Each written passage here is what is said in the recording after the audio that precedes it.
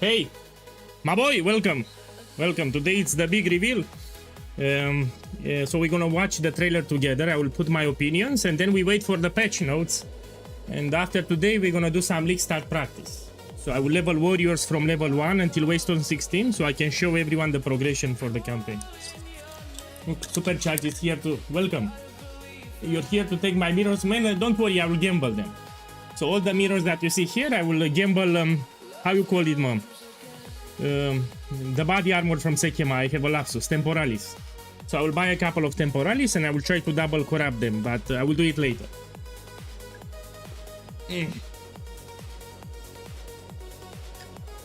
Yeah, hello everyone. So we're waiting for the reveal. Until then, we're gonna run some Trial of Sekema. And starting tomorrow, I'm gonna do some practice runs. So we're gonna level a warrior from level 1 until the end of the campaign. I want to show everyone the progression. Yeah, let me clean my inventory and we go Trial of Sekema. So this is my favorite farming content from the game. It gives you a lot of currency, mate. So you can make per day like more than 100 diviners per day on League Start. People are paying for the Ascendancy carry like crazy, like 2 free divines, even on week 1. Yeah, people are paying 2 free divines even on day 5, day 7. So this makes Trial of Sekema one of the best farms that you can do, even for League Start. And yeah, so that's how we'll make big bucks. I mean, of course, unless something changes with Trial of Sekema, we need to see the patch notes. But I'm gonna tell you that this is what I'm gonna farm. How long does the campaign take you? I forgot, man. I had a break with Path of Exile 1. So for the last 2 months, I played Path of Exile 1. I took a break from Path of Exile 2, but it's actually quite fast. But let me tell you what's important for a League starter, because new players don't get it. It's not about how fast you finish the campaign. It's about how viable is the build in Waystone 15-16. You want a build that is cheap. This is very important. That's able to do Waystone 15-16 on a budget, yes. That's able to do multiple content. So it doesn't matter if you finish the campaign, let's say 4 hours, if your build is shit in Waystone 15, it's for nothing. You need to reroll into another character. So the only thing that matters for your League starter is to be, you know, endgame viable. You don't want to get stuck in the endgame. So you can have a build that smashes the campaign, you like a breeze, you snap your fingers and you finish the campaign, but it can get stuck in the endgame and it's a shit build. So what really matters for the League starter is what content can you farm for the endgame and how cheap or expensive is the build. This is what really matters for League starters. A lot of Saki boys, they pay attention too much to the campaign, they finish the campaign fast and they get stuck. And they reroll into another character because they got stuck. So that's what really matters. Oh, this is shit. Yeah, I think I'll make a video about this, what matters for a League starter. Let me check this one fast. It's like 100. You've received a shipment. Oh yeah. Put them here. We go to Trial of Sekema a little until we have the reveal. I'll do what I can to I just need to clean my inventory. This we can put 23. Let me check here. This we can put 40. I'll do what I can to Actually it's celebrate. more, it's 55 because of the corruption. Okay, let's put 104.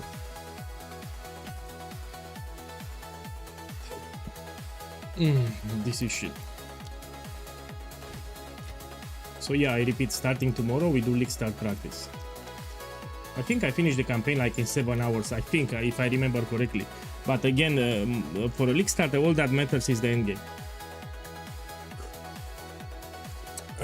No. Why you say that? Already they nerfed it. In patch 0.4, we have a delay. So for the Ballista build, they added a delay like 0.4 seconds. There is no reason to nerf it. You know, it's not broken, nothing like that. The only build that for sure it will be nerfed is Cast when Crit Comet. For example, that build will be obliterated. The Ballista build will be fine with grenades. So there is no reason to nerf it. I mean, it's not broken, it's... yeah, don't worry about it, it will not get nerfed. Man, where are my barriers? Let's run a couple. Blood Mage, for sure. That's the build with Comet. Cast and Crit Comet. Most of them did it on a Blood Mage. That build will be obliterated. So everyone is expecting a nerf there. Nothing will stop us. Yeah, welcome everyone. So we're waiting for the reveal. I will give you my impressions after we see what's all about, and hopefully we get some patch notes. I'm not entirely sure that we get patch notes because you know, the actual league will start like in 3 weeks, but we will see. You know, they give a breakdown of the stream at the start, so if you're gonna have patch notes, they will say at the start. When they start the stream, they will talk about patch notes, if we have them or not. Yeah, this is the most profitable farming content that you can do, even on Leaguestar. So if you're good with Trial of Sekima, you'll be happy, you'll be rich like a bitch. You take this one. You need to know the mechanic, you need to practice.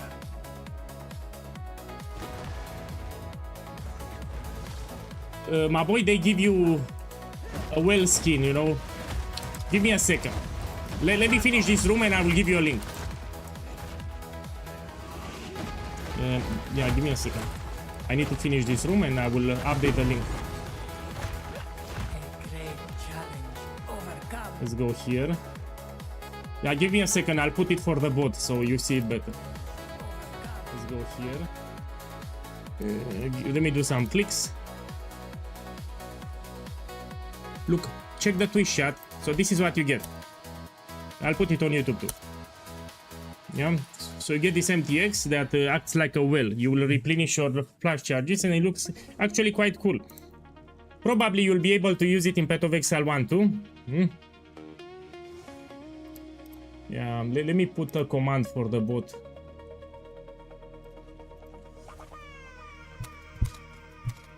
One moment, it takes me 1 minute. I need to put a command for the bot.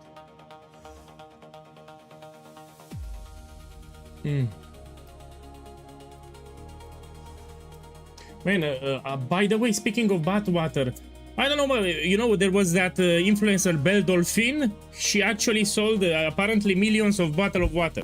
I mean, how the fuck people actually bought that crap? And it was also overpriced. So she was taking a bath and she sold the bottled water. No, I'm talking serious. She actually sold. Yeah, there was a video and people talked about that she actually sold bottled water. No, but my problem is who the fuck would buy it? It was very expensive, and why would you buy it? To what? And we're living in a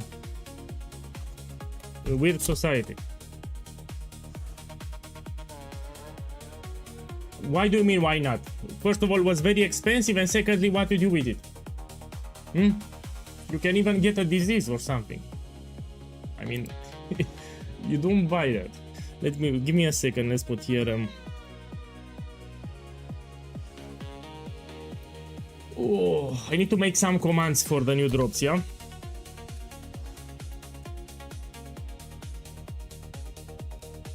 Give me a second. I'm make them enable read more here.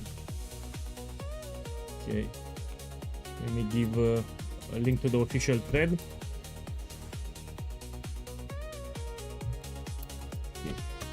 I need to put it for YouTube too. Give me a second.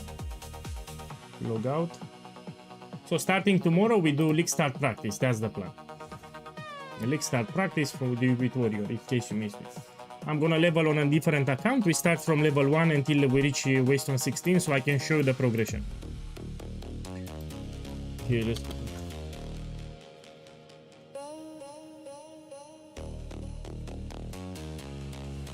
Okay, I updated the command, yeah? Okay, it should work in a couple of times. Okay, we go back to the game. Sorry about that, I had to put a command for drops. So now if you put exclamation mark drops in the chat, it will give you a link and you can see it better.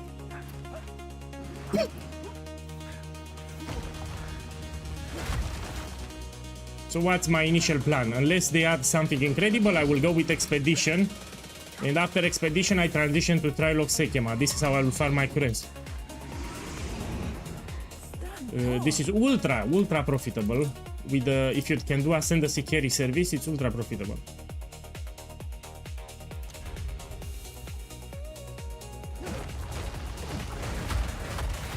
After this one, we reload to my Warbringer, which is my league starter, to show you that I can do Sekima without problems. The ritual has been disrupted. You don't need this one. Hey, welcome everyone.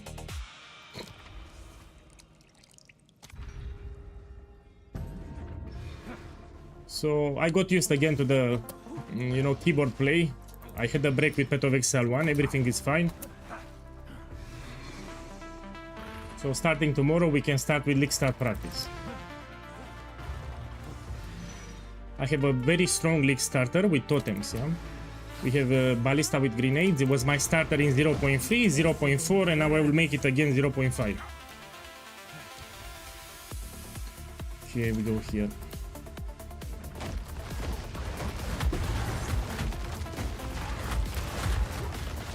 Good riddance. Had to make my coffee here in the evening because it will be a long night tonight. Apparently it will be a very big patch because they said 1 hour. So the reveal stream will last 1 hour, which means they have a lot of things to address. Yeah, so we're expecting a lot of changes to the game.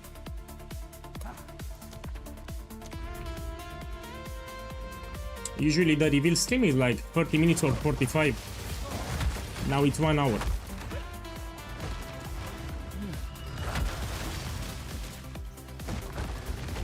I mean, I have no doubts that Path of Exile 2 will beat Path of Exile 1. I said it so many times already, but it needs more time. They will add more content for the end game. They will add more items, more diversity, more forms of crafting, more things that will help you with movement speed. So yeah, game will be great, but it needs more time. An oasis in the depth. The foe ahead is formidable. Steel yourself.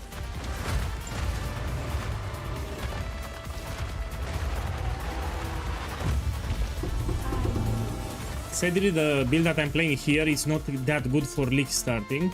Yeah, so we have some mandatory things for the build. Now for this jewel with resonance, we can bypass it actually. In the build guide, if you open it, we can take resonance manually. So we can go here on the skill tree and we take resonance manually. Yeah, that's one problem. Now the other problem, which is not available on League Start, it's the body armor with this one, this modifiers, yeah? You need that one, you get power, this one. Gain a power charge every second if you haven't lost power charges recently. And this is not available on League Start, or if it's available, it's very expensive. So we're gonna League Start with my Warbringer first. I shall aid you. We unlock the Atlas with it. We get some currency and later we level a Shaman. If you want to make this, by the way, because the Warbringer build is very strong as it is. So making the Shaman build, it's optional. This can do all the content from the game. PUBG, how long till GGG live stream? 2 hours, no? Let me check. Yeah, 2 hours from now.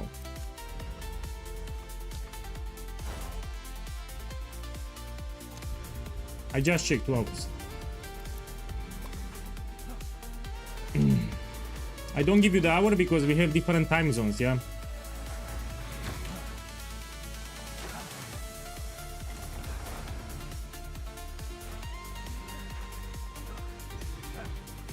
So this is the mechanic that made me rich in patch 0.4. I've been doing Trial of Sekima like crazy and I made multiple mirrors. You make steady profit per hour with the Ascendancy service and you also can hit it big, you know. There are some very expensive relics at the end. My boy! Broken Arrow, boss, thank you again for the support. Thank you again. Yeah, stay here, we're gonna check the reveal stream together. At the end, I will put what are my thoughts on, we can watch it again and I will put the important things from the reveal. The important points. Hey, boss, welcome. Man, I don't know how to spell your name. Yeah, I know. Welcome everyone.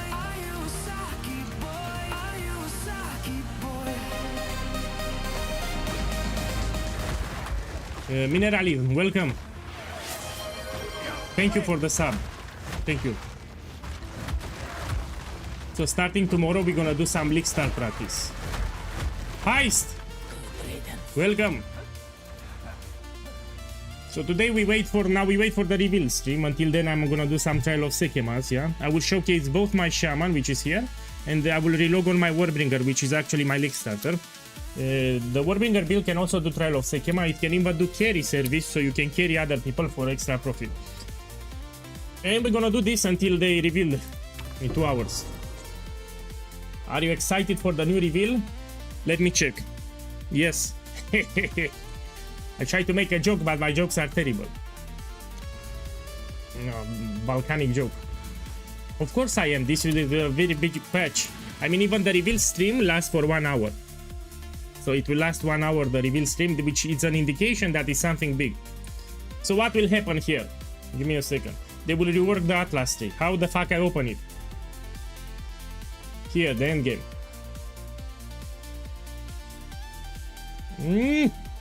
Here, the Atlas skill tree will be reworked. This is one of my predictions.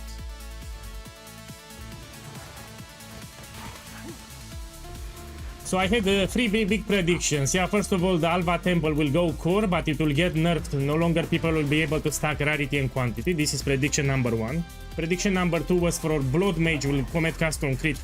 The build will be destroyed. Yeah, Comet Custom Crit will be destroyed. And the third prediction is for the Atlas tree here. They will make it more complex. It better be amazing when... No, people will rush. You will see after today's reveal, people will rush back to Path of Exile 2. Fuck the bingo card. Man, I'm PoE guy. I don't do that crap. We can do better than that. Yeah, let me think a little. Rox1811, boss, thank you for the subscription, man.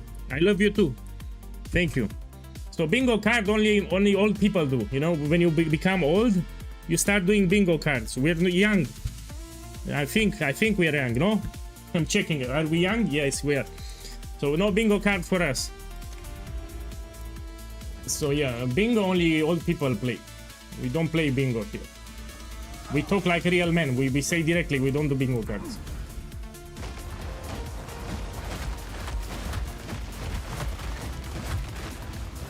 Man, I'm 37, by the way. Yeah, I'm in the middle. I'm in the middle of the grave or something. No, 37 in the middle.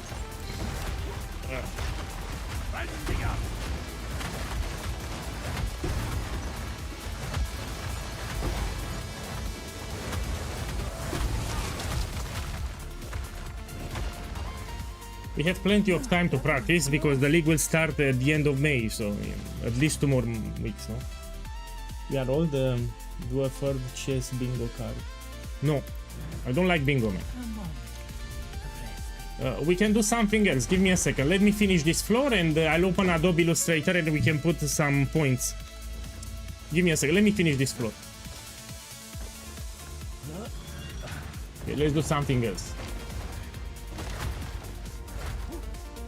If you have traps, you dash, you dodge roll over it and you don't take damage. Like this, see? Cool. You need to practice, man. Now I did so many Trial of Sekema that it's easy for me at this point.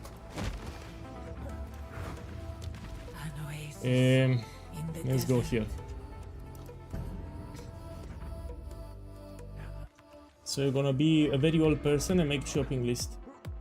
I already make shopping list, so I don't forget. So if I need something, I write it on paper. Because I'll forget. I'm not joking, by the way. I actually, all the time, I have a shopping list on a paper, and when the shopping list gets bigger, then I go to grocery.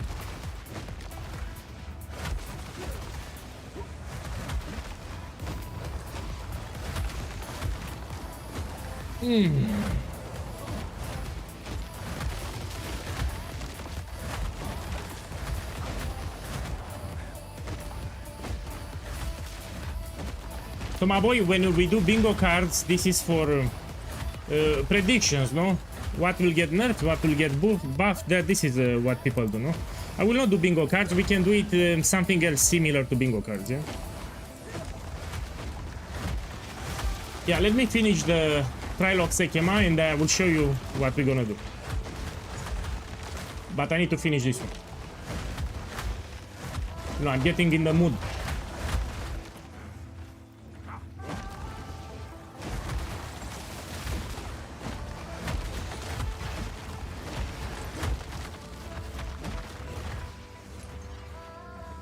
That was close. Okay, and because the Path of Exile 2 got delayed with patch 0.5, this will affect Path of Exile 1. So patch 329 will be delayed also. Yeah, this is the reality. You will see it will be delayed now. Oh! I said this multiple times, the less people farm Trial of Sekema, the more profitable it becomes. You know, you don't have a lot of competition, and the items that you get here are in high demand, you know, they are wanted for a lot of builds. I'm talking about Spectrum Jewels, special, those unique relics too, for Temporalis and the Jewel. Don't have it here. So my boys, are you practicing till endgame? After the reveal. So I need first to see what they do. So we watch the reveal together. Yeah, hopefully we get the patch notes too, and after we can start practice runs. So what I'm hoping here, after the reveal, sometimes they publish the patch notes. Now I know it's early access, which is a different situation. But in Path of Exile 1, for example, after they do the reveal stream, they publish the patch notes. So I'm hoping that they will reveal the patch notes. This will make it easier for me to decide what to do. Light on your feet. So patch notes are very important for me. That was an impressive display. Rest a while. Onwards. Always. Always use that weapon. No, man, don't hype it that much. It will be a big patch. No, they will not give us, you know, Templar with totems, I don't think. We already have Shaman. Yeah, we have the Warbringer. Plus, they reveal swords, so I don't think it will be a Templar class anytime soon. Yeah, maybe a new Ascendancy. So it's most likely that we get a new Ascendancy rather than a new class. It's more probable we get a new Ascendancy, not a new class.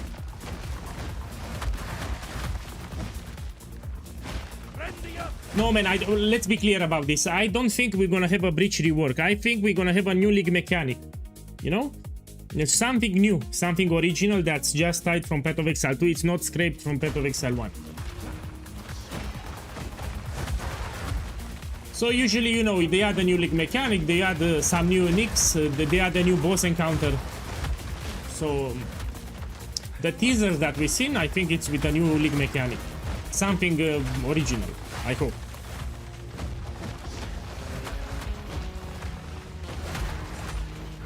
The ritual has been disrupted.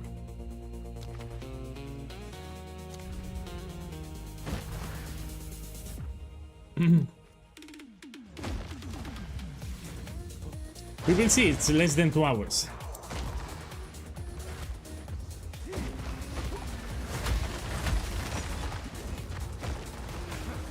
Well, I mean, we can do some gambles too.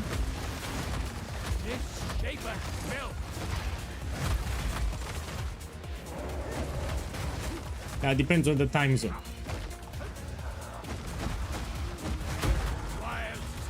Someone is asking me, is your Shaman much better than your Warbringer with grenade totems? Yes. So the build that you see here, it's the Shaman. This can do all the content from the game, including Simulacrum or maximum difficulty. Can do everything. Can do bossing, can do mapping. So this is strong as fuck. Yeah? This is stronger, tankier. Rest a while.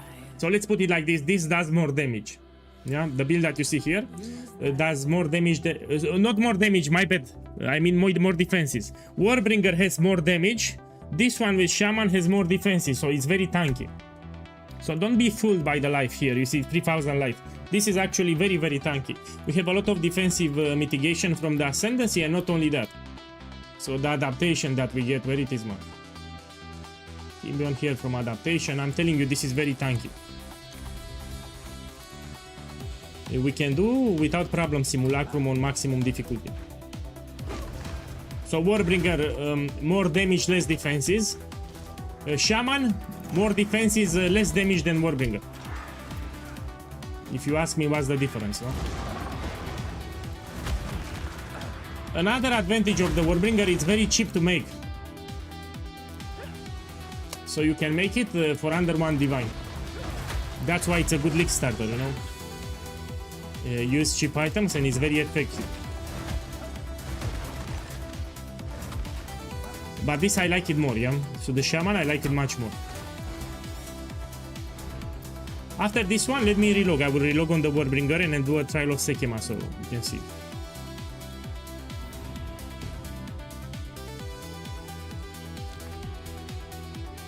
Ryan, now I wish I could take a shower too, but I cannot do it now because I'm streaming. Oh, I'll take a shower after the reveal. It probably will be so good that I will sweat. And then I go to shower.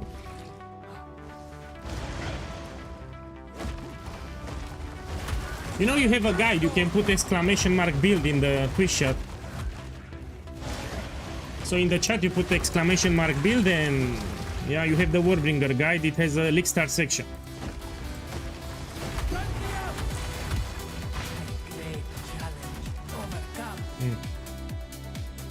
I will tweak it, of course, depends on the patch notes. So it depends what we get in the patch notes. Maybe they add inscribe ultimatums like in tape. No, I cannot see it. So the Trial of Chaos is just for the Ascendancy. I cannot see inscribe ultimatums. I mean, it's an idea actually. They can make a separate area. Tolag, it's right. So if they add inscribe ultimatums to Path of Exile 2, they can make a separate area just for the inscribe ultimatums that you found during your Trial of Chaos runs. I mean, why not? It can work actually. Which do you like more, Path of Exile 1 or Path of Exile 2? I find Path of Exile 2 gets boring really quick. Let me tell you like this, Path of Exile 2 is the future. So they need to add more content, they need to work on it. They said that they will fix the Endless Atlas. So the Atlas skill tree here will get worked, it's not a problem. Here, the system for the endgame, they're gonna adjust it. So they said that in the future patches they will address this issue. They know that people are unhappy with it, so that this is not a problem, they will fix it. So I'm inclined to tell you that Path of Exile 2 is the future. I currently like more Path of Exile 1 because I've been playing for a long time and I love it. But in 2 years this will be better than Path of Exile 1. So Path of Exile 2 will be superior than Path of Exile 1 in like 2 years. Hey, Gabriel, welcome. Path best shower? No, we don't have such a command. No command to shower.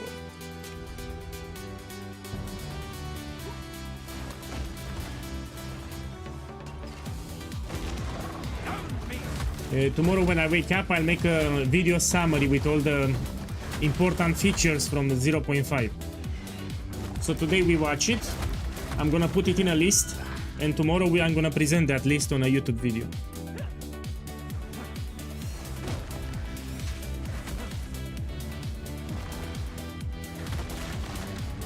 Oi.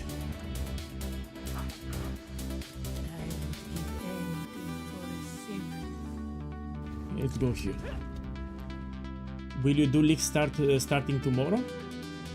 Most likely yes. So I will progress warriors from level 1 to Waystone 16. I will do more than one, probably 3 warriors from level 1 to endgame.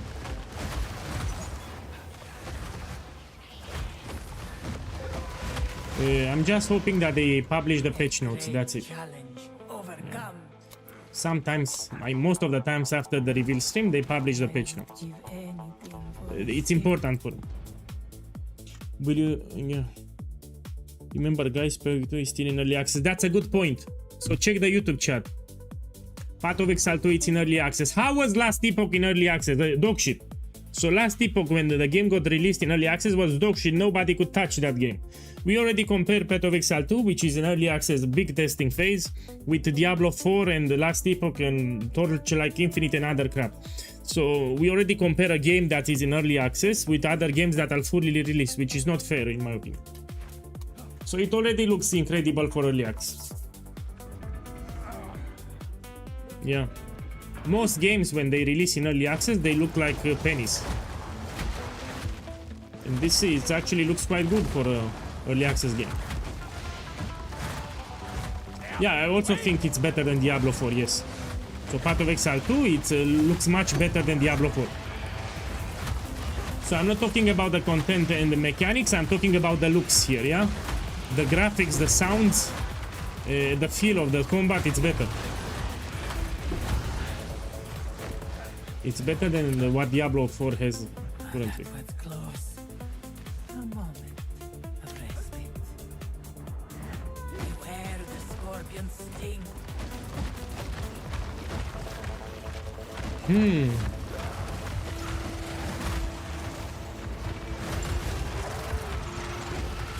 So after this one, I will relog on the Warbringer. And I will do again Trial of Sekema, but we do it on the Warbringer. Because that's my league starter. Let's plan. Let me take this. You will use that well.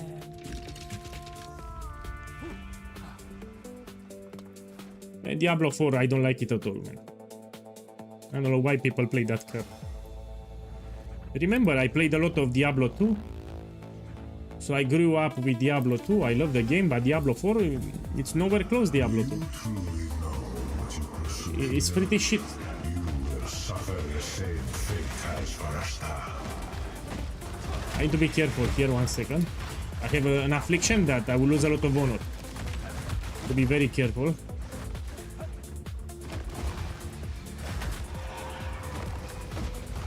If I get hit, it will hurt here. So I need not to get hit. Ooh!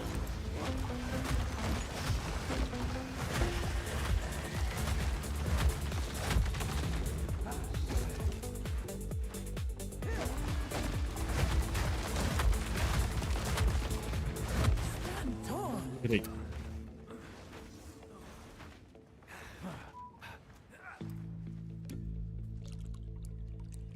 Oh, Diablo 2 resurrected, you told. That's even better because they added more stash tab space. So the biggest change that they did, in addition to the graphics, is the fact they added more stash tab space. Yeah, in the past I had to create multiple accounts to mule items. It was a big problem. So yeah. Great remaster. Why I stopped playing? Because I would play Diablo 2 Resurrected even now. People are hacking. You know, it's filled with hacks, man. Cheaters, bots, map hackers, pick it, all the crap, man. So Diablo 2 has a lot of cheaters. Not only that, they use a forum. So when you have a league start, they actually get all their items on day one. Fuck it. That's why I don't play Diablo 2 anymore. There is a forum for Diablo 2 where people on day one exchange and they already get the best in slot items on day one, on day two. And I got tired of it. So I want to play legit. I want to have the full game experience. I don't want to, you know, it ruined it. I forgot the name of the forum. It's a fucking forum where people can buy all their items on day 1 and 2. It ruins the game.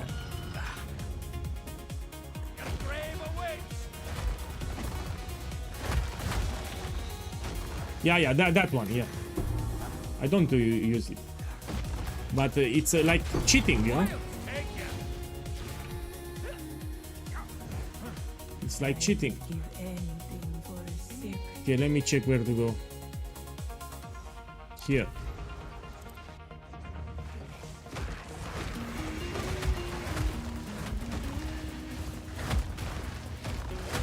I mean, if you play Diablo 2, you know the forum because everyone talks about it.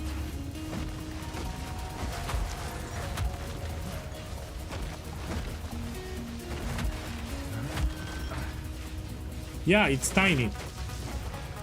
Oh, look, man, I read the chat for 1 second and look what happened. I don't even know how I lost it. So I was reading the Twitch chat for 1 second and check my honor. Oh, and I really don't know what happened here because I was looking at the chat. So I have no clue how I lost my honor here.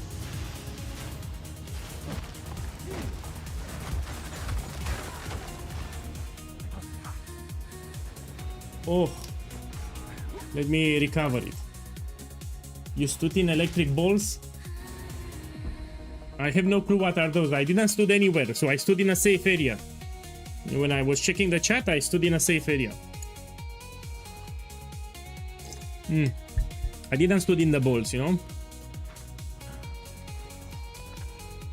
Okay, let me see where to go. I need to recover now my... We can go here. There was a mob that should... Ah, the bat! Yeah, you're right, the bats shoot electric bolts, I get it now. Yeah, I know what you say. No. He's talking about the bats. There are some bats that shoot electric bolts.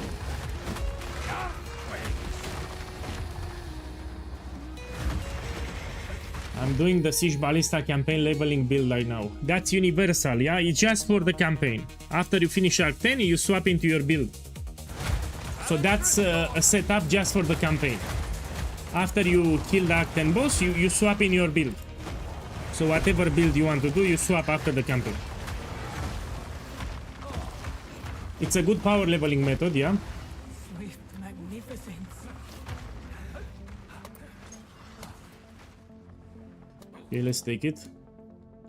My boys, anyone needs the ascendancy points? I'm about to kill the last floor boss and you get all your points. It's free, by the way. So I'm about to kill the last boss in 5 minutes. If you need the points for the ascendancy, send me a whisper now in game and I will invite you to party. Look, I'm about to kill the boss. If you need the points, whisper me now. For you, time is of the essence, but it is of no consequence to me.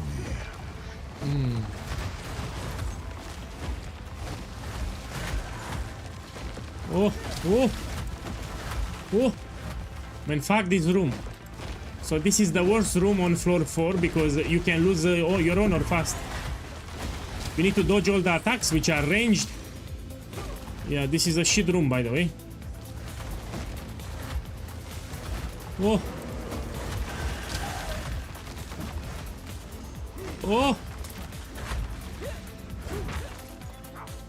A terrible room here. Stand tall. It's very easy to get hit. Let's plan. Always I may that serve you. Yeah, at one point you kill enemy bosses fast. Man, you need much more. So for Shrapnel Ballista, if you follow the build guide correctly, you should have more than 2000 strength. So if you have under 2000 strength, you did something wrong. Or you did it mega budget or something. You need minimum 2000 strength when you transition to Shrapnel if you follow the build guide.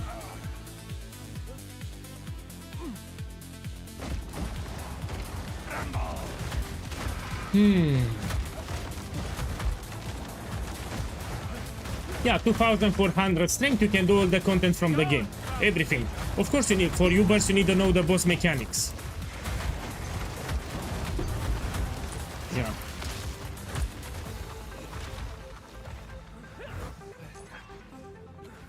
That was close. Again, if anyone needs ascendancy points, you can whisper me. I'm about to do the last floor boss, yeah. Carl.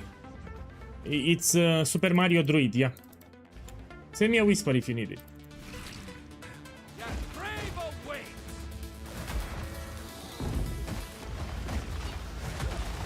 I'll wait for you, send me a whisper.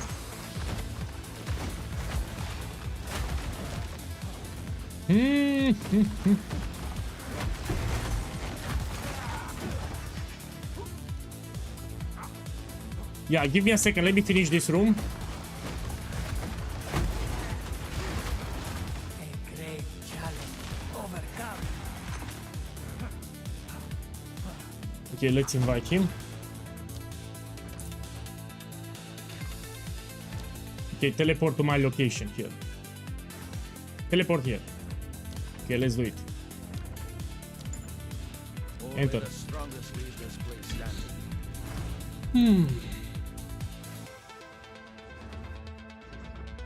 Stay here. He will whoop your ass. This battle is ours. Here I'm preparing my totems.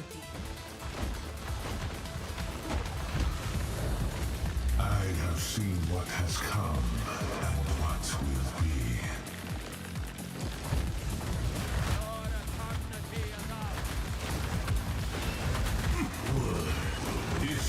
Now we see the drops. I had foreseen. Shing!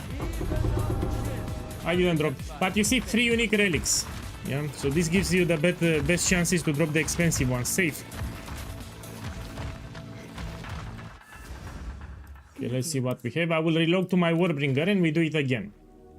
You want to check here after. Use that web. Here we're looking for the Spectrum cache.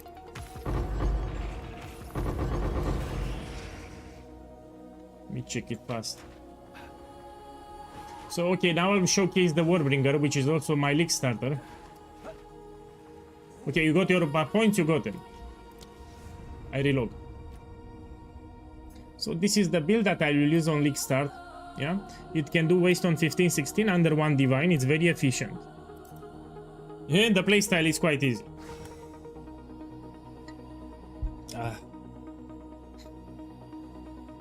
No. Saresh is under Zarok. So Zarok is the mastermind, Saresh is under him.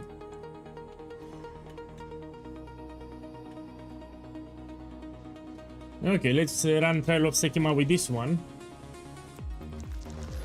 Which so my league starter can also do Trial of Sekima, which is important to mention. Let me check the relics fast.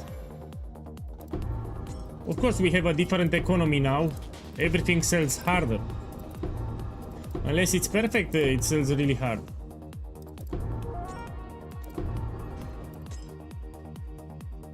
Something like this on a league start, you can actually sell 1 divine or more. Quantity of relics. If it's close to perfect or perfect, it's expensive. Okay, let's run it. Here is something that they need to fix. In Path of Exile 1, when you do Sanctums, the relics are shared with all your characters, but here are not. So for some reason, if you log in with another character that you have, you don't have anymore your relics. They need to fix this thing. It's a bug. It's not unintended, I'm telling you. It's a bug. The relics need to be shared just like in Path of Exile 1. Now, because they are not shared, I need to mule them. Look what I need to do. I need to put them here. Yeah, I need to do it like this.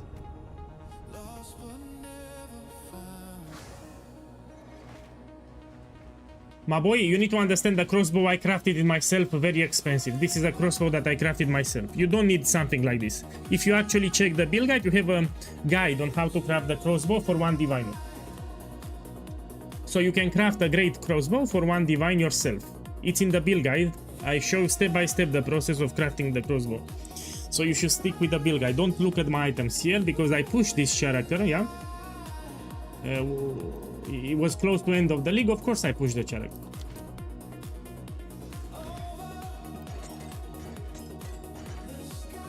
Okay, let's do it. I will do some league start practice on a fresh account tomorrow. So I'm gonna level a warrior from level 1.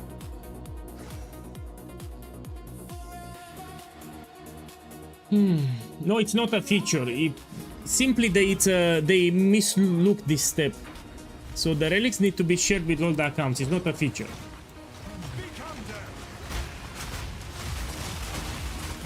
Otherwise, people will have to mule the relics, which takes you like 10 seconds.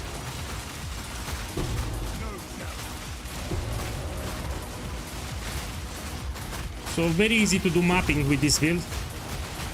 It's incredibly efficient for mapping. That was close. Which is good because on league start you need to do a lot of maps. Desert. Let me see.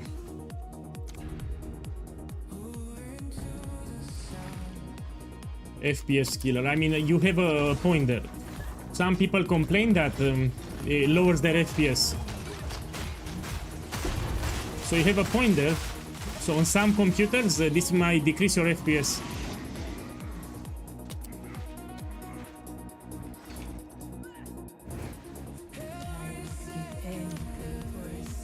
This is my favorite room from the game with hourglass.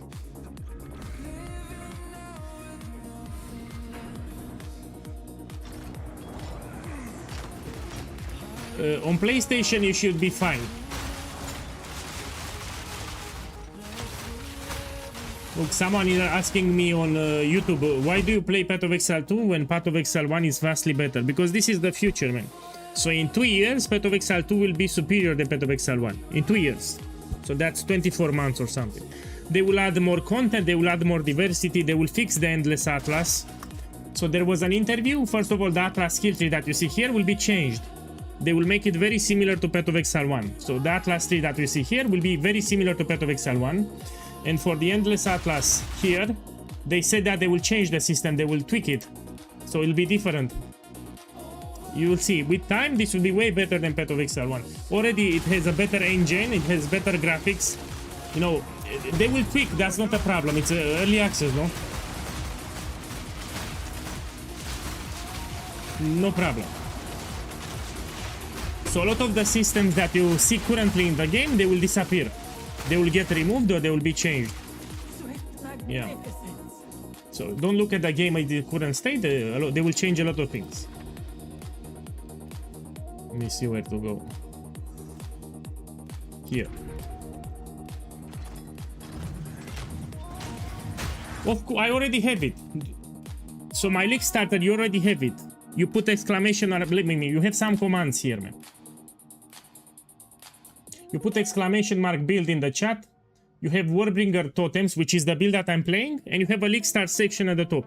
This was my league starter in 0.3. This was my league starter in 0.4, and I will make it again in 0.5. So you have the build. You put in the chat and you click on the Warbringer link. It has a league start section where I explain what you need to do for the campaign. So this is a well-tested build. I did it in 0.3 and 0.4. I league started with this build. So it's very well tested, the build.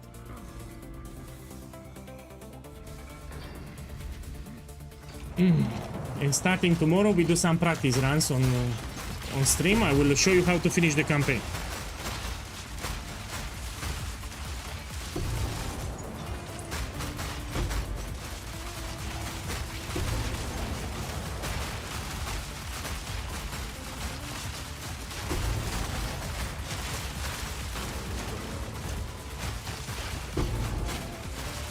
Tomorrow, yeah.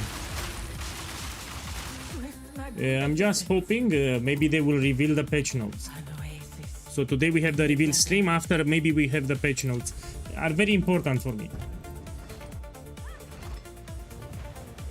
So I have reservations to talk about league start without seeing the patch notes.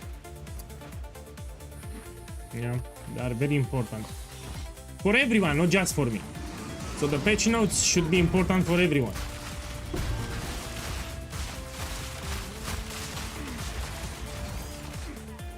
In the morning, but even if I'm not online, you can check the offline, you know, the VOD. So even if you don't catch me online, you can check the VOD. So it will, the progression will remain saved. Yeah.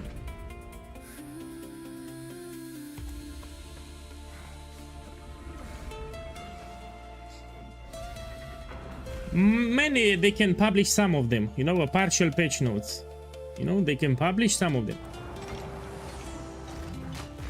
Like not full patch notes, half of them. With the important changes.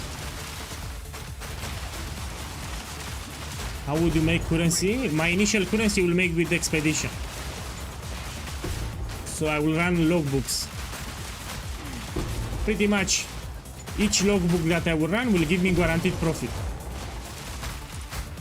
Now, of course, unless they add something great for the league mechanic, we don't know what league mechanic we're gonna have in 0.5. But the plan for now is to go directly to expedition farming, and I will craft with Tusion some jewelry. They sell really well resistance gear on League Start. And I will run logbooks. So craft with Tusion and run a lot of logbooks. This is my plan for initial currency.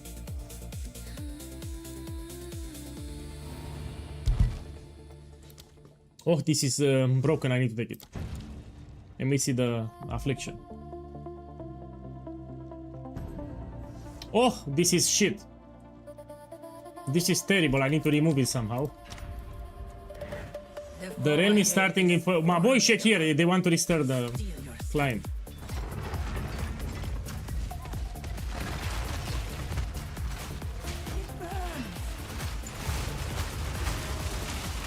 So in 40 minutes, they will restart the server.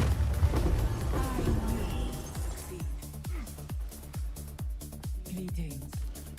Let me see here, we take this. Go with. We will succeed. This is also great. You will go.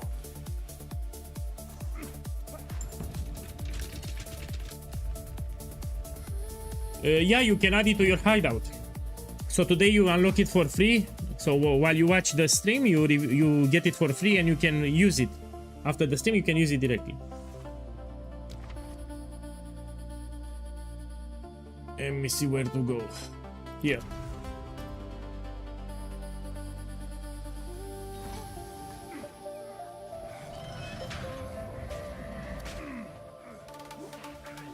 Cool.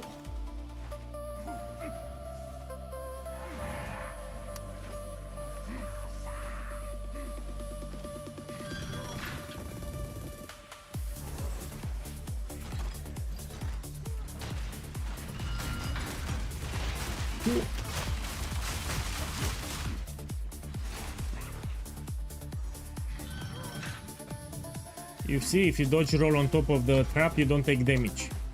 This is the most important thing for Trial of Sekhem. An oasis in the desert. Boss, did you see that they are adding a new pet cosmetic, Dracula Tarantula? No! They don't add it. And you made me read that text, my boy! You made me stop and read that bullshit text. So I had to pause the stream to actually read that. Good riddance.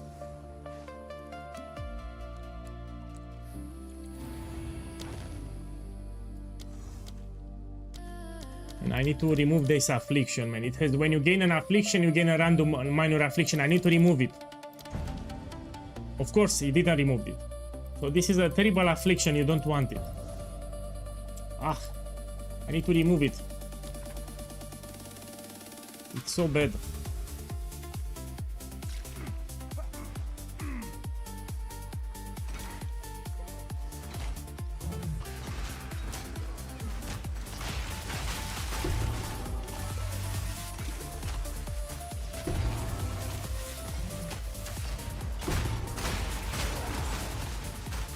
A great challenge overcome.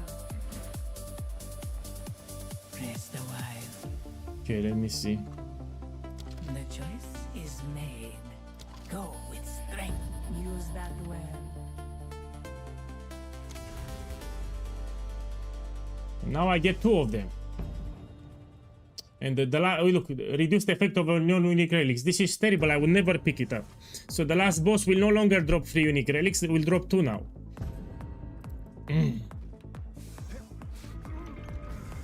Hey, welcome. So yeah, this is the build that I will start with. It can do Trial of Sekhem.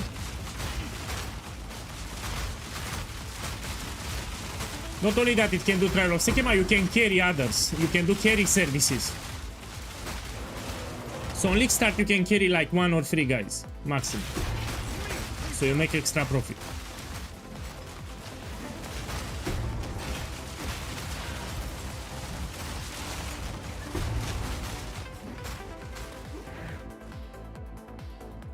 That was close. We go here.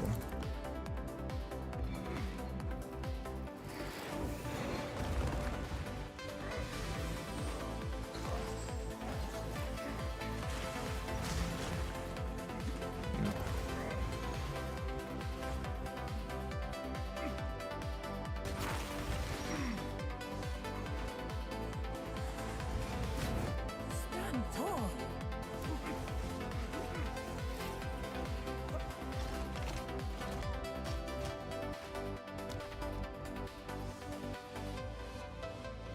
Terrible. Terrible this affliction, I repeat. This is one of the worst. Yeah, if I'm gonna make a top 3 worst afflictions from Sekema, is this one. When you get an affliction, you get a random one. And I got it at the start of the run too. Terrible. Look, for example, it gives me bad rooms too. I cannot see the room type.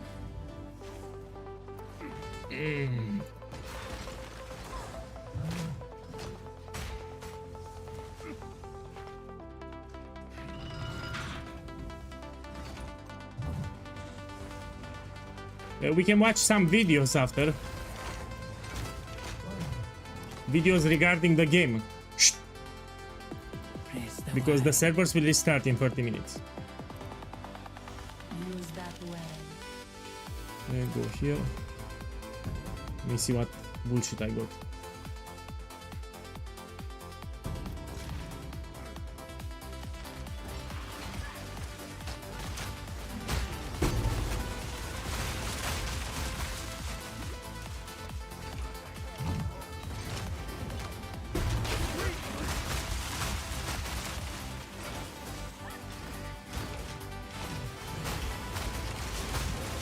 Great challenge. Overcome. Let me see, can we do a gamble? I need to check my gold. I don't have enough gold.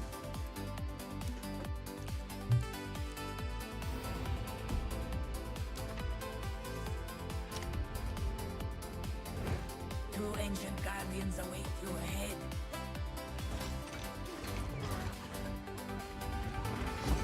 Be light on your feet. My only thing is, you know, for the last 2 leagues, the minions from the Ascendancy were bugged. Press this on.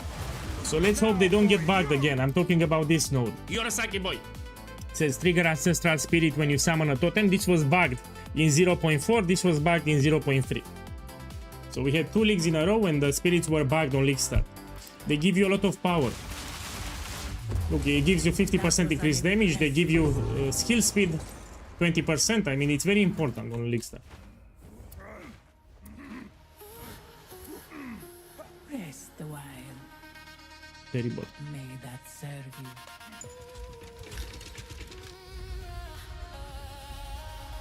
Okay, let's do some gambling. Innocence lost.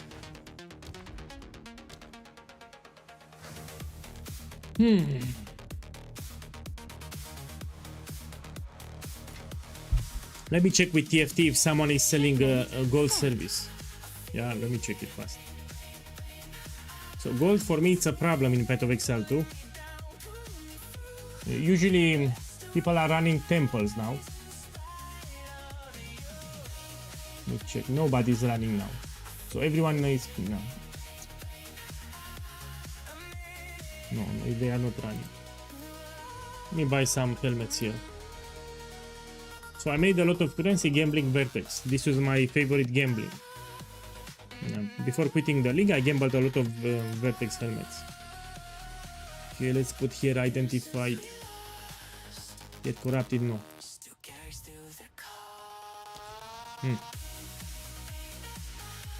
So this is an expensive gamble. It's your lucky day.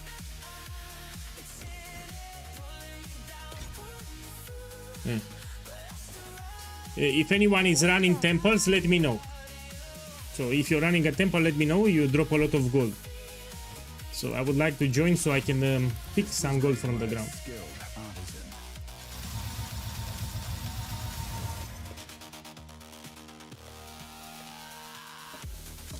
So I want to get spirit or free sockets.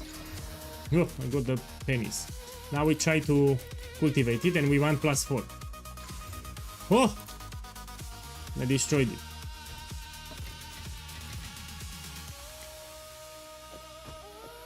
it. My boys, what can we do? Come with some ideas. What shall we do? Until we wait. Let me check how much time it starts.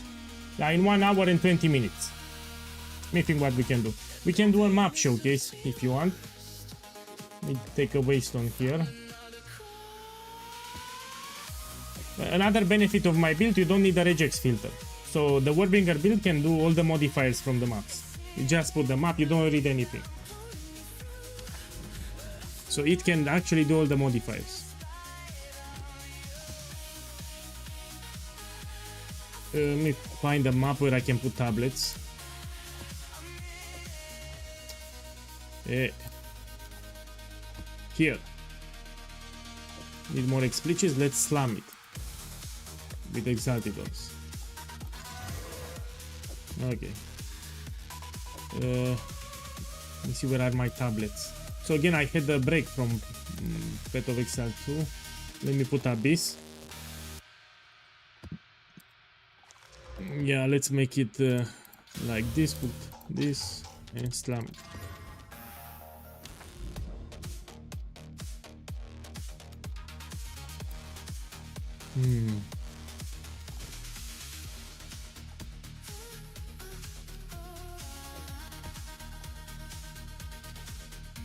I cannot say that I like this system too much, yeah?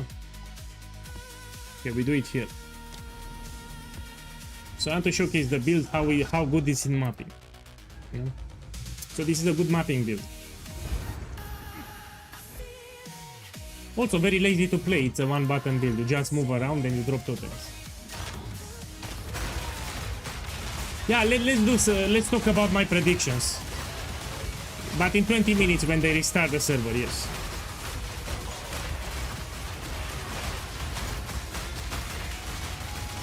So you move, you drop tokens.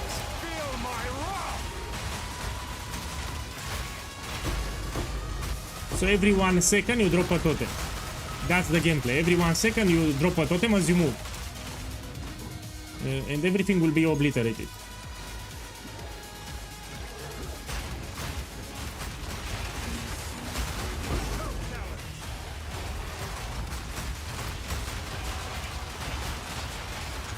You don't need to target, you just move around, you don't need to stress yourself. Look, I'm not targeting anything.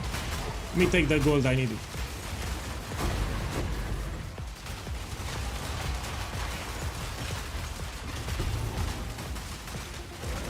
There's the expedition. Let's take this for Lobux.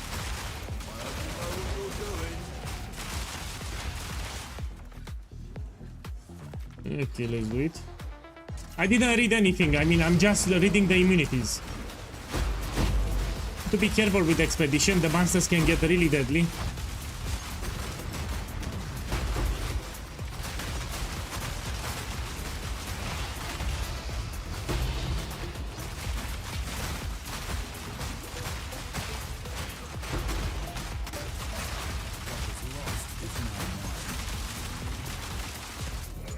Look, I just did it. I want to showcase a little the build, how efficient it is in mapping. Yeah, this is a great mapping build.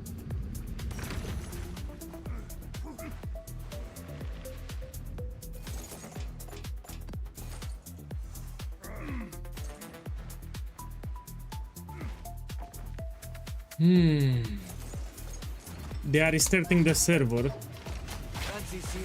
in 20 minutes.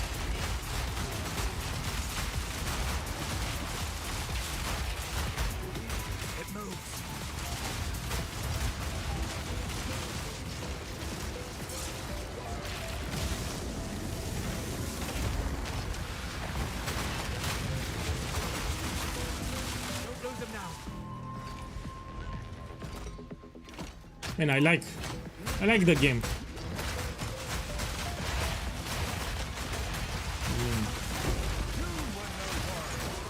Some people are very negative regarding Path of Exile 2. You know, they simply don't like it. But this will get better and better.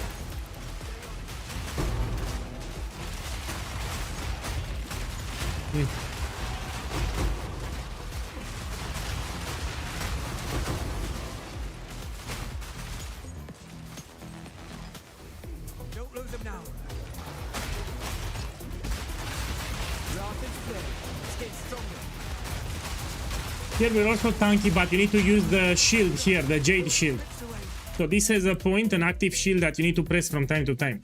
So when you see that you're surrounded by a lot of enemies, you need to press your Jade Heritage. Yeah, so this is an active skill that will give you a shield that will absorb damage. So if you press this skill correctly, it's actually tanky too.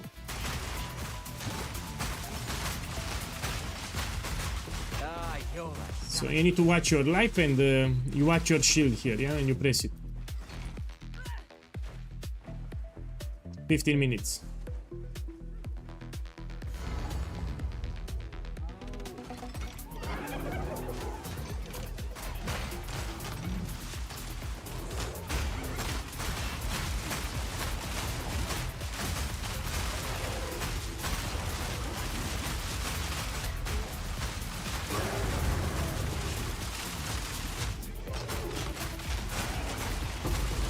Oh, you want to see my FPS? Let's see it.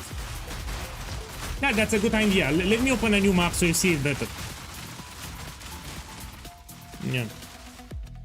And how the fuck I opened the portal? I forgot the keybind. I need to check it. So usually I have a keybind here. Okay, let me open a new map so you see it better. Good news for you. So I'll play like this so you can see my FPS, yeah? It should lower when I'm shooting. Let me take another map. Okay, I need to juice it too. Okay, let's do this one. So check my FPS while I'm clearing the map.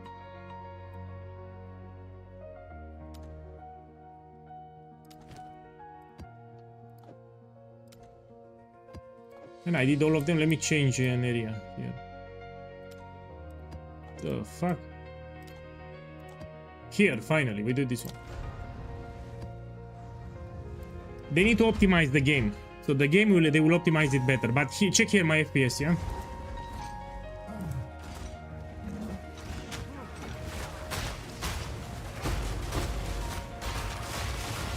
So you can see on the screen the FPS bar to the top right.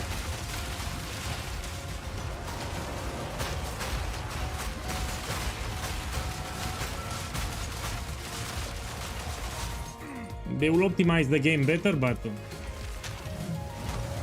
later. Later.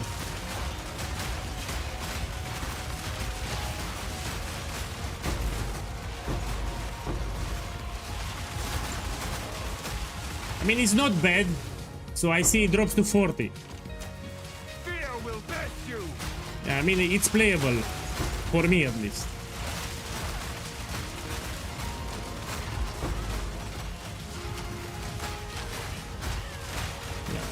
It doesn't bother me. And this is what I like, because I don't need to focus on the map to target the enemies. You know, you just move. Every half a second you drop a totem. You know, everything will die. So it's very, very easy to play. You don't need to think.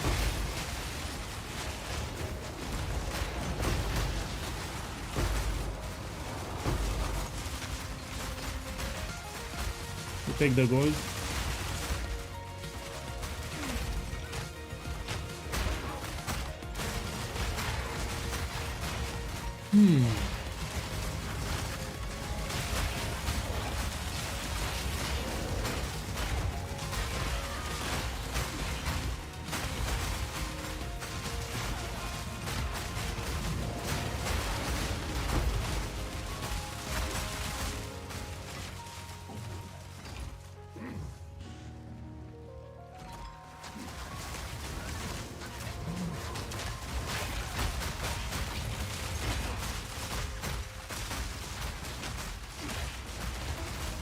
Yeah, very easy to play. So this is a new player-friendly build. If you're new to the game, you should make this build.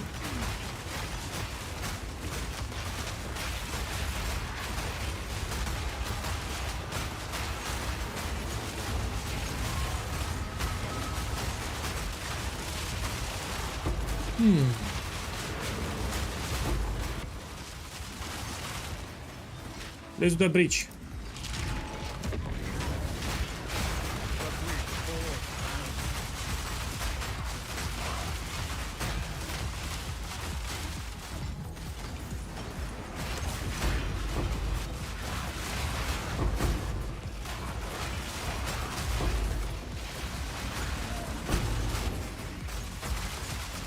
So yeah, it can even do breach if you want.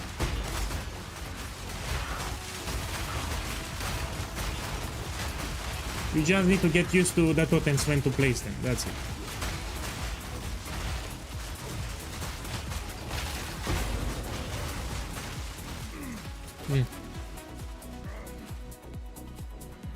So my boys, we will not do a bingo card, we're gonna do something better. After the patch will end in 10 minutes. So they are restarting the server.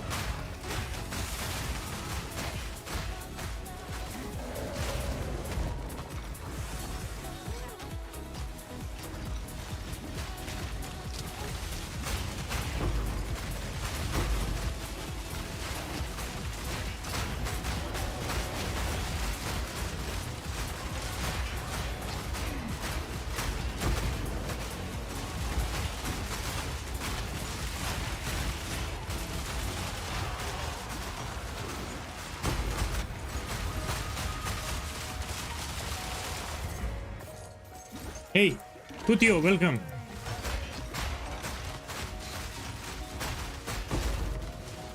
So the reveal is in around 1 hour.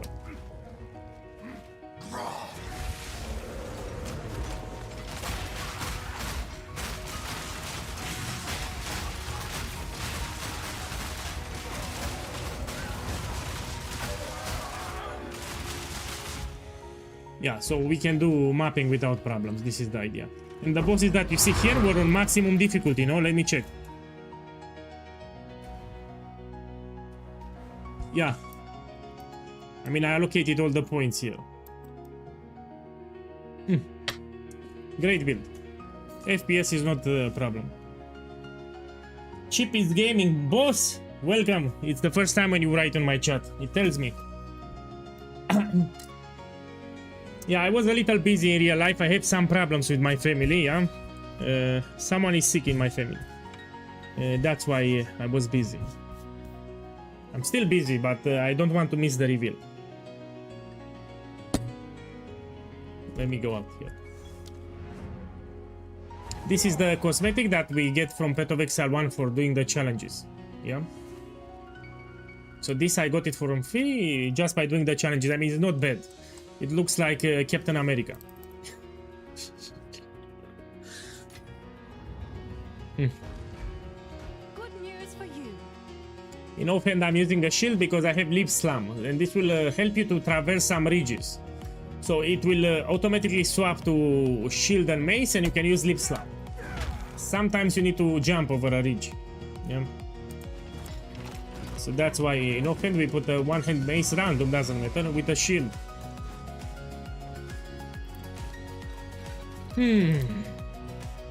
Okay, let me mule a little the currency.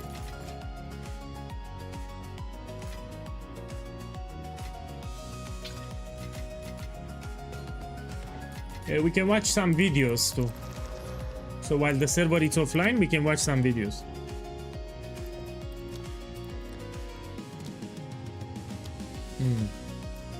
Let's put them here.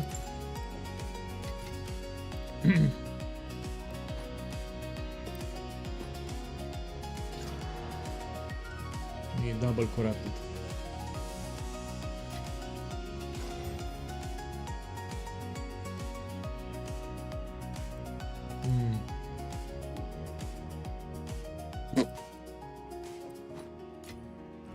What's new?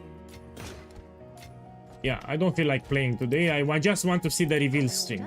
Yeah, we're gonna discuss what they will add. I'm also preparing a video tomorrow. Hail. Yeah, I'll make the highlights from the reveal stream, you know, the most important points. Oh, it's you. Hey, welcome. Can I help? So they are restarting the server. We're gonna watch some videos Yes. in 10 minutes. What's new? Have an order? Yeah, we can gamble some more actually, because when I did these maps, I got more gold, you see? Yeah, let's gamble more vertex.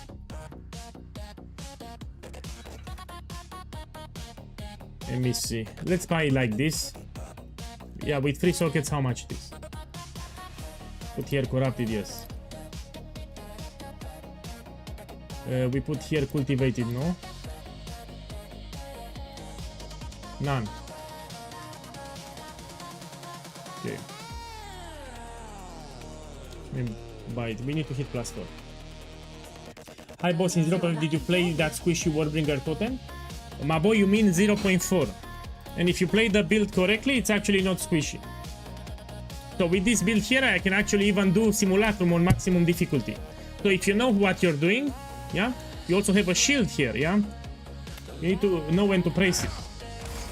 So if you play the build properly, you should not die. I mean, only if you suck, you die. So I can do Simulacrum on maximum difficulty with this build without problems. I can do full Trial of Sekema carry with Warbringer. So you need to make sure that you play the build properly. I think you're a girl too. Raluca 020. My boy, my girl, you're from Romania, you're a girl. So that's a girl name. That's why you suck. Oh, that's why you suck. Come check out. Yeah. It's I try to make a joke, don't get upset. You know, Romanian drivers, you know. Yeah.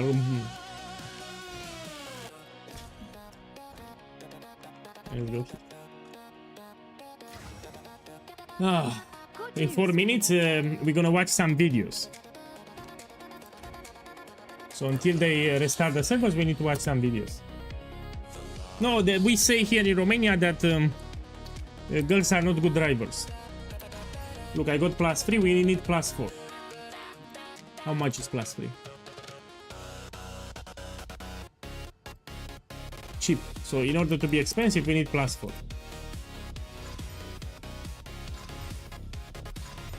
No.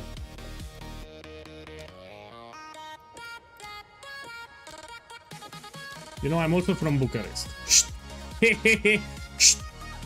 Let's gamble something else. Let me take Prism of Belief and we try to identify. This is very expensive, by the way. So put here identified, no? And buy a couple. No, I don't see a lot of girls playing Path of Exile. So we have girls that are playing, but it's like 90% men and 10% girls that are playing. Usually girls, they play with Candy Crush Saga or something like that.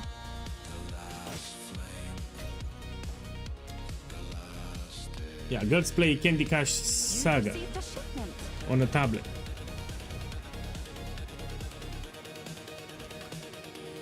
Or Farmville. I don't know if you remember Farmville. It was like 12 years ago. Every girl was playing Farmville.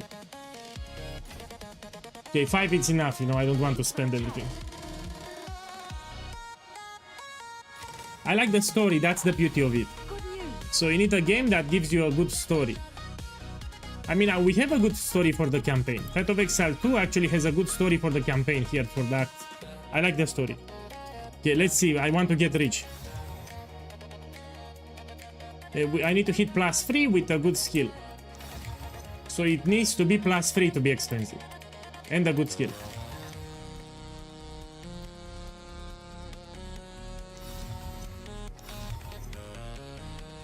Oh, this is terrible.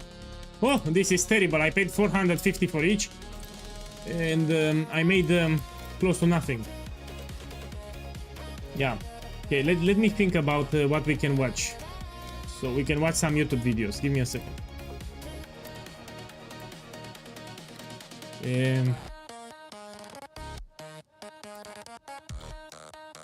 Let me swap to browser so we can check together here, yeah? Give me a second, I need to do some clicks. Okay, we watch some videos from my channel. Not porn. Tutio. We're watching PewDiePie videos. So let's see what we can watch here. We can scroll from patch 0.4, of course, regarding patch Path of Exile 2, no? So here are the videos that I made in 0.4.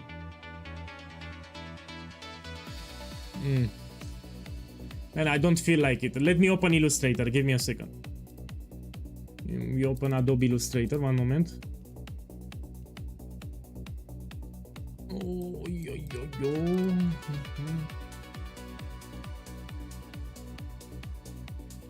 Man, I don't have Adobe Illustrator here. 1 second. I have a problem.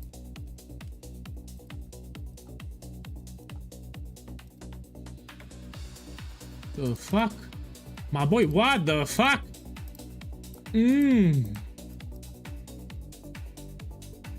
Okay, now it works. Sorry about that. Can you see my Adobe Illustrator on the screen? I need to check. Yeah, can you see here? I think you can. So since we cannot play the game, we need to have fun here. Okay, let me put my predictions, yeah. So what to expect from this? I don't like to do bingo cards, I just type my predictions. Based on my personal experience. So let's take the text tool. And put here 0.5 predictions.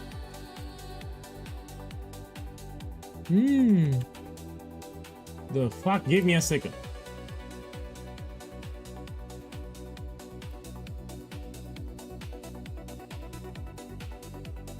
Yeah.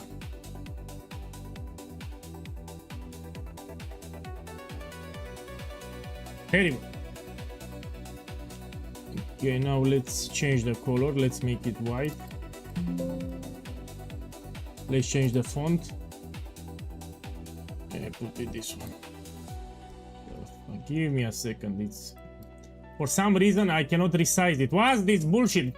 One moment, I have a technical difficulty here. Now finally it works. Put it here at the top. This is the title. Let's make a bar under. Put it here so it looks cool. Yeah, and now let's start, yeah? Prediction, they fuck up ancestral spirits on League start again. Hopefully not. We lose a lot of power. So number one, of course, it will be with the temple. So we can put here temple goes core. Yeah, 100% it goes core. Let's put here goes. I mean, we don't put 100%. Quant rarity nerf. So for the temple, we're gonna be having it for the core. People will run it for Aziri. So the boss related uniques will still drop. Temple will go core. Let me change the font.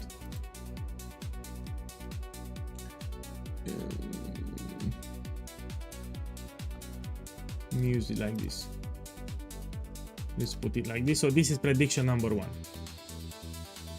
I think everyone can agree with this, you? No, don't influence me. I need to put by my own experience.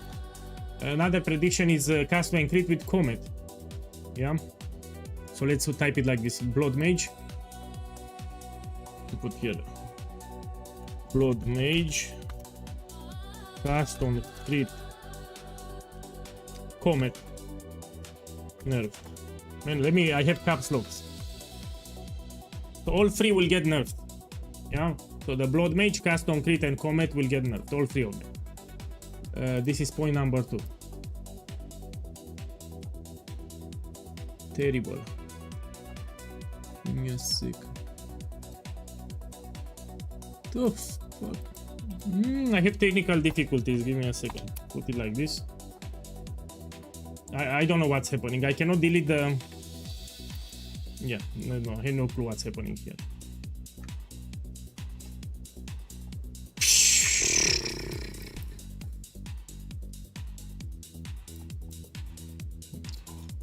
Give me a second, I have some problems, yeah? Copy it here, put it here. No, why the fuck it adds 1? So why the... Look, it keeps adding 1. So, how, why? Why? It keeps adding 1 in front. You see, I cannot delete this 1. So for some reason, each time it adds 1 in front. Gangsta Paradise, boss, thank you for the support. Welcome. Welcome, thank you. So I'm trying to put some text here and keeps adding 1. Look, why? Why? And I cannot delete it. Keeps adding 1. Come on, come on. Do it. Do it. You're a sucky boy. Let me type it again. I don't know what's happening. Blood Mage. Cast on. I will type it fresh on this one. It. Comet. Nerf. Yeah. So I don't know what's happening there. For some reason keeps adding 1 in front. Put text white. Okay, we put... Yeah, it's a bug or something. I don't know what's happening. You're a sucky boy. Shh. And now I need to delete it like this. I don't know what happened, by the way. Okay, now number 3 here. We're gonna put here Atlas. Here Atlas. Kill 3. Changes. Let's put major changes actually. So we are more specific. So we're gonna see some major changes for the Atlas skill tree, yeah? And don't fart, these are important. We put swords, yeah? Swords will be introduced into the game.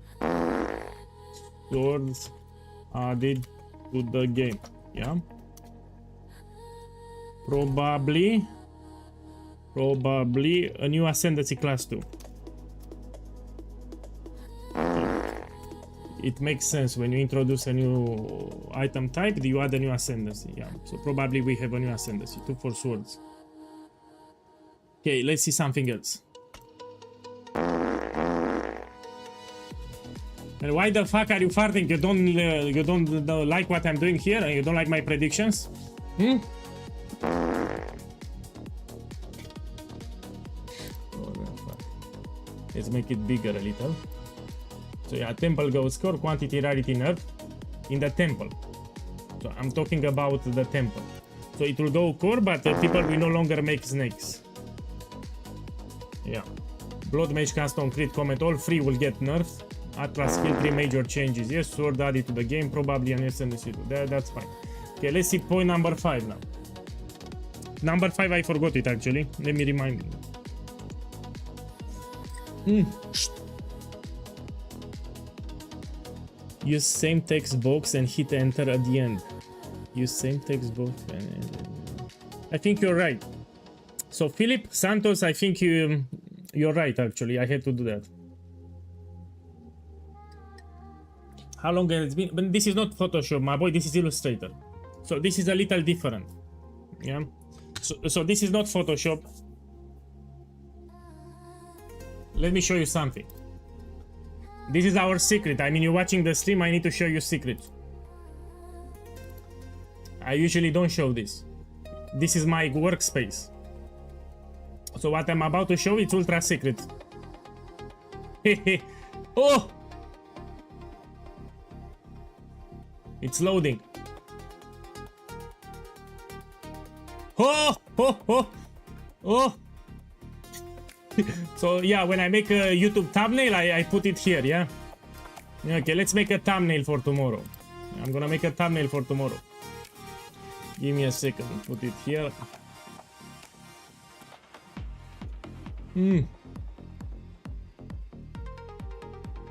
Okay, put it to the back. Put it here.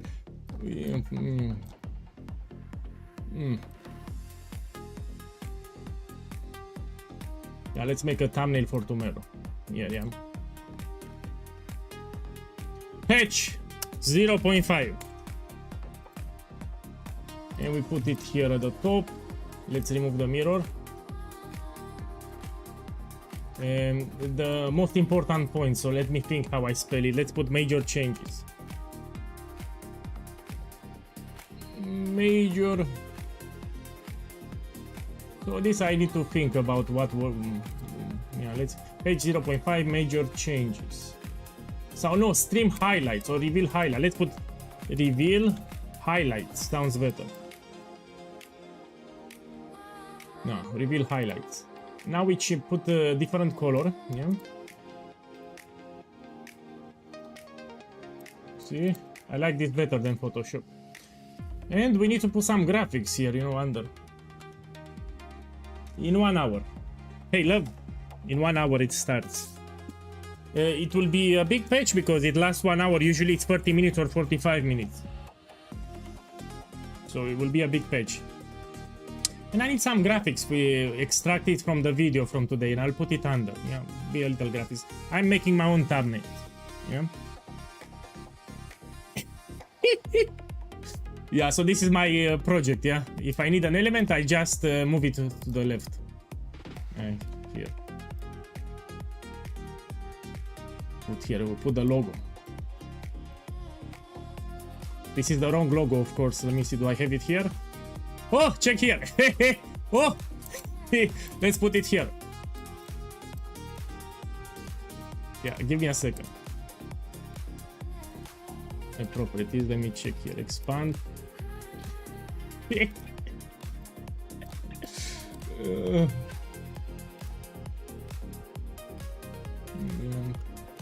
No. Yeah, let's group it.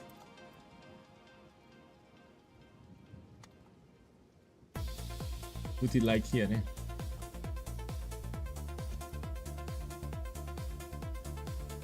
And make it a little smaller. Yeah, looks fine. Let's put it a little at the top. Yeah, I'm making a thumbnail for tomorrow. Here I need some graphics from extracted from the reveal today, and I'll put him in this area, yeah? Let me see how it looks. Here we see the preview. Man, it looks like shit, I love it. And here we put the... I will extract, if they add something big to the game, I will put a small icon, a small graphic here to the right. So in this place where I have the mouse, I will add the graphic. Something, you know, iconic from the page. Okay, let's go back here and talk about the changes. So I said temple will go core, quantity and rarity in the temple will get nerfed. Let's put here no more snakes. No more snakes, yeah? So 100% this will happen. Blood Match custom complete, Atlas skill 3 major changes, swords added to the game. What else, man? Let's put here a new league mechanic. This is a no-brainer, but I'll put it. So they will add a new league mechanic. You know, when they add a new league mechanic, we'll have a new boss, new items. This always is the case. When they add a new league mechanic, they will naturally introduce new items, a new boss, you know, and new enemies.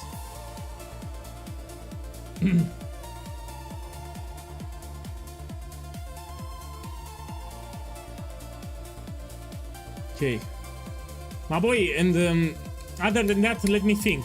What else can they add? Man, I have no idea. This is the only thing that I can think about. I don't like raw speculation. So what I wrote here, it's like 90% chance to happen. So very likely to happen what I wrote here.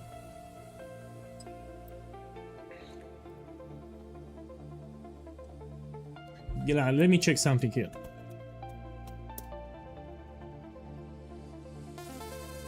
Oh! My boy, this is not regarding Path of Exile, but they are actually doing a big change to World of Tanks Blitz. Let me switch so I can show you.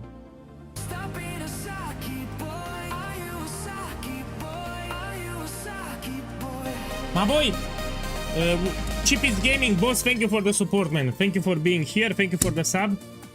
Here I want to show you something. So this is another game that I play aside from Path of Exile, and they are doing a big change for the game. Give me a second. Let's put the quality a little. Quality. This is for the tablet. I repeat, this is a tablet game that you can also play it on a PC. For a tablet game, this is incredible. Yeah. So what you're seeing here on the screen, it's a game for tablet. This is an incredible game for tablet. You've seen the Reforged update announcement. You've seen the bigger picture. Now let's get to the heart of the game, the tank, and everything that's built around it. We'll show you what's changing around the tank. So they are doing a major visual update, quality, the updated garage, where a everything new will look reason better, to like revisit 20 low times better. tiers, and a way to test a machine before you decide to get it. In the Reforged update, every single tank shows up in better visual quality. The whole collection at one standard. We moved nearly 700 3D tank models into the new and ready. Picking a tank before battle by Let me show you gameplay. 1 second. Gameplay. The harder your tank hits in battle, tune the look with a vintage category. Gameplay. Vintage tanks Yes, check only here, my boy. fight. Check how it looks. So they changed the graphic of the game. It looks incredible. This is for mobile. Other vintage tanks, giving you space to fully unlock the potential of their distinctive and varied gameplay.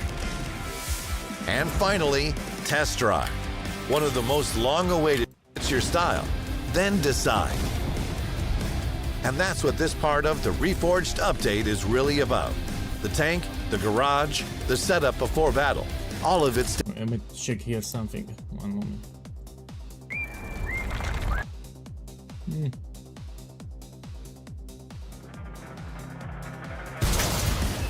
So yeah, so this is a big update that will happen to World of Tanks Blitz. It will happen like in 3 weeks. The game you know on a new engine, built to go even further. So we can keep pushing the game's limits with every update and give you new reasons to come back and fight. But the best isn't yet to come. It's already here. All through May and June, events, rewards, and gifts will keep on Oh my coming. God, fuck. I want to show you gameplay. So it looks way better. It's the same game, but on a better engine. What you earned along the way will keep paying off, and there's still more gifts ahead. Then, Blitz Birthday picks up the pace. New ground. With an updated engine under its hood, Blitz is ready for more than before. More room for mechanics, modes, and ideas to go further than they ever could. What used to be out of reach is now on the table, and we know where to take it next. This was never a solo run. We got here together. June 17th, the Reforged update. And we move forward. So what they're doing here, they're taking the base game and they update the engine. So it looks like 20 times better.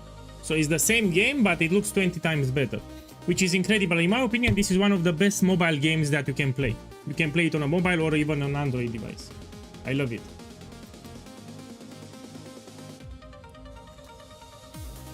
Vardeneger. Prankol. Let me see here. Which one, Mary? It was one that I wanted to show you. Attacked by monkeys.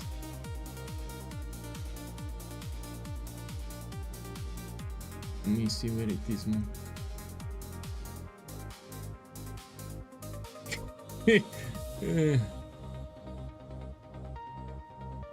I'm waiting for the servers to come back online. Let me check, one moment. So let me see if the servers are back, one moment. No, the servers are still offline. Ah, it's free, the game. The World of Tanks is free. You know, Ownish Pranks, another channel that I like to watch. This one, Ownish Pranks. Maybe some of you know it. It's a good channel. He stopped posting for some reason, but he has really good videos, man. Let me put popular. Let me see if I can show you. Now, this is... my boys! Here that this crap. Okay, let's put this crap. One moment. It's actually quite funny. It's 5 minutes. These are real calls, which is important. So the calls that you're about to see, these are real. They are not scripted, which is very important. Hello. Hello. I see the advertisement today for the psychic reading. Yes. Would you like a reading? Yes, I would rough one, please. Yes, but I charge, darling. How much money are you charging for this one? 95. Okay. What do I do it? I want you to go right now to the Western Union. I want you to send $3.99. $4? No. $399. Okay, I go now and I call you back and I will... All right, darling, you go now. Okay, all right. Thank you. Yes. Yes, Heron, how are you doing today? Good.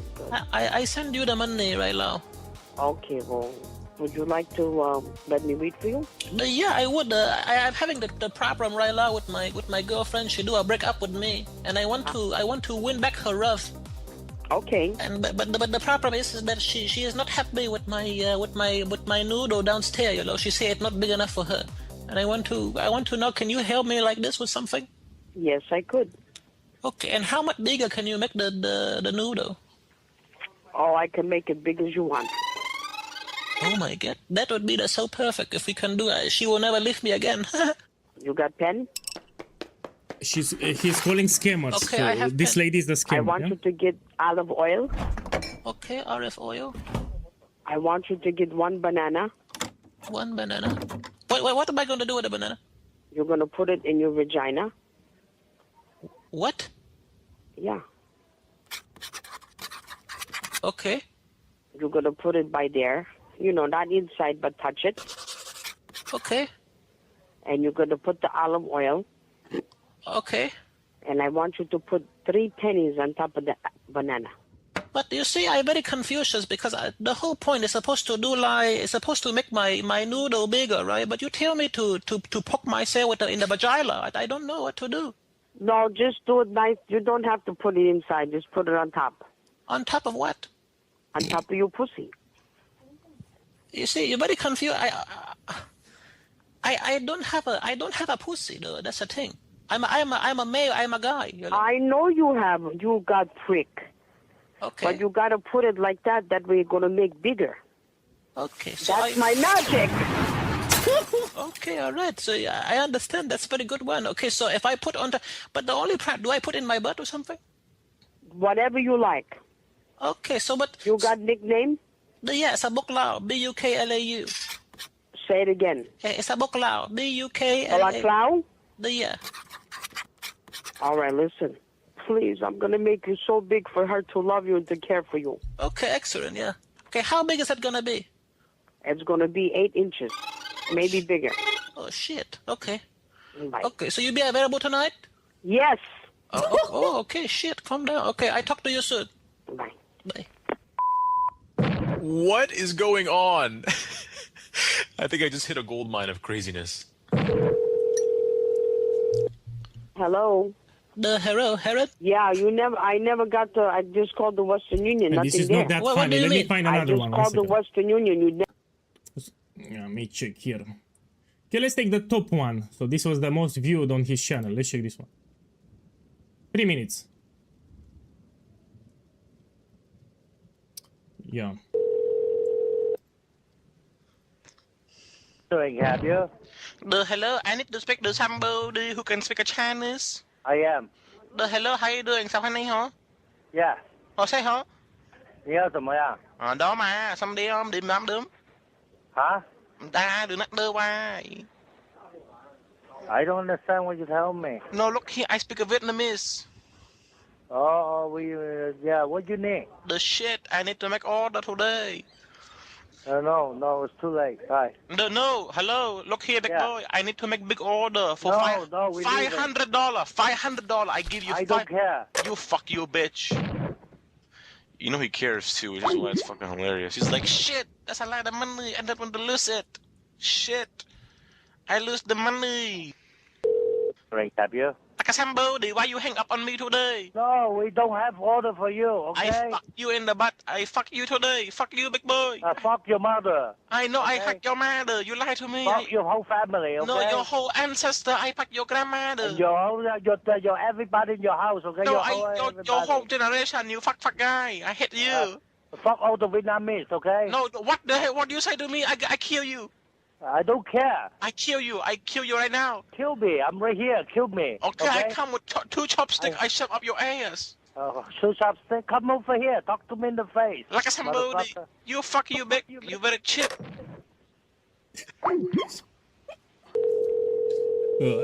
Hello? Like a somebody. Fuck you, big. Why you hang up on me again? No more. We're gonna call the police, okay? You fuck you. So fuck your mother. Fuck your whole family, no, okay? you lie to me. No, you fuck your whole mother. Oh my god.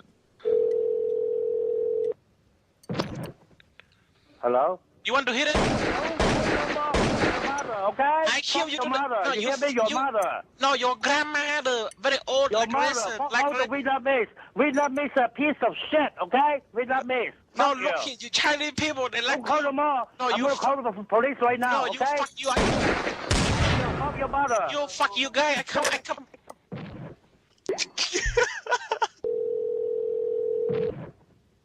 Hello? Like a somebody. Fuck you, big. I hit you. Come fight with me. I wait for you. You know where I am. Come here. I fuck kick your whole family. I fuck your Vietnam. I fuck your Chinese. Your mother. Fuck your mother. Okay, your mother's mother. Your all your ancestors. Your grandmother's Vietnamese a piece of grandmother. shit. Your great grandmother. You listen? Like a You know somebody. English? No, Vietnamese is a piece of shit. No, you fuck okay? you. Fuck you, big. I fuck shove. all the Vietnam, I okay? shove Fuck fortune cookie up Vietnamese. your area. I You shove know fortune my cookie okay? up your area. Thiếu này cái lỗ bố à? Ta đâu mày đã ha. But my friend, nobody. So I like this guy because the calls are not scripted, you know, these are real prank calls. Okay, let me see. Let me check the server if the game is back. No, we still need to wait.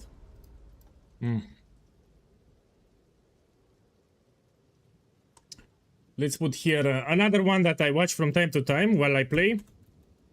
Schwarzenegger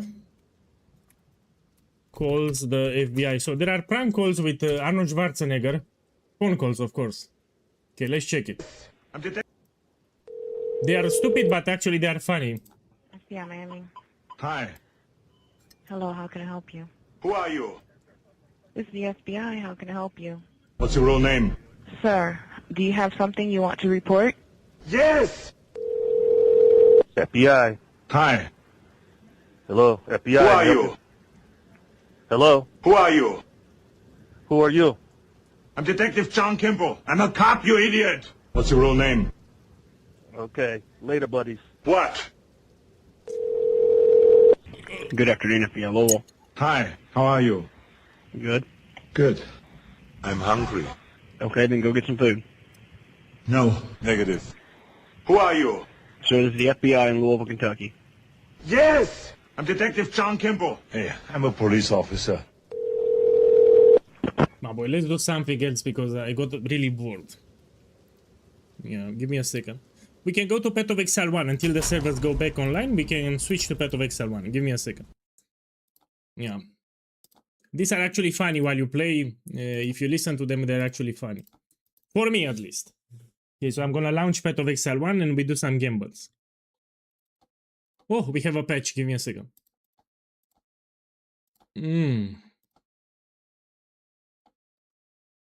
Yeah, give me a second. They are patching the game for Path of Exile 1. Oh, this is a big patch that they're doing.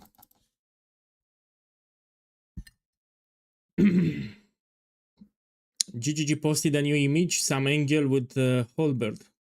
Angel. We're gonna see it in 40 minutes. Okay, I'm opening Path of Exile 1 until they release the servers for Path of Exile 2. Okay, let's go here. I still have some currency left, we can gamble it.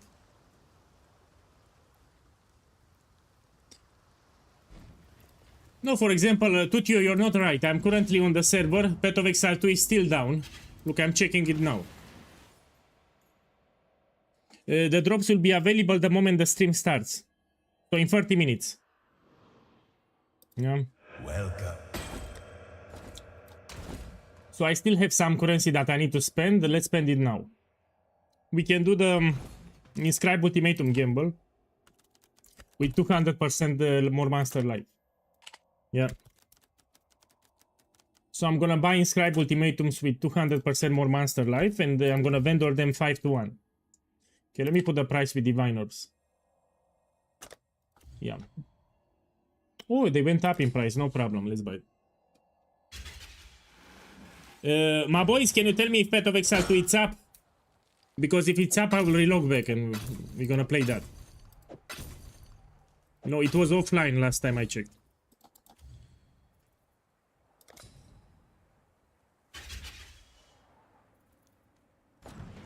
Okay, give me a second.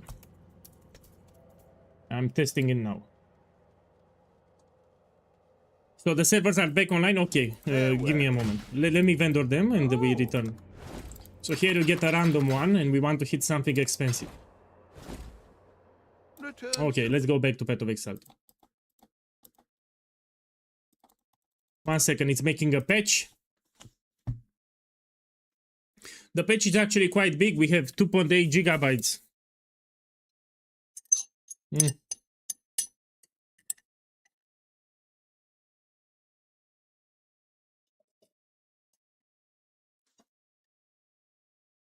Yeah, it's patching up the game.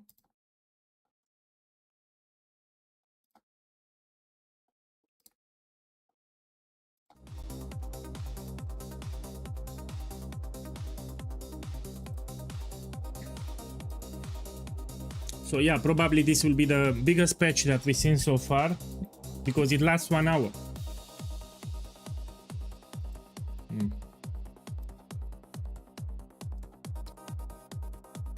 Let me do a simulacrum fast with my Warbringer. So there was a Saki boy in the chat saying that my build is squishy. To prove that the build is not squishy, I will do a simulacrum. So this is the Warbringer build that I do on League Start, and to show that this is not a squishy build, I'll do a simulacrum on maximum difficulty. If you know how to play it and if you play carefully, it's actually quite fine. You've received a shipment. What's new? Okay, so let's do it now. These are cheap here. Let's buy some splinters. Type in simulacrum. I hope you're... I don't know if that guy is still on the chat, but... I just want to show that you can do Simulacrum even with the Warbringer build. Yeah, I need a lot of strength. This is enough. Let's see if there are any takers. So I will do it also on maximum difficulty. Okay, let's do this one. So you know, for Simulacrum you need a tanky build. If your build is squishy, you cannot do it. So a big part for this build is to know when to play your Jade shield. So this one, you have this skill Jade Shield, it will give you a shield that absorbs damage. You press it when you are surrounded by enemies. So when things go spicy, you press the shield. Okay, let's see it again. You've stood against so many horrors and survived. I think it's time to at last test your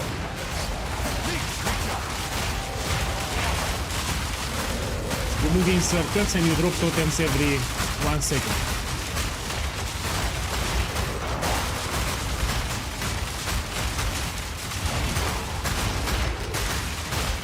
Look, area level 82, this is maximum difficulty.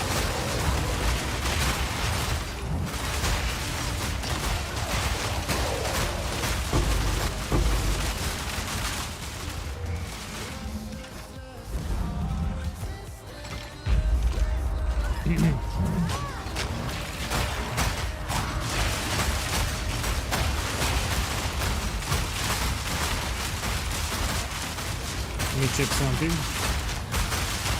Yeah. By the way, you can use the Headhunter if you want. It works. So optional if you like, you can use the Headhunter too for this build. And when the totems will kill, you get the boss.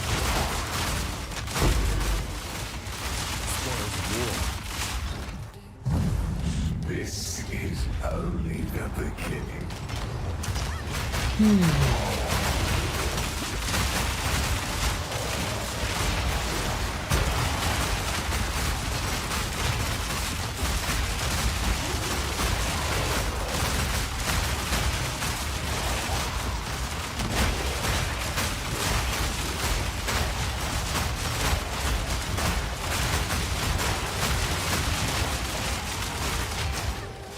So I'm doing Simulacrum here, which is not ideal for the Warbringer, but just to show that you can do it. If you're paying attention to the Jade skill, you can do it. Usually I press it when the Causes or Omniphobia spawns. So when the boss is spawned, you instantly press Jade shield. And it will give you a guard shield that absorbs them.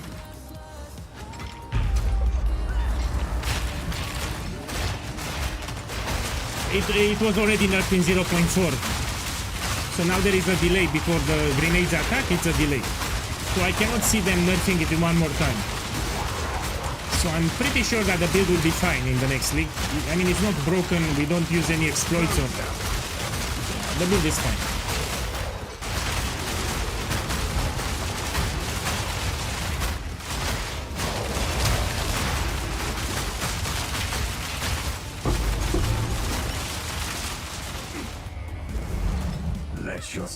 The best content would be Abyss. So for this build, Abyss will be the best content. Yeah, give me a second, I need to click here. Okay, done.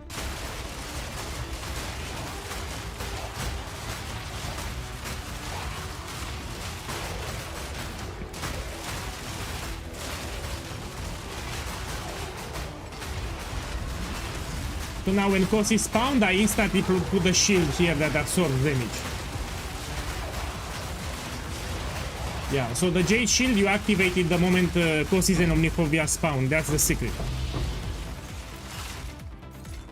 You see the boss that appears, you instantly press the Jade shield. It will make it easy.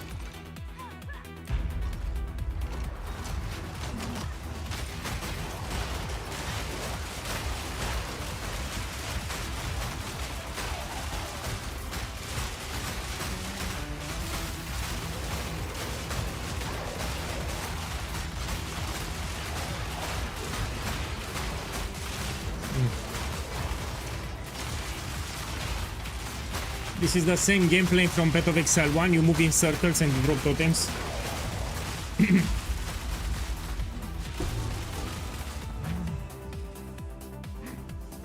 let's go here. And starting wave 10, it gets really hard.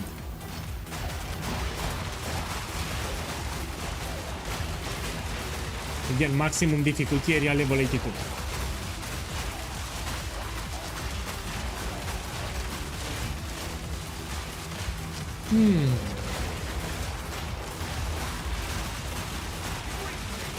See, I put the shield the moment I seen the boss. When Cossid and Omniphobia spawn, you instantly put the shield up.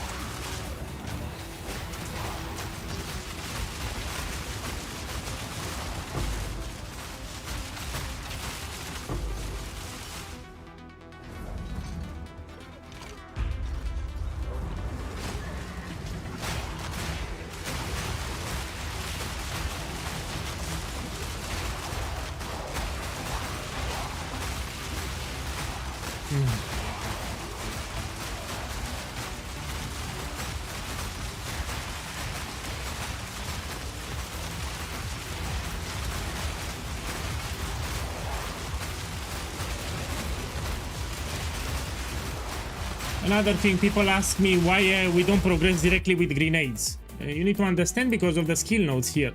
So if you start with a mercenary, for example, you have a lot of grenade-related skills and projectile skills, yeah?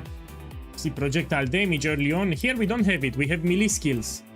So early on we have a lot of melee skills. That's why we need to go with Volcanic Fissure Shockwave Totem combo, yeah?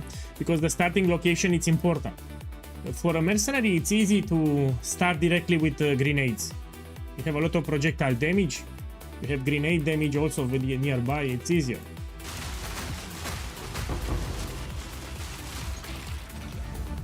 Do you want to get my angry meter? No. No, I feel great. No, you don't want that. You can't get rid of the exile. Do you have a POB for this build? Yes. Let me show you, 1 second. Give me a moment, I want to show you where it is. Okay, let me switch to browser.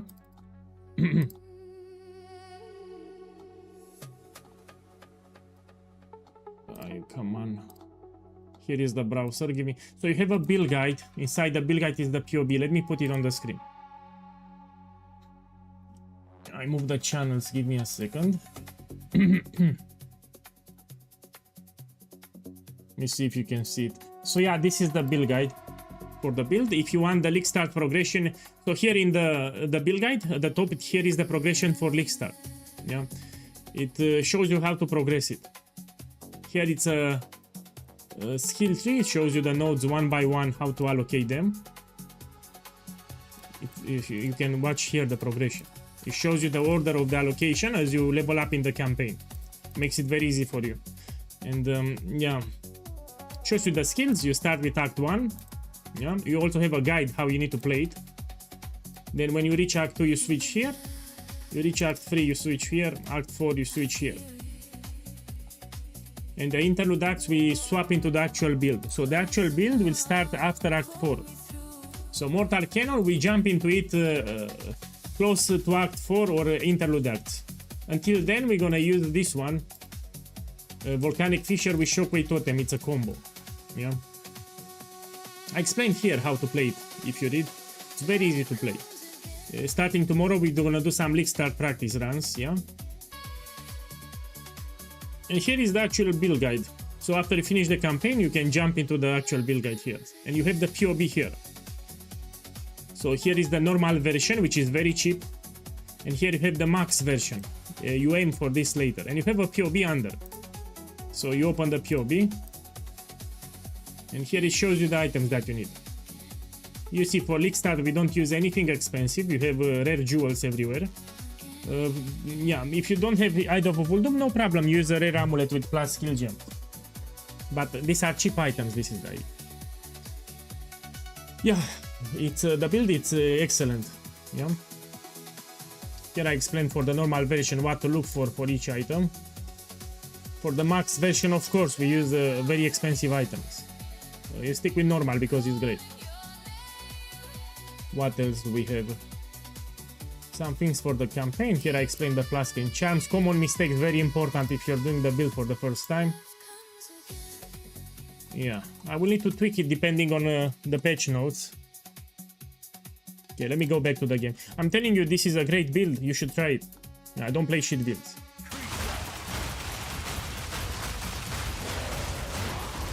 In 20 minutes. Yeah, no problem.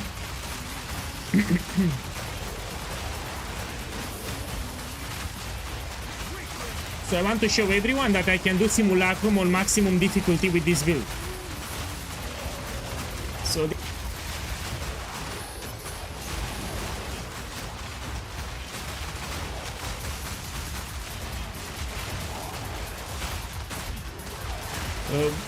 Tutio, not now, we have the reveal in 10 minutes. Or 12 minutes or something, let me check. After the reveal we can do it. So yeah, in 15 minutes we have the reveal, we don't have time now. We have the reveal in 15 minutes. So we need to watch the reveal, then we can do it after. So these are the hardest waves. Monsters do a lot of damage here.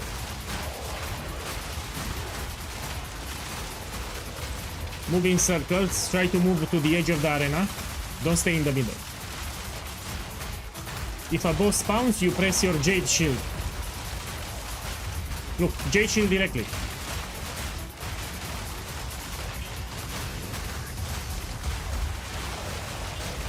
That's how you play. People forget to press the Jade Shield.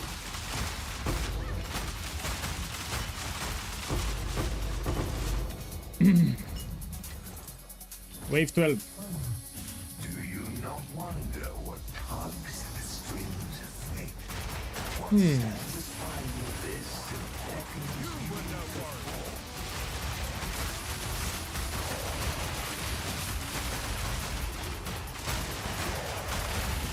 Yeah, I always love the lazy builds in this game. So the whole purpose of gaming is to relax. And that's why you want to play a lazy build. Even with minions is great. So minion builds or totem builds are very easy to play.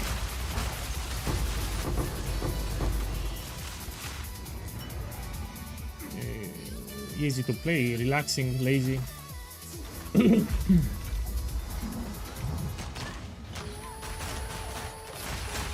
So this is wave 13.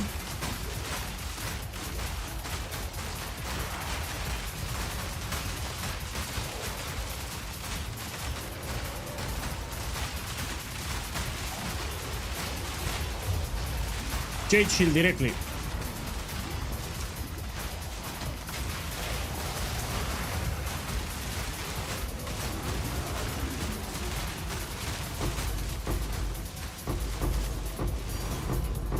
Okay, this is expensive. Let me check the current price out of curiosity. Oi. This should... Let me check. Something is wrong. Check with the currency exchange. So isolation is the rarest emotion that you can find.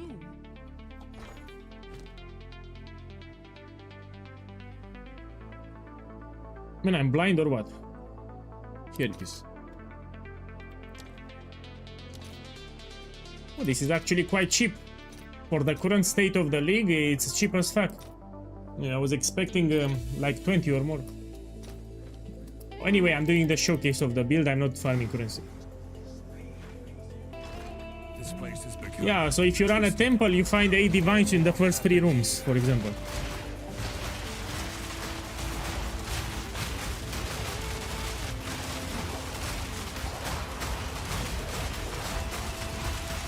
Another change that I would love is to get experience in Simulacrum. Oh,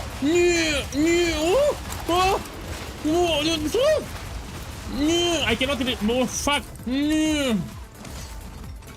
Man, I think I had bleeding or something. Yeah, bleeding. So I had bleeding. That was the problem.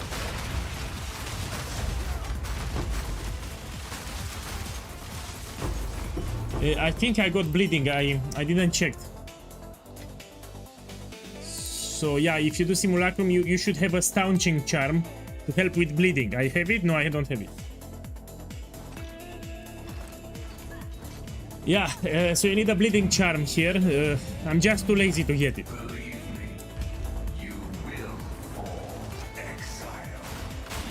So in Simulacrum, the masters can apply very powerful bleeds.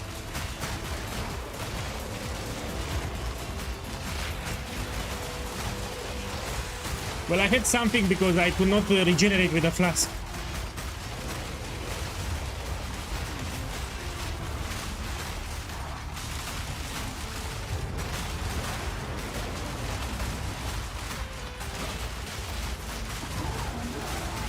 Look.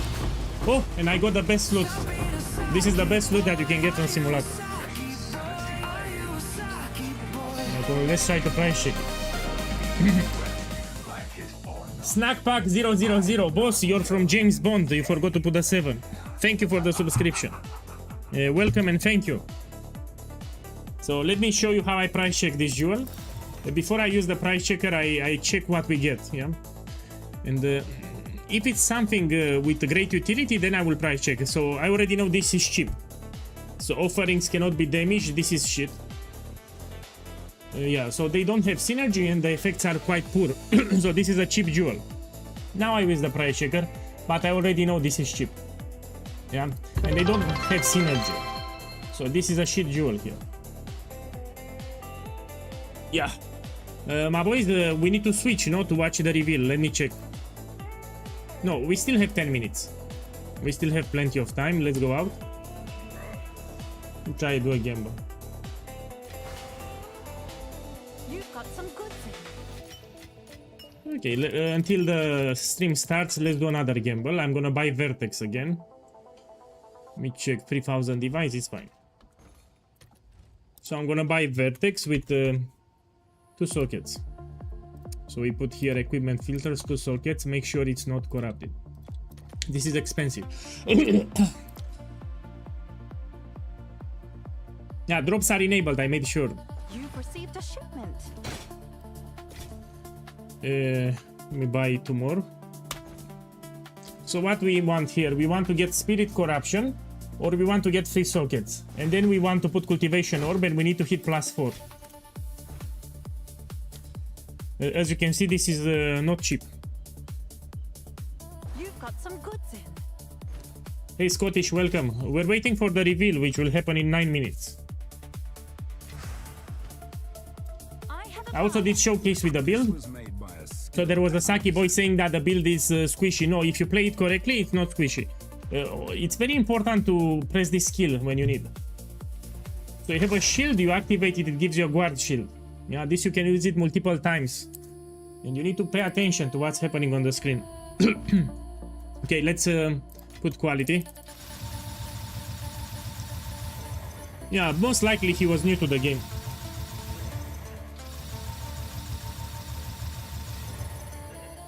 Okay. Now we want to put the Omen. And we need to hit 3 sockets or spirit. 3 sockets or spirit. Look, at least here. And if I hit +4 with 3 sockets, it's very close to a mirror. I think it's actually 2 mirrors. Let's see what I get. So if you hit +4 here, you made 2 mirrors. I didn't hit it. So now you need to hit +4. Can I buy another one? No. Can I help? I mean, yes, I still have. Yeah, give me a second, I'll buy some more. Let me destroy this. It's cheap. If you don't have gem levels, it's cheap. That's why I'm destroying it. Yes? It needs to have gem levels. Then I have lag, one more. Can I help? Yes? Can buy 2 more. Let's buy them. Someone on Discord got inscribed ultimatum with damnation. If it's with damnation, it gives you 8 cards. What came in for you? So yeah, it gives you 8 cards with damnation. Yeah, I will check it. First we need to see the reveal stream, yeah? I mean, my boy, let's check it together now. We do the gamble here and we switch to Discord and we check it on stream. Yeah, give me a second. It's in the Shrapnel channel. Okay, we check it. She should post it in the highlights channel, not Shrapnel channel. We try to get free sockets or spirit. Oh, free sockets. Free sockets. Yeah, and now we need to hit +4. Didn't happen. Let me switch to Discord one moment. Give me a second. I need to click here. Okay, so you said in the Shrapnel channel.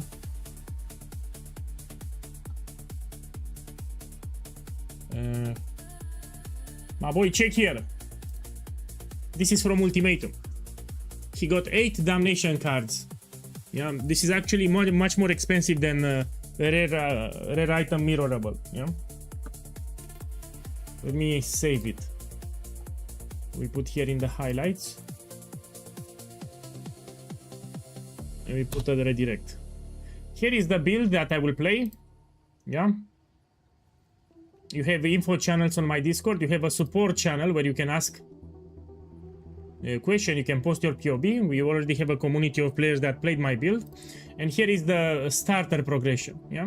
You can also see how it went. I give daily summaries of my progress of the build and I explain what it happened for that particular day. Yeah. If you want to follow it, you can do some updates for the build. Here it's from... so this is for patch 0.3. The progression, and here is for patch 0.4. I did it again. Really good build.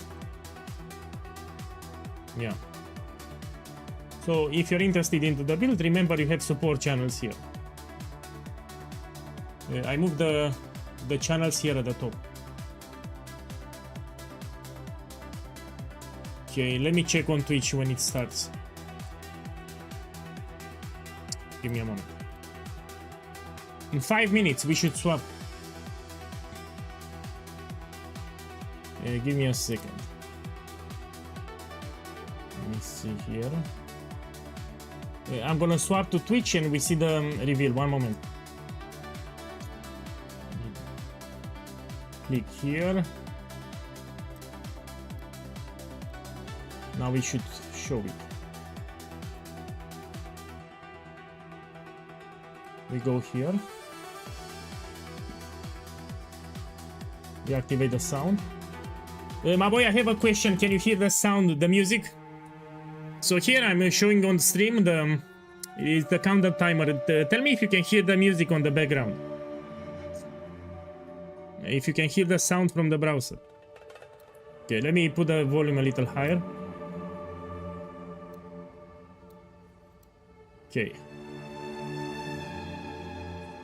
Let me remove this.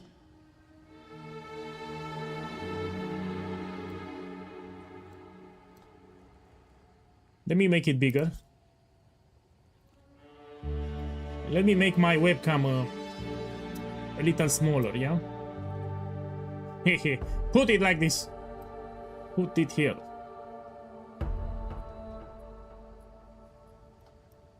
Like this is perfect.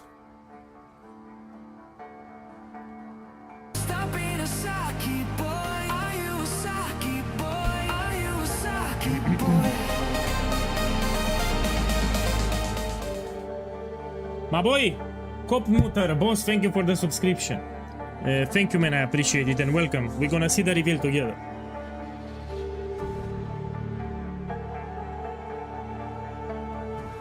Now show the pennies? No, I cannot show it. Sorry.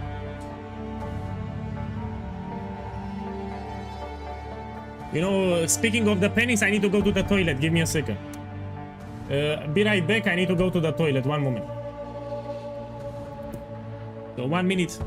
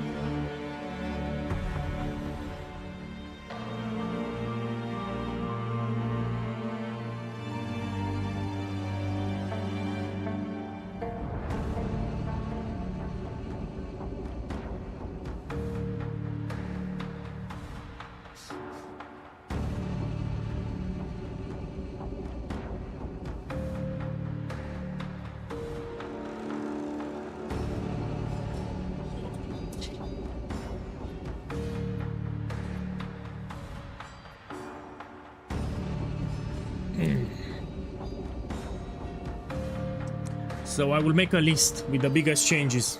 Tomorrow I'll make a video on YouTube, and now I will sort. I'll make the biggest changes in a list.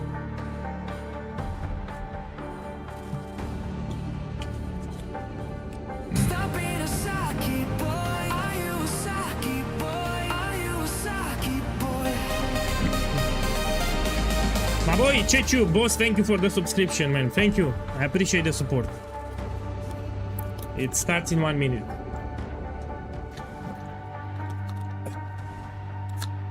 What I would really love to see, it's Blight. They will not add Blight now, but in the future. You know, Blight, it's incredible. So if they could add Blight to Path of Exile 2, it would be a great content. Thank you again, Chuchu. Man, let me see where I put my webcam here. I still want to have my webcam, but I need to put it somewhere.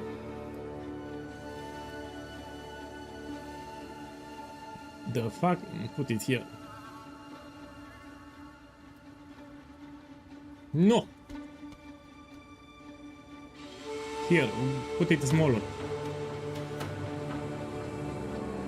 Yeah, fine.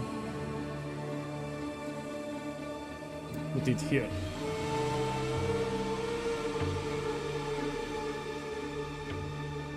Man, I never did a Subaton. We can do one, why not? We will see. I don't make promises. Hi, I'm Jonathan Rogers, Game Director on Path of Exile 2, and welcome to GGG Live. We have a huge amount of stuff to share today, so it's going to be a good one. Twitch drops are enabled on today's livestream, so you'll be able to claim the Red Queen's font hideout decoration by following the instructions below.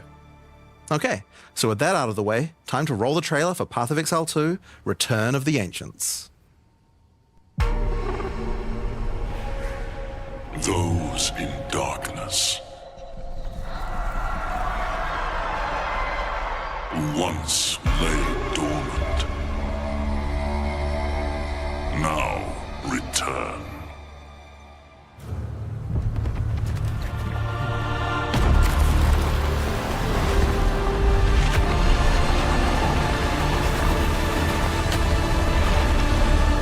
We who came before rise again. Behold, the first edict.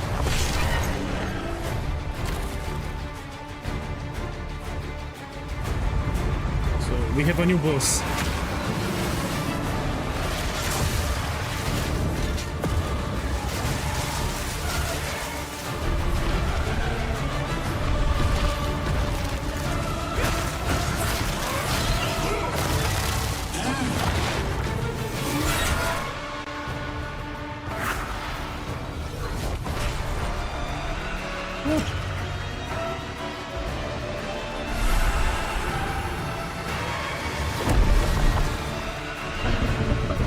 I like that they make the content from Path of Exile 1, they repeat it in Path of Exile 2, but they make it more complex.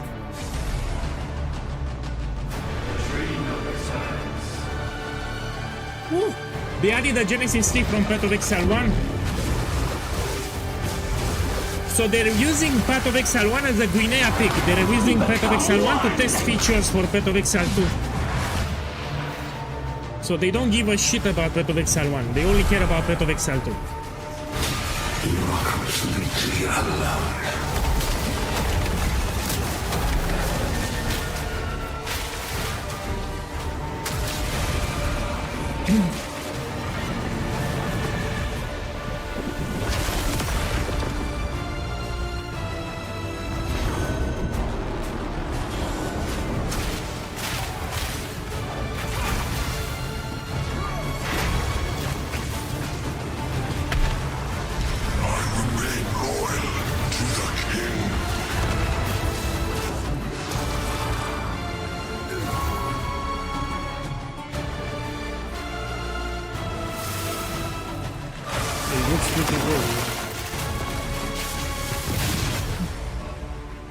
Hunt like it's your last. So they are reworking all the content from what I see.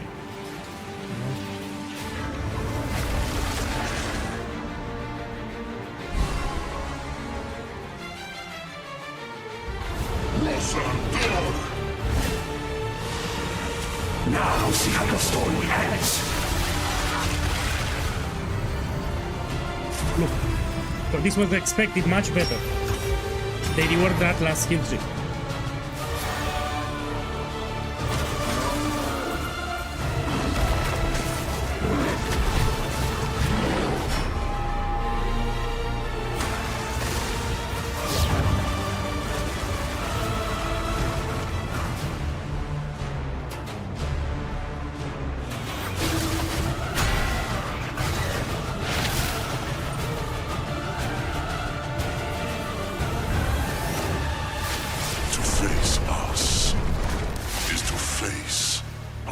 This was a good reveal. I'm most hype about the rework Atlas skill tree. It's no longer boring. Yeah? So the Atlas skill tree rework, it's the most important feature. So as you can see, there's just so much going on in Return of the Ancients, it's hard for even us to keep track of it all. Now we promised that this one was going to revamp the endgame, and I'm very excited to talk about it. But first, we've got to talk about the League. So to do that, I'm going to hand things over to Mark. Hi, I'm Mark Roberts, Game Director on Path of Exile. Now, for those of you who are new to Path of Exile, each time we release an update, we also release a new league. Not only do we have a new economy, but we also introduce new content through the campaign, which gives you a fresh play experience right from the start of the game, as well as new mechanics, storylines, and in-game people will rush bosses. back to the game, you'll see.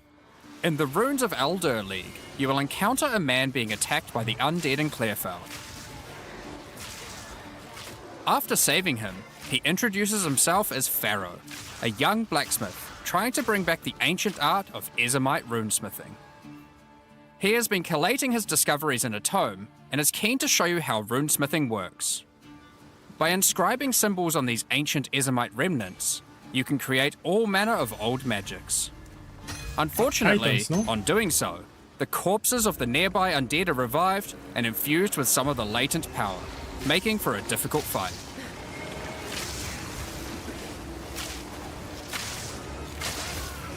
After defeating these monsters, Pharaoh realizes that runesmithing is a dangerous business, and he is going to need the help of someone a little more martially inclined to discover these secrets. He lends you his tome and asks that you note down anything you discover when you return to him. In each area in the Runes of Eldur League, you will find a remnant, and as you approach it, you will notice that some symbols are already present, and some are waiting for you to fill them in. Depending on which symbols are already present, you will have different options for which items you can create using this magic. And this reminds me For of example, Bestiary, you know? if you combine Tempest and Lightning, you can create an Orb of Augmentation. You know, instead of Beast, you need to farm runes, but it's the same system. Yeah, it's Beast crafting. So instead of farming Beast, now you need to farm runes, and you have the Bestiary system. But be careful. The symbols used to craft the items also empower the monsters around the remnant, who will be revived as undead to fight again with different properties depending on what runes you used. So, if you use a fire rune in your recipe, the monsters will be empowered with fire. Or if you use a moon rune, lunar beams will rain down as you fight the monsters.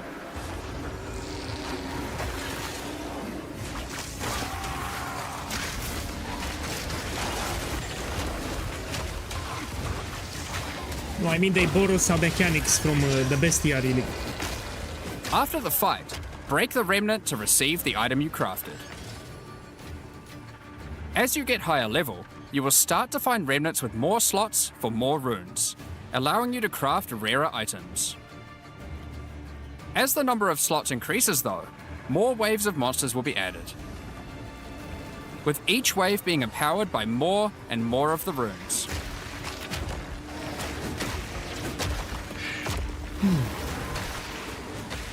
And this can get pretty dicey, because some of the runes can have powerful effects.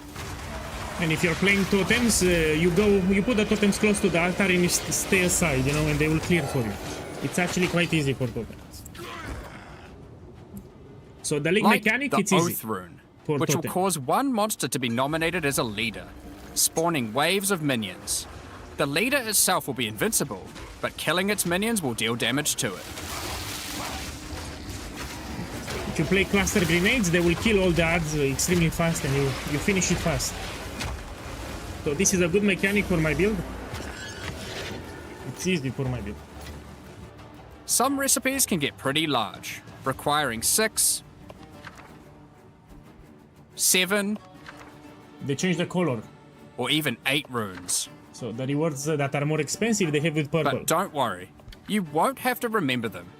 Pharaoh's runecrafting book will record all the options, allowing you to simply pick which one you want to craft, given the existing runes that are already on the Remnant. Yeah, I actually like it. So the link To mechanic, I expand like your it. knowledge and to allow you to craft more items, Pharaoh has asked that you keep an eye out for signs of runic magic around Rayquaza. He wants to document anything you find in Boss, order thank to you, Nordex. rediscover the secrets of Ezomite Thank you. runesmiths of old.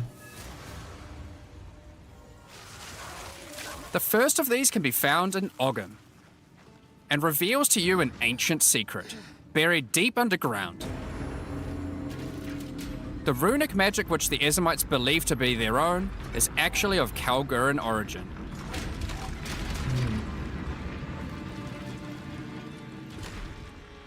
Thousands of years ago, the Kalgurans came to Rayclass to find sources of Verisium, a metal on which engraved runes allow control over reality. Pharaoh is determined to learn these ancient ways and gain mastery over them.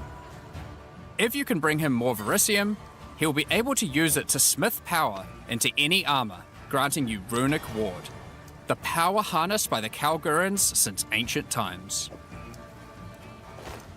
Runic Ward is a new resource that protects you from death. So Should this you is run word out of from life, Path of Exile your 1. Runic Ward will kick in, sustaining your body until your life can return. It effectively acts as an extra life pool. Of course, should you take enough damage to run out of that, you will still die. Every single piece of armor in the game can be upgraded this way. Even uniques. Oh. Some are just a strict upgrade, giving Runic Ward with no downside. So this will feel like mandatory to do. All the builds will need Others to have are it. more extreme, sacrificing defenses to get a much larger amount of Runic Ward. Oh. There are even some that add new modifiers to uniques entirely, making them much more viable for higher level play. Yeah, so this will be mandatory for all But the builds. the Kalgurans use Runic Ward for more than just a defense. It can also be used to power many other magics. Instead of using gems created from corruption, the Kalgurans used runes of power and fueled them with Runic Ward. Many of the options available from Remnant crafting are new types of Kalguran skills that exclusively spend Runic Ward to wreak havoc. An example is Triskelion Cascade. Using it will cause your next spell to be triggered multiple times Yeah, in we a will check for Triskelion totem pattern. skills. You can use it with skills like Ice Nova that you cast from yourself, or with something you target at a distance, like Comet. There are also skills to modify existing effects using runic magic, like Frost Flame Nova. Using this skill on a pack of burning enemies will transform the Ignite into Frostfire, both burning them and building up freeze at the same time. And I don't like it. You have basic buffs like Hollow Shell that guards all nearby allies, to more complicated mechanics like the Mark of Repulsion that creates a mark capable of pushing away all nearby enemies. I don't like it. Instead of spending mana, like skill gems do, all these skills cost Runic Ward, and unlike gems, they don't have a color. This means that they don't care about attribute requirements, or what kind of weapon you use. These Yeah, skills are that's the idea. designed You to want be to used kill them on as fast any as class, possible. You don't want and to so push them often away. interact with mechanics that apply across many characters. You want to one-shot everything. By combining different runes together, the Kalgurans were able to support their runic abilities, and you can as well. There is also a set of runic supports that can be combined with regular skill gems in interesting ways.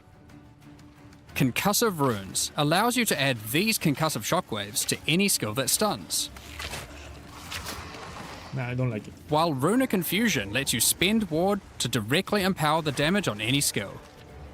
This we Now, can actually use there it. are other quests during the campaign too that unlock even more interesting crafting methods. Buried deep in the jungle in Act 3, you can find the Mystic Refuge, containing even more secrets for Pharaoh to learn from. Using this knowledge, he gains the ability to reforge unique weapons. With this technique, many low-level unique weapons can be upgraded to do significantly more damage. Now, we've been able to take a bunch of uniques that had interesting modifiers, but were not in-game viable, and give them a bit of a boost to get there. And it's not just low-level uniques. All Kalguran uniques are able to be runeforged this way too, and they can do some pretty interesting things. Like Searle's Grit, a new unique, which when runeforged can get one of several different outcomes. It would feel Now, like there is still mandatory to do. so much more that you can craft with remnants. There are also 100 new runes, as well as many other Wait, new 100? crafting currencies. This is the runes of Eldur after all, and That's some of absurd. these runes have quite powerful effects. For example, this elemental conversion rune will convert all the existing mods on a non-unique weapon from one element to another. Using it, you could combine a weapon with all 3 elemental damage mods into a single element, Oh, this making is a weapon with broken as fuck. massive amounts of cold damage. It's very useful, this one. There is for also a conversion. rune that lets you destroy your rune sockets to For turn rare them items. into a dual socket on your item. So that one when conversion is broken for rare items. And can get a there lot are of damage. even crafting meta runes that can unlock new types of mods when used with regular crafting. For example, this Rune of Chronomancy will unlock a set of time-related mods to be crafted on your boots. Once placed inside, use regular crafting orbs to attempt to get new mods like cooldown speed or increased skill effect duration.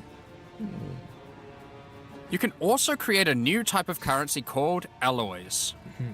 Using regular metals alloyed with verisium, new modifiers not normally available can be directly crafted onto your items. Using imbued alloy could improve your ailment damage, for example.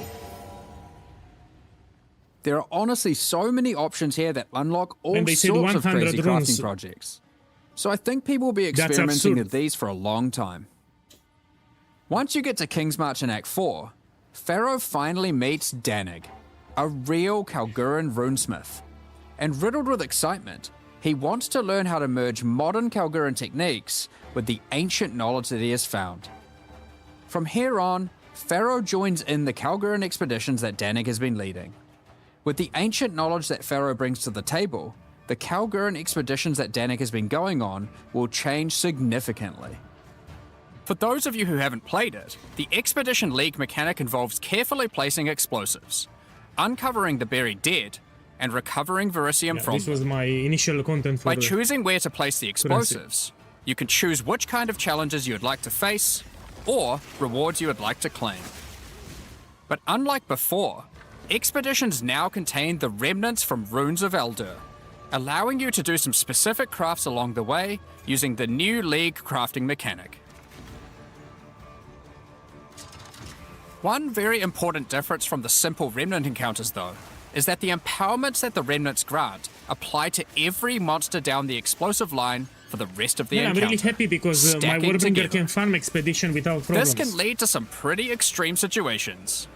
Yeah. If you stack too many remnants, you might be in for a fight beyond your abilities. Even But the under one rewards divine, you can be clear it very without worth it. problems in Wasteland 15. Each mod on the monster is improving the items that good they build. can drop. Once you get to the endgame, you will find that the Atlas has changed substantially. To the south, you will now find the coastline of Rayclast, with the ocean beyond. Kingsmarch has not fared well after the Cataclysm, and lays in ruins. Rog's shop has been Lots of shit. destroyed, but he is much more concerned about his wife, Gwenyn. He would like to launch an expedition deep into the ocean to find her, and this begins a new major mechanic for expedition, exploring the ocean. Previously, My a boy, we have logbook a was a boat. single encounter. Now, using a logbook, you can send ships to explore an area of the ocean to the southeast, uncovering a range of islands to begin your search for Gwenyn. you can hop from island to island, doing many new encounters. And I love There are the game. islands with expeditions, grand expeditions. They add more variety to the game. New bosses, and all sorts of other unique things to find. Eventually, you will find the island that Gwenin has been holed up on. It turns out that she has found the tomb of an ancient Kalguran, Medved. While she appreciates you coming to her rescue, she is still keen to blow open the doors of the vault and take whatever you can find inside. So Rogue is Super Mario and Gwenan is Princess Peach, you know? Pretty much It's this is just the a idea. shame that Medved isn't as dead as you previously assumed. And this is Bowser. No, I'm really serious. He got kidnapped. So she got Now, kidnapped. after you've defeated and he's Medved, Super Mario you'll here find and he's another fighting logbook. Bowser. And this time you can use it to choose which direction you want to explore. The ocean is vast and contains a huge number of new islands to find. With each logbook, you can explore one sector and you can go as deep as you like. There are all sorts of interesting objects to uncover and dungeons to explore. Many of the islands have expeditions with totally new mechanics. Look at the So graphics, for man. example, here is a volcanic island with voltaxic sulfite. Blowing up the sulfite will unleash extra waves of enemies. But there is also this wall with a suspicious light coming from behind it. On blowing it open, a giant ogre comes out, and he is determined to eat as much sulfite as possible. The more sulfite mounds that you have blown up, the more empowered and the more rewarding he will become. And these bosses are a joke for ballista play, yeah? You put the ballista and you stay in a corner. These islands contain all sorts of little secrets that you can find and blow up. Free trapped wisps, blow open root doors, even raise ancient precursor technology. And of course, more bosses. There are more and further vaults to blow up, and one of them in particular is pretty important. The Tomb of Uhtred, the Star Drinker. This is the same mechanics from Path of Exile 1 with the lasers. So we still have the lasers. Uhtred was responsible for calling down the meteors of Verisium, which the Kalgurans used to power their ancient magic. And upon defeating him, he calls down a truly gigantic one into the ocean nearby. Man, I love the graphics again. Way better than PoE1.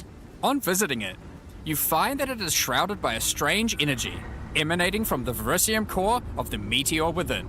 There is something growing in there, and it can't be anything good. In order to gain entry, Danik suggests that the Triskelion Flame, an ancient Kalguran artifact that can absorb and cancel the effects of Verisium boss, magic, thank you for the could be subscription. used to enter. Thank you for the support, But to man. find it, you will need to Thank locate you. the Tomb of Olroth, leader of the Knights of the Sun.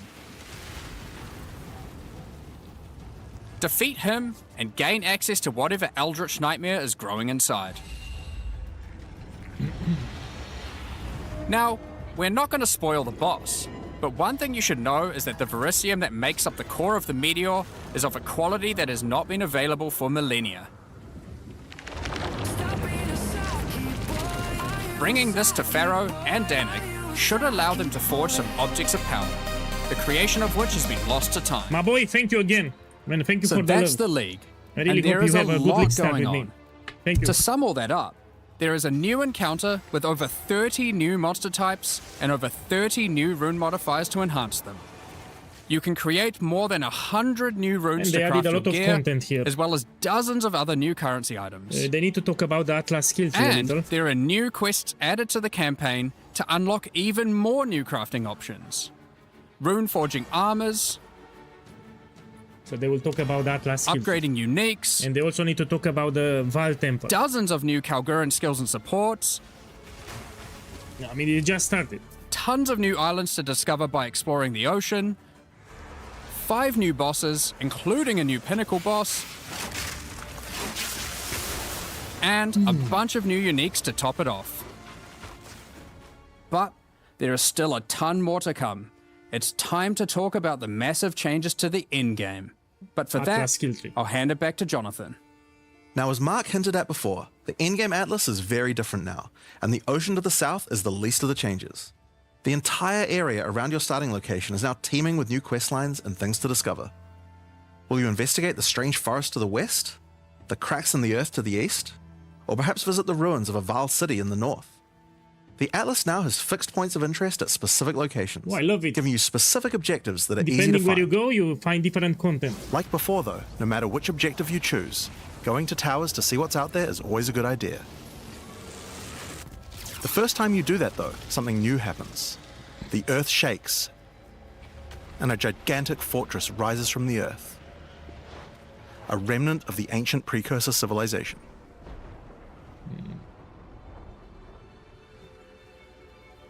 Oh. The cataclysm of the beast has caused an ancient protocol to be invoked. Should corruption ever take hold to this degree, the world must be scoured and purged of corruption. So they changed the Arbiter of Ash. You'll need to make your way into the fortress and We activate no longer the have the gates. old fight, we have a new fight. Gain the keys to reach these ancient precursor weapons. So it got removed, the first Arbiter of Ash, And we no some. longer have it. But this will be no easy task. The fortress has many areas to explore and many new things to find. My boy, it starts in 3 weeks. You will power up ancient machines. So it will start in 3 weeks. Fight new and deadly foes. Discover many new areas. And uncover some dark secrets. Now, the Fortress is the first of the new full endgame storylines that we're adding in 050, and there's a lot going on with it. But not only that, it has some pretty cool new mechanics as well. The areas inside the Fortress are special. Many of them have new mechanics or rewards that they grant. Like this map, where all the rares are contained in essence crystals. Stay away from Essence then. Everyone will get a Or lot of this Essence. one, which replaces all monster packs in the area with strongboxes. Or this one, which spawns an Ismeri spirit that always moves on from a rare after you kill it, allowing you to chase it through the entire map. Trial of Sekema will still be a top farm, even on Lixter. People need ascendancy service. Everyone will be busy with the new content. Now, just like the normal areas of the Atlas, you'll need to fight the map boss of each area to complete the map. But unlike a normal map, the ones in the fortress each contain precursor nodes after the boss, and activating these nodes will give you points for the new and improved Atlas passive tree. This is what we want to see. Now, we had an Atlas passive tree before, but it was one of the areas of the endgame that just wasn't up to scratch. The Atlas tree now works quite a lot differently. We have significantly upgraded the kind of mechanics that you can find on the Atlas tree. Like this one, that gives a chance to make rogue exiles you fight retreat from combat and move to an adjacent map. Before you fight them again, they'll upgrade their gear and come back with a grudge this time. So you have more chances for There are expensive also a lot of units. nodes that combine mechanics together in new ways, like this one, which lets Ismeri spirits possess strongboxes. All the regular monsters that come out of them are touched by the spirit, And this and is the rares are all incredible, they're trying possessed, to giving you some combine incredible mechanics loot one with potential. another. This is original. I like what they're doing here. Yeah, so they're combining mechanics. And this is a great change. You get points from every single area you complete in the fortress, and unlike before, that means you can allocate the entire Atlas tree. Yes, this whole tree can be yours. This change is pretty important, since it allows us to be able to create many How types the of fuck bonuses that everyone we will wouldn't go have been for able this? to create before. Like this one, which gives a chance Man, for I don't like cities to this. be invaded If you can by another allocate all faction, the points, it will and feel can like even allow mandatory it to contain to two unlock all of them. faction This is a leaders, big change. allowing you to get two crisis I don't like fragments. it. If we'd done this kind of thing in the old So tree, it will feel we would have mandatory wanted to spec unlock all into your it before points running a from city now and map, then. then No, I don't unspec like out this of it bit. before running anything else. With full allocation, we can have cool bonuses like these. No, the full allocation Now, it's a obviously, terrible we still idea. want to make sure that you have choices that define your in-game Atlas build. So many nodes in the Atlas tree are now multi-choice. Everyone will get the node, but which bonus you choose to use is up to you. Do you want your powerful boss maps to contain more essences, summoning circles, or rogue exiles? But there's also nodes that contain more unusual things. So for example, on this These are node like you can keystones, choose. so you Do don't you want have to a give a lot of chance them. for shrines to instead I be don't given like to the this map boss in the area, making them more challenging but dropping special loot? No, ma, you want Would you rather give a chance to the be game given to a feel shrine unique? buff before If you entering can boss have a lot arenas, of making for an easier fight? if everyone will unlock all the nodes, it will not feel unique the game anymore. You know, everyone will have the same thing. And these Now, I could probably customization nerd nodes out are about like cool stuff in the cured. tree all day, but we should probably get back to the fortress. Now, one of the really important things we wanted to do was make it so that all the boss fights in the endgame are now accessible with a quest line. That means that to fight the Arbiter of Ash for the first time, you don't need to get lucky by finding keys. They will be in fixed locations and there's a quest to get them. But the Arbiter of Ash is no longer the pinnacle of Path of Exile 2. For that, you'll need to travel into the very center of the fortress. An incredible challenge awaits you should you choose to go there. After the storyline, you still unlock keys for pinnacle bosses in the usual way, exploring the world and finding the keys required to get to them. But we have added a lot more interesting things to find out there as well. There are now all sorts of mechanics that can spawn on maps in the wilderness. For example, some maps might spawn as a rogue exile hunting ground, containing multiple rogue exiles who are there to hunt rare beasts. You might come upon them in the middle of a fight and be able to take out both of them. Or a map of champions that makes all the natural inhabitants of the area into magic monsters. Or this one that causes all shrines in the area to release as merry spirits when used.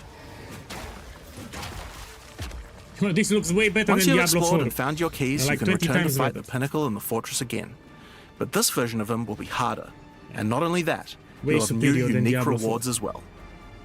Each time you fight him, you get the ability to activate one section of the fortress, and any maps that you didn't finish there will be automatically completed, giving you all the Atlas points. So if you're the type of player who doesn't want to explore the fortress, and instead just race out into the infinite Atlas, you still have a way to get all those points. So that's the Origins of Divinity storyline. It's a huge amount of new content with a ton of new Check areas, the graphics, 5 new bosses, including a pinnacle, with a bunch of new unique items. But not only that, it also completely revamps the Atlas tree, and includes a ton of new map mechanics that you can find both inside and outside the I will fortress. complain tomorrow in a But video this about is just the one of the new Atlas a storylines. little. So let's talk about the next one now, Masters of the Atlas. Now, earlier we talked about how the multi-choice nodes in the tree allow you to still have an in-game Atlas build, but we didn't think that was quite enough. You have an Ascendancy class for your passive tree. Why not an Ascendancy class for your Atlas tree? Well, that's where the Masters of the Atlas come in. Throughout Rayclast are many opportunities for those with the skills to find them. Atlas Masters are willing to train you in these skills if you're able to help them in return. One such master is Jado, a member how you of the complain. Order of the Jinn, an organization that secures powerful artifacts to prevent them from falling into the wrong hands. Jado will send you on missions to investigate strange occurrences on the Atlas and recover the artifacts causing them. And for each one you recover, he will gain more trust in you and teach you more ways of the Order of the Jinn.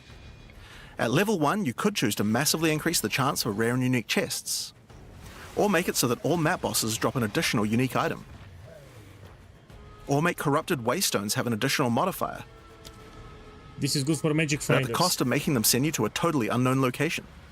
It's good for Fargan, this one. So if you stack modifiers, more quantity and rarity. Each mission you complete for Jado will unlock another row of abilities and give you another point to allocate, letting you choose how you want to specialize. But there are other masters too. For example, Hilda. Hilda is a member of a guild of monster hunters. She will send you on missions to assassinate specific deadly creatures around Rayclast and harvest their parts.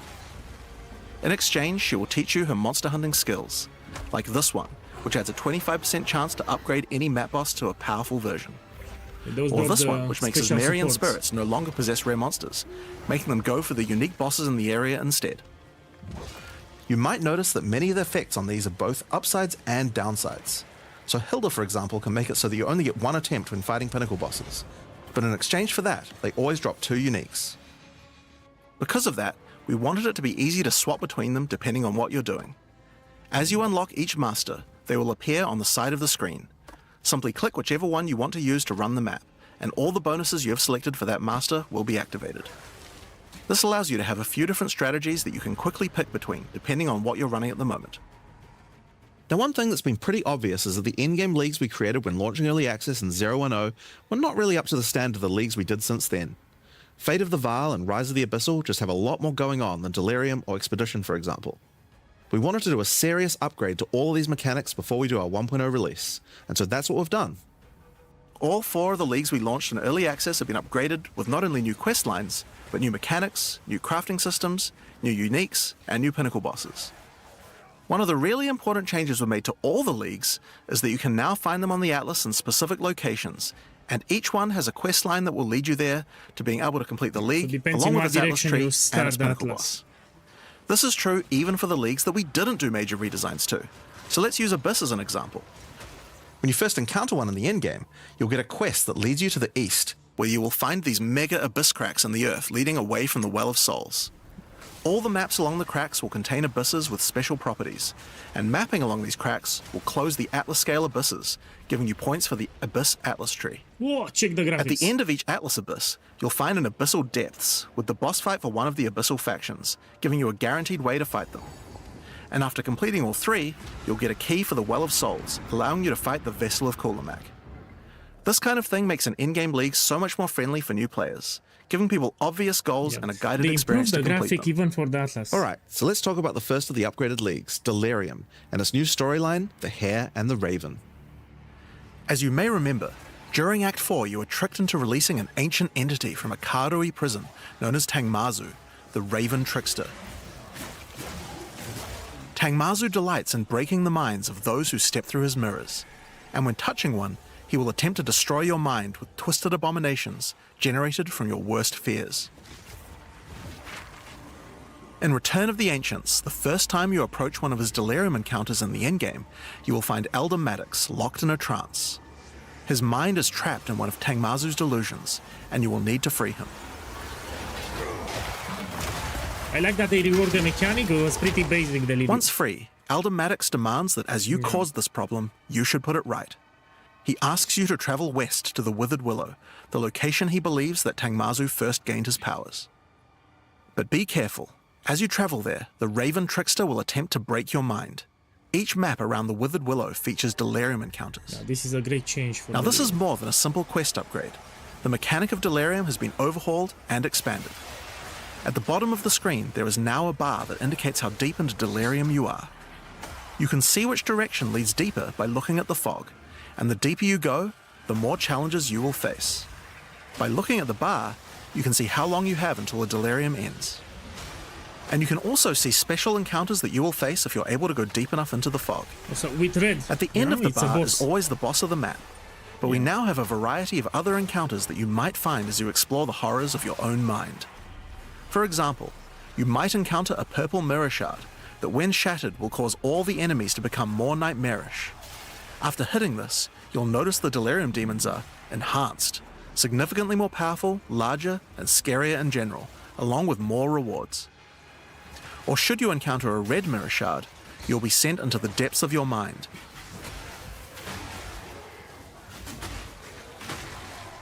And must escape it while fighting off hordes of your worst fears.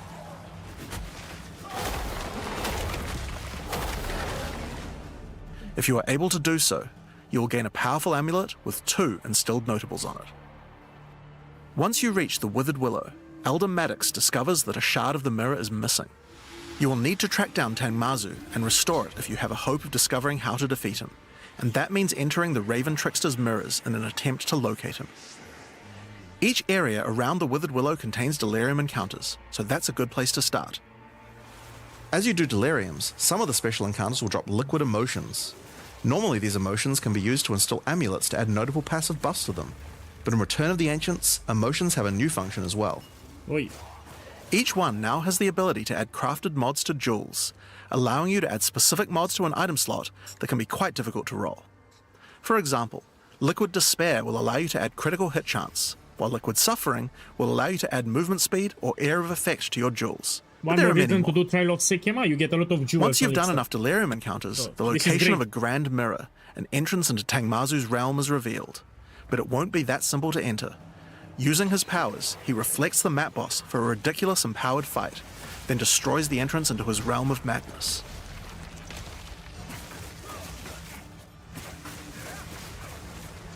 So this boss is for the endgame, In we'll order get to one find him shot now, eventually. you'll need to let the insanity fully into your mind.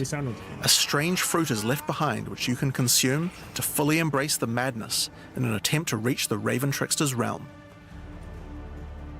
Consuming the fruit will cover an entire area of the Atlas in fog, and every map you do in the fog will get progressively harder and harder as you explore the deeper reaches of your mind.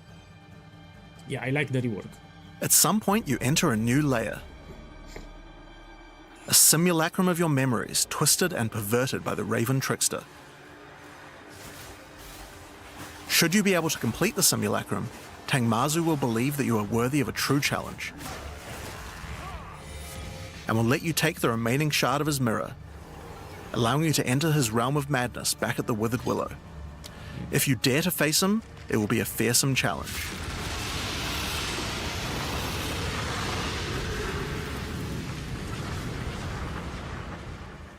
So, that's the new storyline of Delirium. As you can see, it's not only a quest line, there are new mechanics, new crafting options, So and these new are the boss Astro fights. Ladies. They But test one it question first you in might Path of have is, Exile 1, what so happens can after? implement in Path of Exile 2.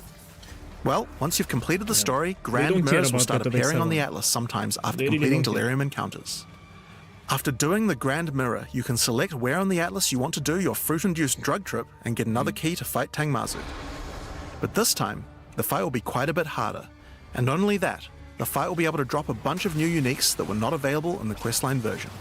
We'll show some of those later.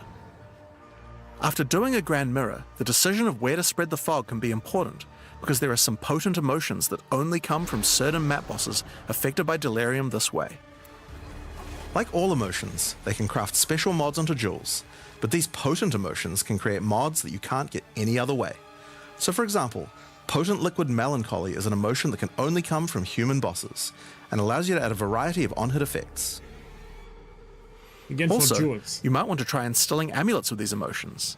They could have some interesting effects, with some powerful notables that do not normally exist on the tree.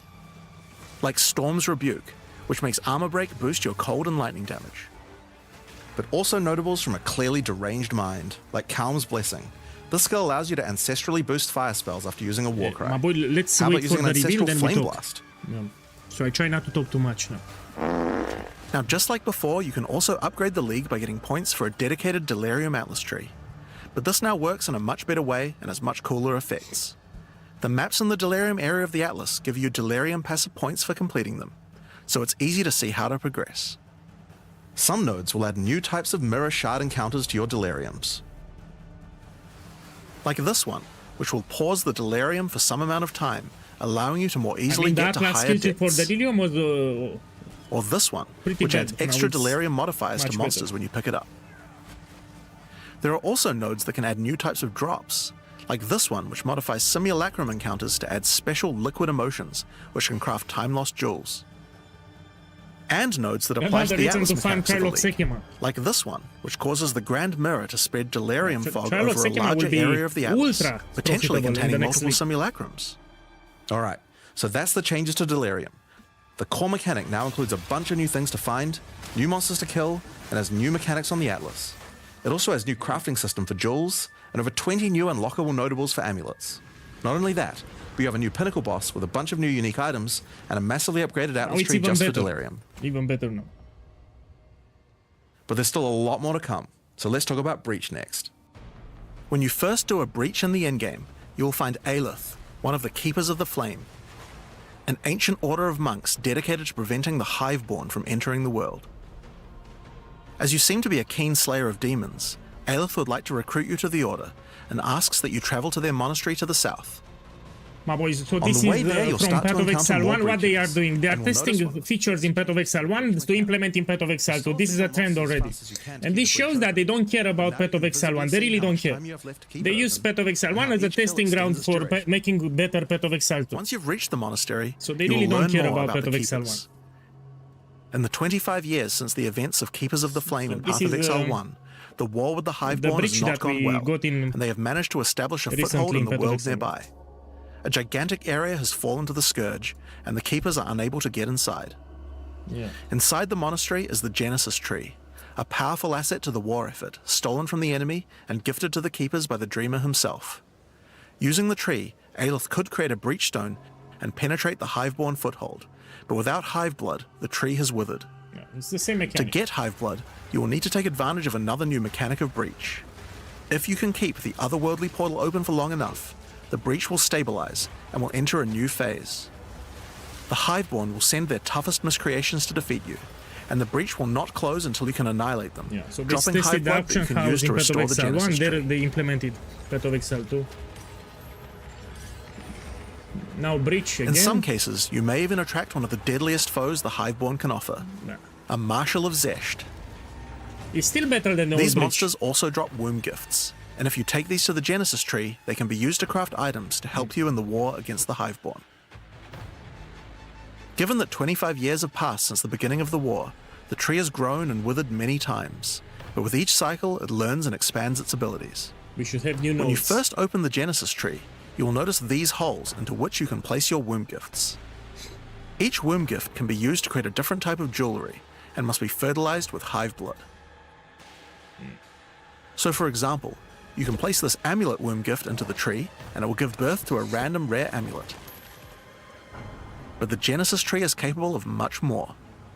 As you continue to feed the tree, its branches will regenerate and allow you more and more control over what kind of items it will birth. Red items will be So cheaper. for example, this branch of the tree will allow you to control which base types of amulets can be birthed. Yeah. So this will affect the red items on League Start will be cheap. And as you go deeper, it will even allow you to create new base types that you can't get anywhere else. I was crafting with Tusion, now I'll need to find something else. Like this one, which gives you an entire spirit skill for free. Or this one, which has a rune socket in it. To the left and right Oh, are the rune branches socket that will is let you quite control powerful. which mods the amulet can get, including making sure that they're high Can level put talisman, soul cores, or etc. controlling which specific mods that they will always have. With 15 points to allocate, you will have to choose wisely how you want to specialize your crafts. But it's worth noting that this tree doesn't have any cost to respecking it. So the You amulet can to the enable or socket is disable the actually nodes broken. at any time by clicking on them. Because you can put soul cores and talismans too. On rings, we've also added some really interesting new crafting options as well. You have a bunch of new base types like these, but you also have entire new classes of mods that can be added. The right-hand branch of the ring tree adds an entire new set of caster mods to rings. From basics like extra elemental damage for spells, or more niche options like this mod that increases the rate you gain seals for Unleash.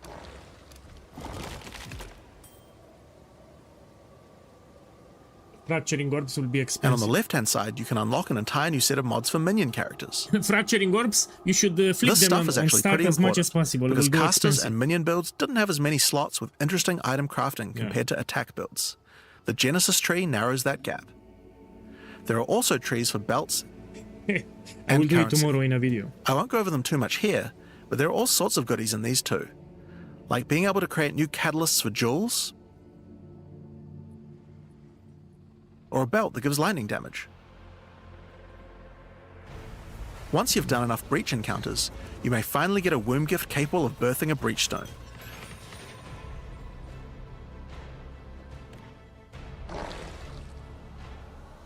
And you can then use it on the Hiveborn incursion. So you still have the Zesh boss. So the boss is still inside. the Once Zesh. used, the true extent of the Breach Demon's foothold becomes clear. They have not only transformed the land, but constructed huge sky hives as well. When you enter the outskirts of their realm, you will discover breach hives. Using the power of the Keepers of the Flame, these otherworldly structures can be burned away when walking through them. But for each one destroyed, more of the Hiveborn will attack when you attempt to purge the hive. I like the progression, so first you do the expanding rings, now you do the These encounters are second one. particularly rewarding for womb gifts, so you'll want to do The as last many one of will be these as you can. fortress. But your real goal are the sky hives deeper into the domain.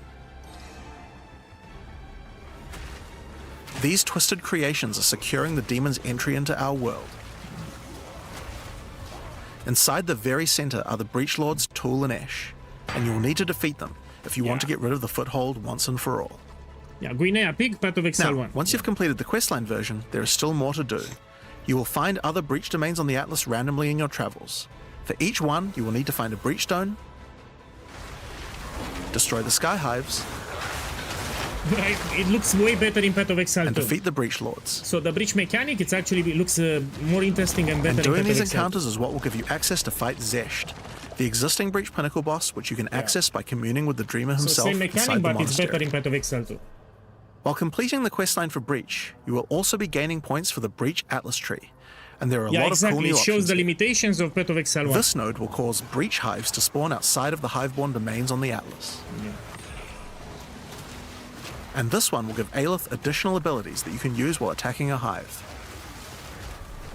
Like this one, which causes all Hiveborn in the next wave to be magic, drastically increasing their difficulty in exchange for way more items. There are also nodes that allow you to control your rewards, like this one, which adds a set of new lineage supports to the Marshal of Zesht. Or this one, which lets you control which womb gifts you will get. There's also some nodes that affect the Genesis tree, like this one, which will cause Zesht to drop his head, which when returned to the Genesis tree will grow a grasping orchid on the side of it. You'll have to experiment to find out what this thing is good for. Putting rings on Check its this fingers crap. seems to make it happy. Oh. So that's a rundown of what you can expect from the new Breach questline. There's a new stabilization I mechanic think you for get a breaches, body armor. You put 60 breach rings and you get a hive body armor. encounters, Just like in Path of Exile 1 with Vendor Recipe. and Hiveborn incursions on the Atlas. But you also have a huge new crafting system and new bosses as well. Alright, so let's talk about the Rite of the Nameless storyline next. Ritual. When you first complete a ritual in the endgame, Aoife, a lost spirit, will appear. She appears to need your help, but isn't able to communicate more than a few words, beckoning you to come to the Wildwood. Like the other leagues, Ritual now has a place on the Atlas to call home. The Wildwood could be found to the west. When you first arrive there, Aoife's spirit will guide you in, where you will discover that inside the Wildwood, spirits can take physical form.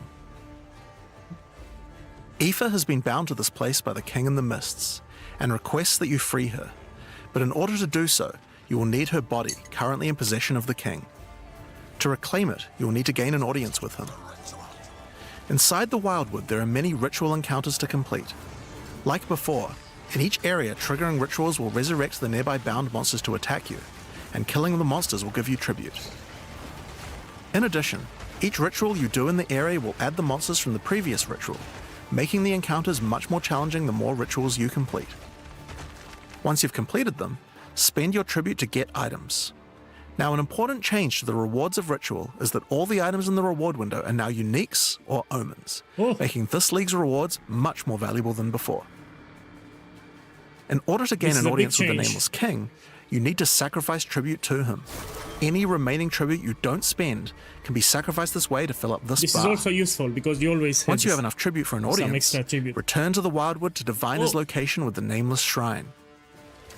His location will be revealed deeper in the Wildwood. So if you want and you will reds, need you to do make your way breach. to him, If you want uniques, you do ritual. kill him, and get Aoife's body. Using her body, you can attempt to release her spirit, but this is when you learn about the true threat of the League. The Wildwood is built on top of an ancient prison. The King in the Mists didn't gain his power out of nowhere. They He was added some, granted it by an ancient being of interesting darkness storylines, known as the Bodar, which is good for and the our- Nameless King's use of this power has been causing the prison to weaken. In So, order to prevent the Bodar a from game with a entering good the world, storyline, it's a good champion game. will need to enter its prison and beat him back, but those with a name are unable to survive there. In order to do so, you will need to transfer your name to another with a new mechanic in the Ritual League, the Rite of the Nameless. The rite will begin in a nearby forest. At first, it appears to be a regular ritual encounter, but that will soon change. The final ritual of the area will include the map boss. And defeating him will give you a Then piece fuck of the the gorilla. effigy onto which This you is will the gorilla transfer your boss. name. Fuck the gorilla boss. Can one shot you very easy. Fuck the gorilla. But the ritual is still not complete. Once the map boss is defeated, the Atlas will open, and you will need to pick another adjacent map to continue the ritual. During the rite, each adjacent map will have different rewards to tempt you. So for example, if you go in this direction, you gain significantly more tribute. But if you go in this direction, the uniques in the reward window will turn into currency instead. You can also sometimes get offered specific items that will be added as rewards. So in this case, you'll have to choose if you want to get 5 Chaos Orbs or a Mage Blood. A difficult decision, I'm sure. Mage Blood! Now, as this is means one that they added continuous Mage Blood ritual, to Path of Exile the 2. encounters in the next map won't start My from boy, they scratch. added Mage Blood to Path They of Exile contain 2. all the monsters that were gathered from the rituals of the previous map as well, making them harder and harder. And that includes the map was boss a low-key too. spoiler You that will they need to added defeat Mage Blood. both map bosses in the final encounter for your next effigy piece. And it still doesn't end there. Pick another map, another reward, and add another map boss to It continue releases with until the ritual of talismans. the Nameless is Your complete. charms will use your It will charms. take yeah? 5 maps in all, and will be an incredible challenge. So your charms will always be active. But once complete, you can return to the Wildwood to perform the final rite. Transfer your name to the effigy, adorn the crown of the Nameless King, and enter the prison. Now, of course, once the Pinnacle boss is complete, the League doesn't end there. As you do rituals on the Atlas, you can continue to give tribute to the King in the Mists for another audience.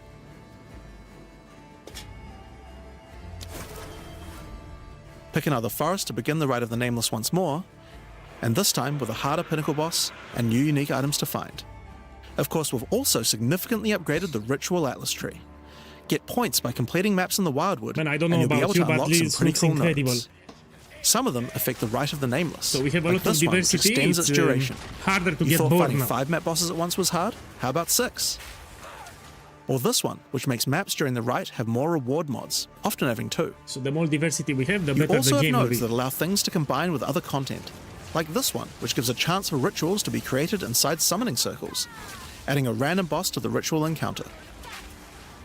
There is even a node which adds a new type of possible ritual, the Audience with the Queen, which causes the Bride of the King to sometimes appear. Whoa. Okay, so that's ritual. But let's have a look at what this means for in-game content as a whole for Path of Exile 2. When you include the expedition changes made by the League, we have a total of 5 new in-game storylines, each of which has a hub, crafting systems, areas to explore, NPCs, and a pinnacle boss as a capstone. Not to mention the Masters of the Atlas storyline as well. But more importantly, you now have immediate quests as soon as you arrive at the endgame, and goals with obvious progressions that you can see how to finish. Each in-game questline has a progress bar that you can pop out from the side of the Atlas screen at any time. Yeah, this that league shows will you see how a far lot of through player you are, retention. and buttons that will take you to the hubs for them. Yeah, we'll see. Overall, it's just a way better in-game experience with a significant number of fun objectives to complete. But just in case you didn't have enough goals, we did have one other thing that you might want to complete this league. These are called challenge leagues after all. Where are all the challenges? My boys, they are the challenges. Well, players of Path of Exile 1 will be used to the fact that each league comes with a series of challenges that you can complete Man, in order this to is prove that you incredible. are indeed the best. We haven't done these yet in Path of Exile 2, but it's time to change that. If you're able to complete them, you'll earn pieces of the Knight of Alder armor set. Opening the challenge screen will show you a series of 8 challenges. After completing each one, anyone in chat or in the forums will be able to see your prowess. In addition, you'll get a statue to put in your hideout showing anyone you trade with how many challenges you've You completed. know, I need to unlock all of them. You'll earn the first piece of the armor set after doing 2 challenges, and the full armor set after completing all 8. So that covers all the content you'll encounter in Return of the Ancients. But what about some new tools to fight against these new pinnacles with? Well, we also have some new Ascendancy classes as well, but to introduce them, I'll hand you guys back to Mark. As Jonathan said, we have 2 new classes to show you today, the Spirit Walker and the Martial Artist. Let's start with the Huntress's new class, the Spirit Walker. The Spirit Walker has developed an affinity with the Asmerian animal spirits. She is able to infuse the power of multiple spirits at her choosing. On the bottom part of the class you will find paths for each wisp you would like to commune with, be they primal, vivid, or wild. Each one can give you different abilities that align with the stag, owl, or bear. Each ability gives you a method to become possessed by wisps of that type, and a new ability when you spend them. The stag allows you to summon stampedes when you attack. The owl grants boons in the form of their feathers, which adds extra projectiles and This is, enhances the busted. projectile speed of your next skill. So extra projectiles is And broken. the bear simply summons a giant bear companion to your side. The owl The is bear actually will quite maul, powerful. slam, leap, and do intimidating So roars to extra debuff your projectiles, it's a lot enemies. of DPS increase. So owl is the Now best. you can specialize more into each of these wisps, but if you want to combine all 3 of them, then a new hidden power will be unlocked, the power of the Sacred Wisps. This node is free and enhances the quality of all 3 of your spirit animals. Your bear will take some of the damage you take and grant you life regeneration. Your stags will become more aggressive, leaping towards enemies, and your owl-empowered skills will leave a trail of soaring ground behind them. But that's not all. The Spirit Walker has other powers beyond wisps, such as Idolatry, which can give you large bonuses for using idol socketables in your equipment. This is quite powerful, man. It's a good ascendancy. And this one, which is my absolute favorite. The Spirit Walker, having attuned herself with nature, can Unique gain the beasts. ability to tame beast bosses, opening up a whole suite of very cool options for your build. You know, you Maybe can tame the gorilla. tame the mighty Silverfist in the jungle depths. This is actually funny. Or maybe a three-headed chimeral beast in the chimeral wetlands. Or then there's a giant frozen owl beast, No, I Rakar, think the just for the frozen fun, talon. you tame the gorilla. There's so many choices. You're going to have to experiment a bunch with this one, and I'm very excited to see what bosses you all choose to So have this is a as good your trusted ascendancy, boss yeah? companion. It can also make you tanky. Next up, we have the Monk's new ascendancy it. class, the Martial Artist. After decades of training, if the he has additional mastered projectiles 3 work of with the 7 grenades, we can hollow make it. techniques. So I don't know if it works with the grenades. Channeling so if it hollow shoots more form grenades, I don't know if it technique works. allows the martial artist to create illusions of himself, which then use a skill of your choosing. Perfect for turning skills with less area of effect into ones that can obliterate packs with ease. Should you find yourself overly vulnerable while channeling, you might want to take Way of the Mountain, which causes you to be covered in stone when you immobilize enemies, mitigating large amounts of damage. This can even enhance your attacks too. By hardening your weapon in stone, you can deal even more damage. After taking Hollow Focus technique, you can manifest your spiritual energy into objects. In this case, bells, which will appear around the martial artist and can be shattered by any of his attacks. Too slow. Even ones from the Hollow Form technique earlier. This is too slow for mapping. Hollow Resonance technique furthers that by adding a manifested bell to your back, which rings each time you deal a critical strike, damaging all enemies around you. This is powerful. Through all the martial You artist's scale thorough crit. training, he has mastered the flow of internal spiritual energy too, and has engraved runic tattoos around his meridians. By doing this, he can gain the benefit of extra runes. Just open your inventory and add the runes. Oh, this is There actually one quite that useful. counts as a helmet, This is 2 big. as a body armor, This 1 is very as useful. gloves, and 1 as boots. Yeah, this is very powerful. Finally, your hands, the ultimate expression of a master of the martial arts. Taking Way of the Stone Fist will cause your gloves to become a new base type Man, when stop equipped. farting, you're lagging my Each stream. modifier on the original pair of gloves don't has an fart. equivalent, more powerful, and more impactful modifier. It's lagging my stream when you For fart. example, these gloves add some physical damage, cold damage, lightning damage, some resistances, and life gain on hit. Now, when I equip these, they become literal fists of stone, and not only grant me a bunch more evasion and energy shield, they now also grant a lot more damage, some maximum resistances, and a significantly higher amount of life gained on hitting enemies. My boy, I like With the first all the different ascendancy. It's rune way combinations better. you could do, Yeah, I don't like this and one. the different modifiers and gloves, there's a So the ton one of with different as many build spirits, options, it's and we're superior looking than forward this to one. seeing what you can come up with. I like it more than the first one. Now, with so many new bosses in Return of the Ancients, of course we want to have a huge number of unique rewards. Yeah, let's see. There are some pretty cool things in here, so we wanted to show you a few of them. Twisted Empyrean is a two-handed mace made from the purest of Verisium, combined with the beast's corruption. It converts Mage Blood, of all of your course. mace's skills fire damage to cold, and we're gonna see visually Mage does Blood. so too, turning your volcanic fissures into glacial ones. This mace also comes with its own built-in skill, Starborn Onslaught. This we can use Using actually. Glory, you can leap backwards, throwing your mace at the ground, creating Verisium fissures, before calling behind it a storm of cold metallic bolts from the stratosphere. So Shockwave Totem has synergy with this one, yeah? Next, we have Eventide Petals, an amulet that not only grants runic ward, but also comes with its own reservation skill, Midnight Zenith. This skill causes your critical hits to grant Arctic petals that hover around you. Once you have acquired enough of these petals, they will be consumed, creating a floral ice crystal near an enemy. Then, destroy that crystal to do devastating cold damage to everything around it. Too much combo. I don't like it. The Raven's Flock is a staff perfect for minion characters. Not only does it grant spirit reservation efficiency and minion damage, it also allows your minions to inflict grueling madness on hit. slowing enemies and making all other slows on them more powerful for maximum crowd control. That's not where this item shines though. It grants a skill called Spiraling Conspiracy. This skill causes a flock of ravens to circle you, dealing damage over time to anything near them. Killing enemies, or just by standing near unique enemies, causes the flock to grow, getting larger and larger. It's too slow, For you man. PoE 1 players, you can think of this just like a raven righteous fire.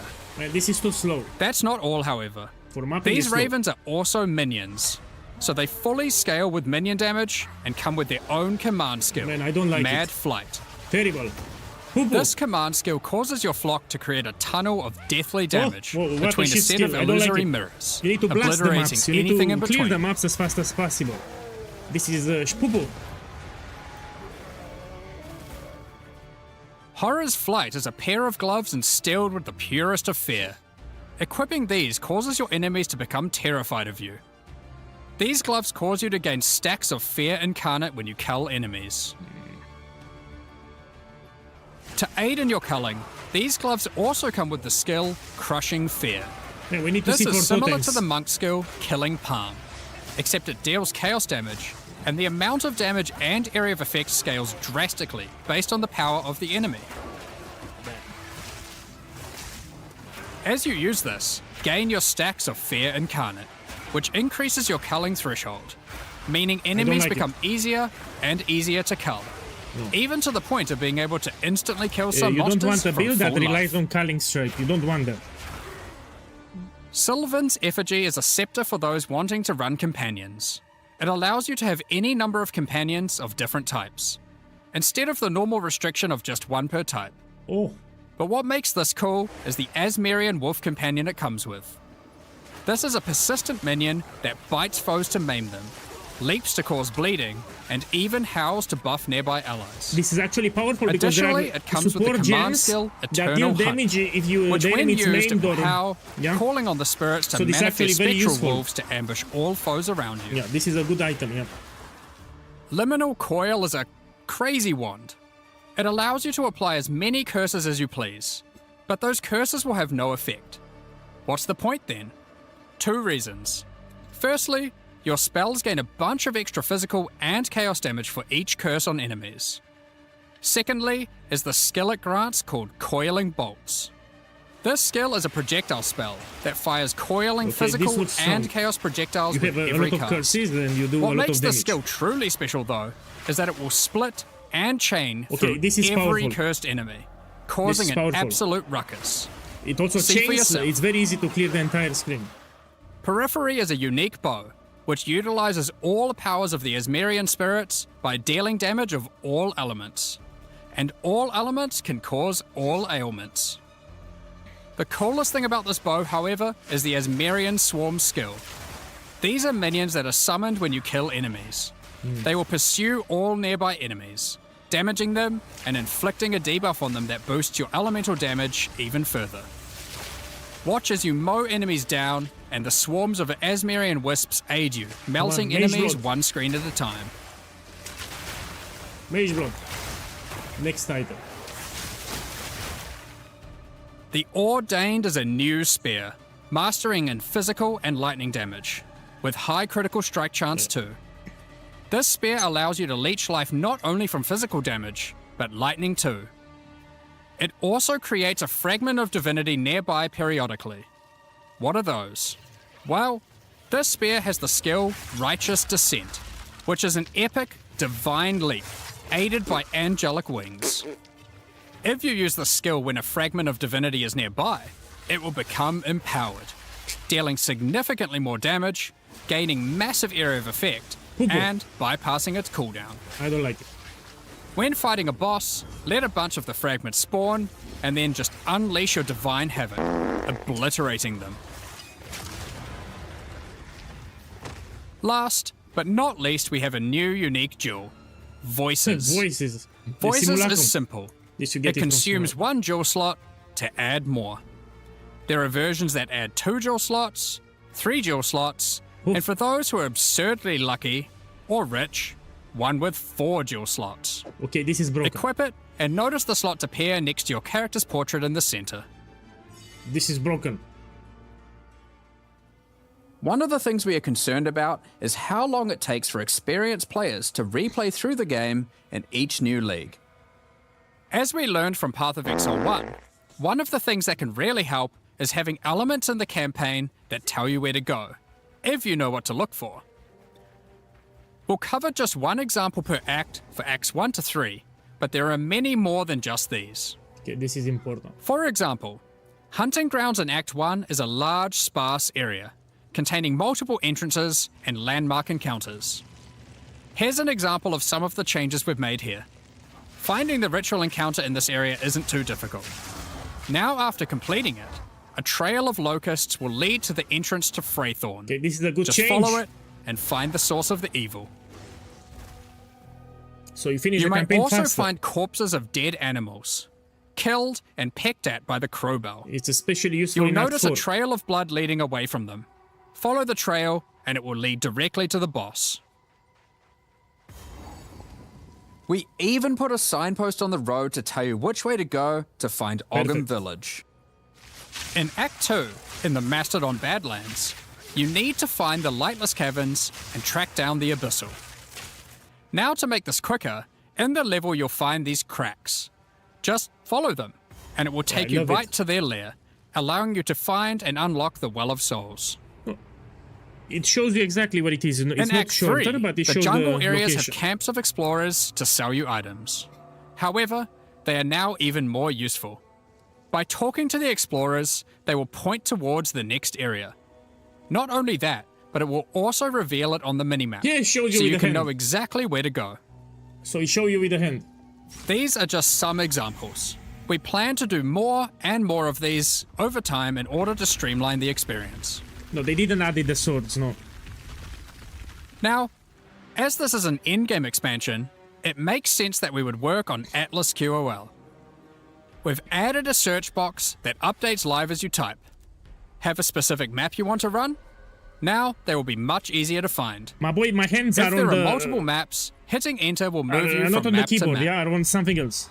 Now, making a character build in Path of Exile 2 can be pretty complex. And instead of designing a build yourself, many players enjoy following online build I'm not guides. playing now. We have a pretty awesome community that has built many tools over the years for designing builds. But we wanted to improve the experience of following them. So, we are introducing a new build guide system directly into the game client. Here's how it works.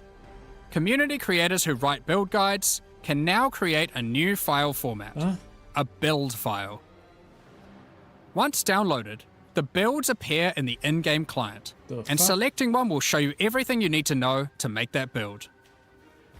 So Actually, you can this see is very all useful. the passives you need to allocate, No, you don't need the community for ascendancy program points you anymore. need You to can take, just import it directly into the skill game. gems you need to equip, and recommendations So for this all was the the dream support for gems Path you of need to Exile use 1, as to well. have the POB inside the game integrated. For items, the build designer can specify which uniques Probably to use will in be each slot, added to Path of Exile 1 or too. if needed, just add some notes to the item slot to say what kind of item you need. Oh, this is a big change. In fact, build creators can add notes to just about any of these areas, allowing them I to love it. explain different trade-offs in context, or just give more info about how these things should be used.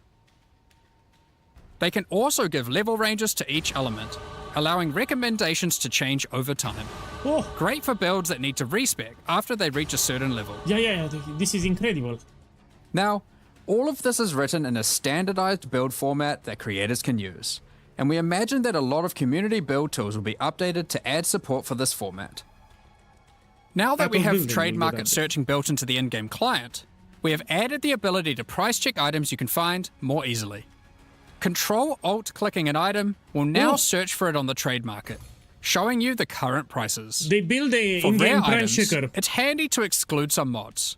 So we added the ability to enable and disable each This mod is good for so you can console see what players. effect each one has on the price. So if you're playing on console, you didn't have the program.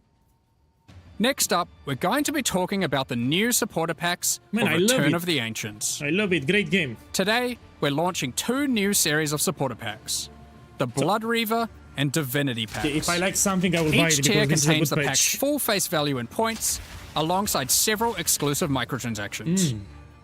As always, the The microtransactions in these packs are purely cosmetic let me tell you and which do are not the affect best. your character's power or progression in any way. The Blood Reaver series of supporter packs contains 6 exclusive microtransactions. Let blood fuel your bloodshed. The Exsanguinator weapon effect draws the blood of enemies you've slain and funnels it into your weapons. Turn the appearance of your endurance, frenzy, and power charges into orbiting globules of blood And I with the don't like Blood Reaver charges. While your charges are active, these blood orbs will grow in size when you absorb more blood from nearby So enemies. if I see a good MTX, I will There tell are you. options to have pure blood charges, or charges that still display which kind of charge they are at their core. A taste for blood doesn't negate a taste for style. The Elite Blood Reaver armor features crimson leathers and golden accents to set yourself apart from uncivilized leeches. It also features a back attachment, fashioned out of the wing of a colossal bat. And this looks like shit. Horrible. Alongside every Blood Reaver is their trusted gargoyle pet. In Very true good. gargoyle fashion, they take the form of a stone statue when you are idle, leaping into action when you're on the move again. It's ugly, man. I don't like it. What good is immortality if you don't have a vast mansion to come home to at the end of the day? The Eternal Blood Reaver supporter pack contains the Blood Reaver Manor Hideout. This exquisite 2-story estate features an organ, a grand dining table, and cages for your visitors. You can alter the walls to create as many or few Man, I don't rooms like as it. you like. So this supporter pack, it's... I don't like it personally. Last but not least, the Servant of the Manor, eternally bound to the Order of the Blood Reavers. This henchman will manage your store, so you can spend more time spilling blood. That. We won't disappoint you. But I mean, this is actually quite cool. This is the only thing cool from this armor set. The Divinity Pack series also contains set, sorry. 6 exclusive microtransactions. Call on Divinity to aid you in eluding enemy hits with the Divinity Dodge Roll effect. As you sprint, actual Divine Lightning wings will form out of your back, leaving a trail of radiance as you engage or escape from combat. I don't like it. For situations that are too dicey, call on the gods above I mean, to the send portal down effect the for Storm the of first Divinity tier, portal it's quite big. to create a safe passage for you to Okay, retreat through. this is not bad. The portal. Adorn yourself with the Knight of Divinity armor set, a highly revered attire only bestowed to those deemed worthy for the divine cause. Equipping the Divine Surge character effect empowers you with a storm of divine energy. Using skills causes the storm to burst from your character, spilling raw divinity into the area around you. The Arbiter of Divinity wings are the final piece remaining to emphasize the force divinity has over this realm. This ancient precursor machine was found locked away in a highly guarded vault. Its original purpose is unclear, but it has been altered to fuel your maps using the pure, everlasting divinity within the statue. The pillars surrounding represent how many portals you have left for your map. This map device also tracks your progress as you complete the new Origins of Divinity storyline, added this expansion. Nah, I don't like it. Additionally, all microtransactions from the supporter packs will be made available for use in Path of Exile 1. On release weekend, we will also be releasing the Return of the Ancients mystery box, which will contain 2 armor sets, a set of map devices for your in-game adventures, a new tracking scroll that records the amount of currency you've gained from the currency exchange This is very or useful, your yeah? shop, The tracking scroll and is. much more, like a set of finisher effects and affinity stashes. That's not all, however. The Fragment Stash tab is finally coming to Path of Exile 2, and with it comes some tabception. This is Inside this must-have. one tab, Yeah, there's a must-have. tab for your various boss key fragments. Remember, There's you already also have a it from tab Path of for Exile all 1. your precursor You don't need to buy tablets, it. with each So type the of fragment tablet tab, you already getting have it 6 from Path tabs of of Exile 1. You storage. don't need to buy it anymore. Finally, there's a tab for your Djinn barriers and inscribed ultimatums, even better. both of which get their own 6 tabs. That's a lot of tabs. So that's everything in 050. So you don't This need is to by buy them. far You the already biggest have them update from we've Path of ever Exile made 1. to PoE 1 or 2. New in-game storylines, pinnacle bosses, Man, they didn't talk about Mage Blood. crafting systems, items, So we do have Mage Blood. They reveal it, Sentency but classes, and so much more. yeah. Now, because this update contains so much in-game content, we're doing significantly more testing than usual. For that to happen, we're taking a little longer than usual between the announcement and the release. 050 will be released in 3 weeks on May the 29th, with the patch notes being released on the Friday before that, on May 21st. I mean, But there's just one more thing to talk about. Now that the endgame is up to scratch, we have to start talking about our plan for 1.0 release. The feedback we've had during early access has been critical for making all the improvements that we'll be making to the game. At the same time, we had to create enough in-game content to make an ARPG that can call itself a successor so after to Path of ExileCon, it will be Exile 1. released for patch 0.1. Well, with 050, we now believe we have reached that point. And so this is going to be the last full-size league during early access. Oi. That's right. The next big update is going to be 1.0. Now, normally we would do our next big content release in August, but in the run-up to full release, our plans take a little longer on this one. As big as 050 is, 1.0 is even bigger. So we'll be launching 1.0 this year sometime after ExileCon. But that doesn't mean we won't be doing so updates in a couple the of meantime. months, we have the In this full final release. phase, we have a lot of things to polish throughout the game and balance to improve. Probably December, yes. I'm sure there'll also be feedback about the new endgame that we need to incorporate. 100% December. The It's a difference good is that the period. focus is not going to be on adding more content like the previous updates. It's going to be on improving what we already have. But we still want to encourage people to try out all the balance changes and improvements that we're making. So we're going to be running a few event leagues during this phase alongside each update. Think December. remixes of existing mechanics or features. And speaking of ExileCon, don't forget to pencil it in on the weekend of November the 7th in New Zealand. ExileCon is a gathering of our players, and a chance for us to showcase everything we'll be working on for both Path of Exile 1 and 2. And this one will be particularly important for us, since we finally get to unveil some of the coolest content that we've been working on for a while now with Act 5 and 6. Tickets for the in-person event are currently sold out, but don't worry, all the announcements and talks are going to be streamed online for all of you to watch. Now, I'm personally so excited for this. This is the year that PoE 2 comes out. The campaign is finally finished. It's been 8 years to get here, but we're Boy, I finally was near not the finish expecting line. the release And with this that, year, man. it's time to move on to our live Q&A. Incredible. Oh, Q&A with Ziggy D, we close it. Oh, this is the most boring thing that you'll ever see. No, personal preference. For me, the interview is boring. If you want to see it, you can see it. Let's jump into the game and let's talk what we see. So if you like the Ziggy D interview, you should watch it. For me, it's boring. Oh, has no sound. It's so boring that they mute him, you know? They close the sound on him. No, we cannot hear anything. So they mute him. to sit down for a nice long Q&A once again today. We just had a teaser for Return of the Ancients expansion and its complete overhaul to just every single thing in the endgame, complete endgame overhaul. The Runes of Aldor League with a frankly somewhat confusing amount of crafting and systems and things in it. It kind of keeps going. Yeah, I'm gonna mute this crap, and now we go back to the game, and we're gonna talk a little. Let me switch back to the game, and let's have a discussion now. So here is the game. I'm gonna tell you that Trial of Sekima will be even more profitable now. A lot of people will focus on the new content that they added on the Atlas. So majority of the people will stay in the endgame here experimenting with everything. Plus they added the timeless jewels and the regular jewels will be much more valuable in the next league with the new currency that we have. So I'm going to tell you that farming Trial of Sekima will be even more profitable in the next league. People will need Ascendancy carry service. That's your main money maker. Yeah. So before you kill the boss on floor 4, you invite people for the Ascendancy service and they are paying big money, like 2 divines up to 5 divines, even on day 10. So yeah, probably in my opinion, Trial of Sekima is the best farm that you can do. So if you want to get really fast in a very short period of time, you should learn Trial of Sekima. So I'm really serious. It will be ultra profitable. Probably I will get my first mirror in like 2 weeks. What build do you for League Start? Let me show it. Let's switch back to the browser, yeah? So let's talk about my League Starter. Give me a second. Okay, we go back to ZiggyD. Here is my build. So you have a build guide already. You can put exclamation mark build. And here is the League Start progression. Starting tomorrow, I will show it on stream how to finish the campaign. Yeah? So I will show you how to progress my build in the campaign. My build, it's incredibly cheap. It can do waste on 15, 16 under 1 divine. It's very easy to play too. So tomorrow I'll do a stream. I will level a warrior from level 1 until we reach the end game. And you will see the progression. Remember, you have support channels on my Discord too if you want to make this build. Give me a second.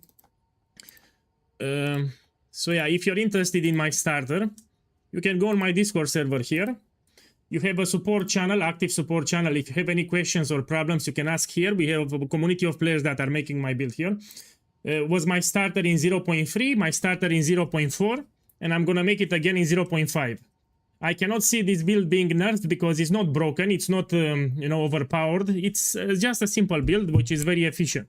Yeah, it's a good starter. Anyway, it was nerfed in patch 0.4. It's still fine, but it will not get nerfed again. It's my prediction. Yeah, so we can start tomorrow making some league start practice runs. Okay. Let me see, I'm showing it. Yeah, you have it here. I also shown how to craft the items. You have a video. You also have it in the build guide. Let me check the Path of Exile YouTube channel.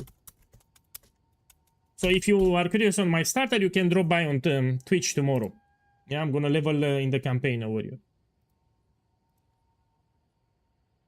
Yeah, give me a second. My boys, give me a second here. I want to show you something. Ooh. I'm telling you, it's a good starter. It was well tested.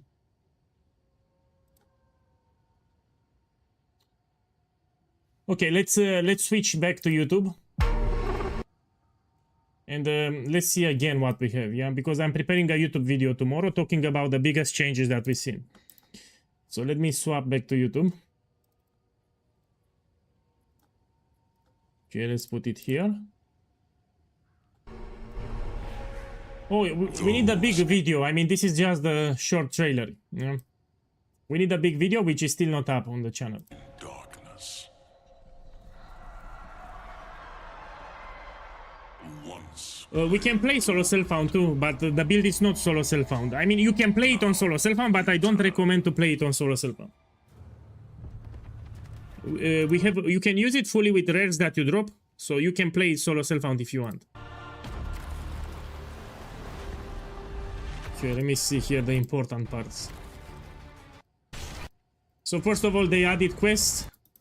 So you start in the middle of the atlas, and depending on the if you go east, north, south, or west, you have different content. For example, Abyss is to the east. So this is an interesting change. You want to do ritual, you go to the west. So the direction when you originally start the atlas is very important. Let me see. 30 new endgame. These are maps, no? Mostly a lot of new maps. The old Arbiter of Ash got removed. Now we have a new Arbiter of Ash. Yeah. And they reworked here a Ritual Expedition and Breach. Yeah, after the stream I will make a list and prepare the video for tomorrow. Okay, let's see something big. Oh, and Delirium also. They reworked Delirium too. By the way, they had...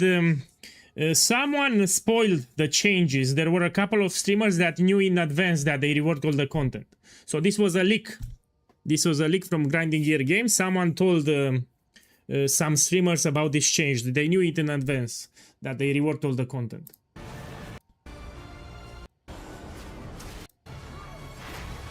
The new skills, we still need to see the others. I didn't see any new skill gem for Totem, for example. Like here, it's an interesting one with the ocean part. Now let's talk a little about the Atlas.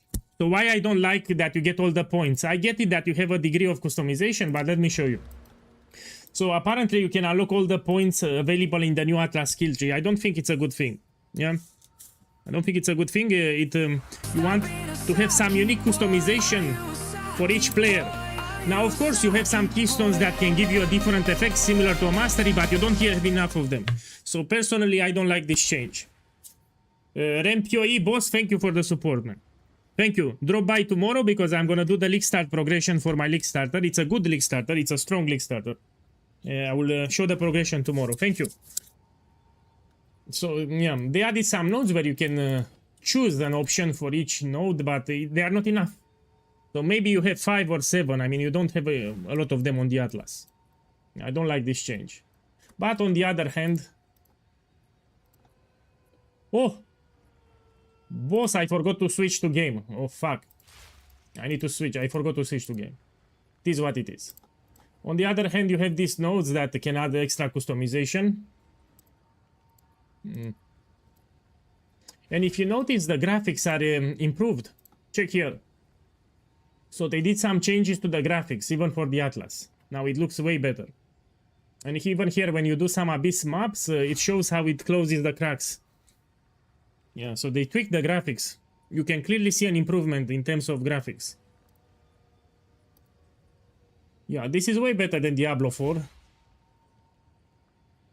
And people that complain about crafting, now you have even more customization. I was not expecting the fully reveal to happen in 2026. They said after ExileCon, so this will be in December. And this is the Ascendancy that will see the most play. So Spirit Walker, it's very flexible, can be used in a lot of builds. I highly believe this will be meta. So people like to experiment with new builds, and they can play with the Spirit Walker. It's a very flexible Ascendancy. Yeah, this will see a lot of play. The other Ascendancy is Pupu. This is Pupu. We'll see little play. The Spirit Walker will see a lot of play. This one will not see that much play. 40 new uniques, including Mageblood, because they spoiled it. Mageblood will work with your charms. So your charms will always be active. So here you have charms on your character, yeah? And the effect from the charm will always be active. This, I think this includes... I mean, depends. It can be magic utility charms, not unique charms. Yeah. I mean, I don't think it's enough. Probably if it adds one more charm slot, so you have 4 charms, then it will be good. But if you have 3 charm slots, I still think a rare belt is superior. No. If it's for charms, it will not be as powerful as the one from Path of Exile 1, you're right. So it's a weaker variant. If Mageblood will affect the charms, will be weaker than Mageblood from Path of Exile 1, yeah. No, potions, no shot. It will be for the charms. Yeah. So it's a weaker effect. Unless it's for unique charms too, then it will be powerful. Look, Tutio, it's in my hideout. He has Temporalis.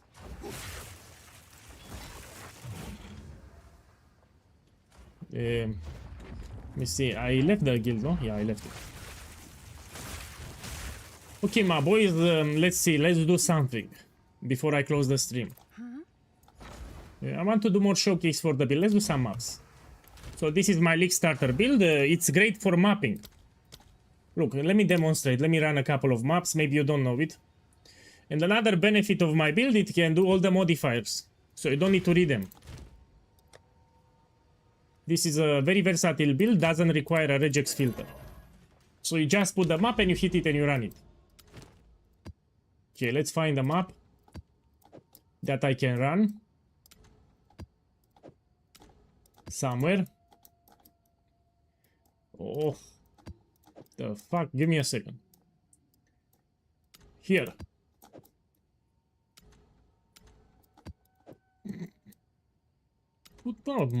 Here, finally, we do this one. My boy Love, now I can do more streaming. So just not having to worry about the guild, now I can stream 1 hour, 2 hours more.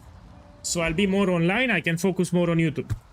So this means that I can make more videos on YouTube and I can stream longer. So it's actually a benefit for me. It helps me to stream longer and to make more videos. Yes, after this map, Tutio. After I'm done with this map, please take me to temple. Let me finish this map, I need to do some showcase for the build.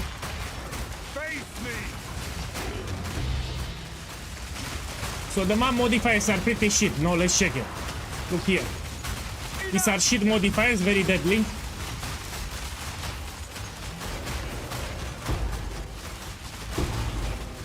So it reduces my life regeneration. I have a lot of crit. I can do it without problems. You don't need to target, you just move and you will drop totems every half a second.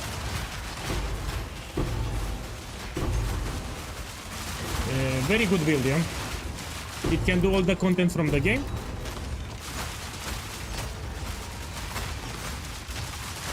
On League Start, it can do Waste on 16 under 1 Divine.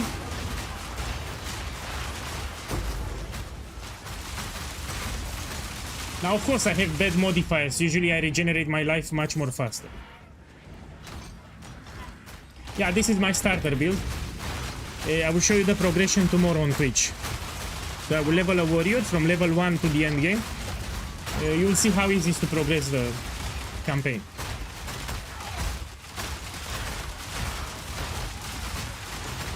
My boy, I'll focus on expedition.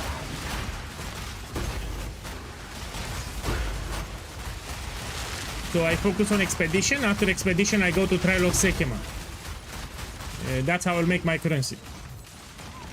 So after I'm done with the Atlas, we go fully into expedition, get my initial currency, and then we go to Trial of Sekema. For big money, I will also craft it. Oh, I don't know if you followed me before, but I make a lot of profit with crafting.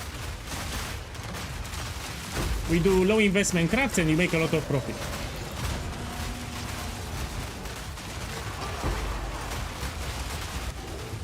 You don't need to invest too much money into crafting. You can make profit with low investment. I think a lot of people will go with Breach. So people that follow Fabgun, for example, will go into Breach. I can already see it. Yeah, I have a second build. I have a Shaman build, which is way stronger. But you can stay with this one. We can still do all the content. So transitioning to my Shaman build, it's optional. The Shaman build is stronger than this one. But this is already strong. So that build is optional.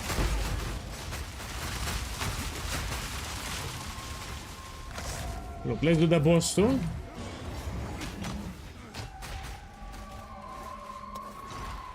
I also have all the boss difficulty nodes. So I have shit modifiers here. See, no problem.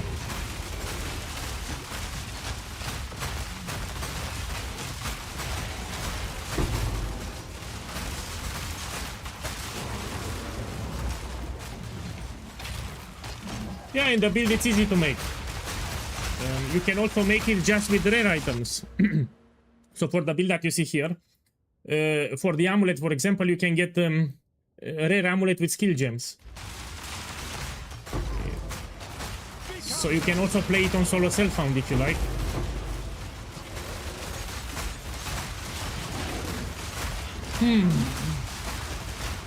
Check how easy I'm doing that this year. And I'm not targeting anything, I'm just moving around. I have low life recovery and I still am fine. Look, 66% less life recovery.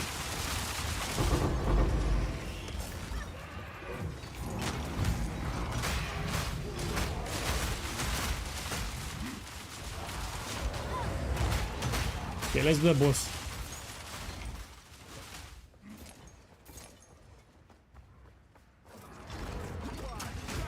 Oh! You're right about voices. Voices, even with 2 passives, are very strong. So if you use one voices jewel, it will give you 2 jewel sockets. I think you're limited to 1. I didn't pay that attention. So you put 1 voices here, for example. Even with 2 passives, you still get power. So instead of 1 jewel, you put 2. So yeah, the voices, it's will be a chase item for all the builds. I think it drops from Simulacrum. I'm not sure. Yeah, one of the most powerful item is the voices jewel. So all the builds from the game will want the voices so they can add extra jewels. So I can already see it being very expensive. Will be a chase item, everyone will need the voices. I think you can only use 1. A challenger. Oh, fuck this boss. My boy, fuck this boss. Fuck this boss.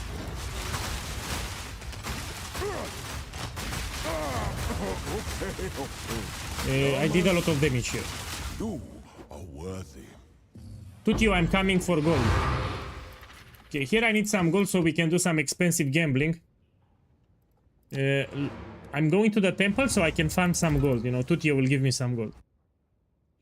You know, I have a lot of mirrors. I need to do an expensive gamble. So I will buy some Temporalis and we try to double corrupt. Temporalis is 3 mirrors. I really want to do this gamble. Okay, Tutio. Open it. I need some gold here. You know, like 2 million gold minimum. Boss, are you there? I think he went to the toilet. Okay, he's here.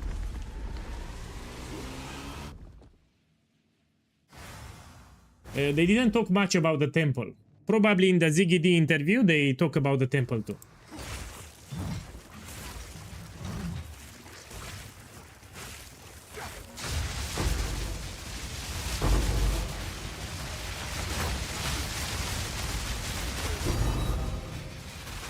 Fuck, my boy, let me fix my loot filter. 1 second. I need to fix my loot filter.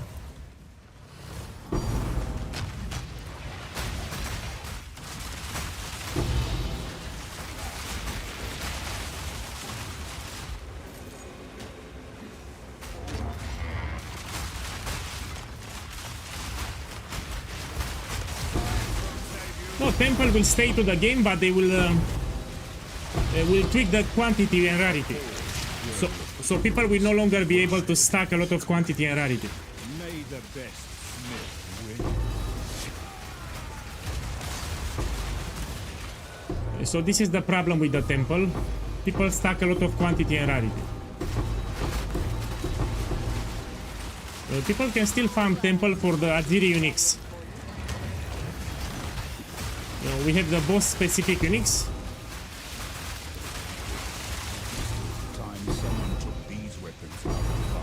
Yeah, it will go core 100%. Check here how many divines. I mean, it's too broken. Temple as it is, it's too broken.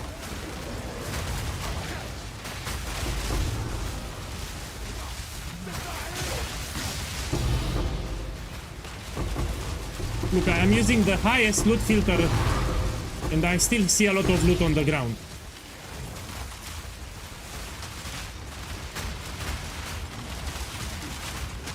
Okay, let me check my gold. 1 second.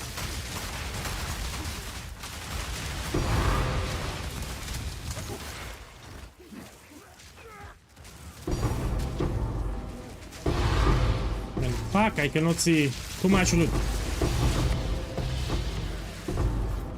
No, too much loot.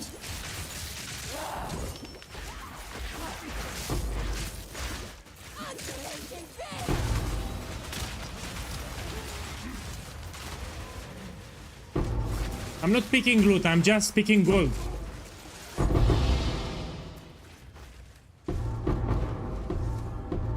So here I'm picking gold, yeah?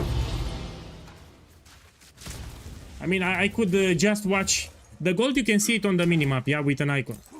So you can disable the loot drops like this and you just focus on the gold.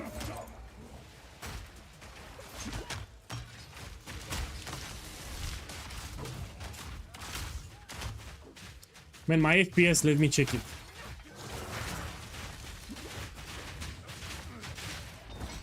Pretty low.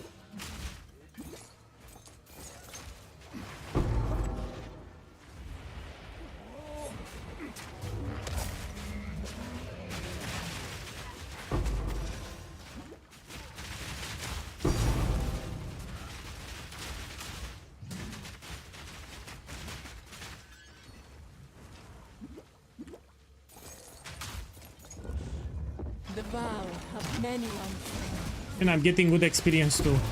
So the temple was broken. You get a lot of gold, you get a lot of loot, you get a lot of experience. So it's very easy to reach 100 just farming the temple, yeah? Look, Tutio died. Probably I'll die too.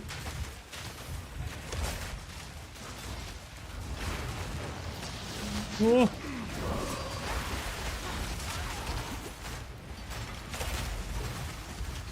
I will give me a second. I will resurrect you.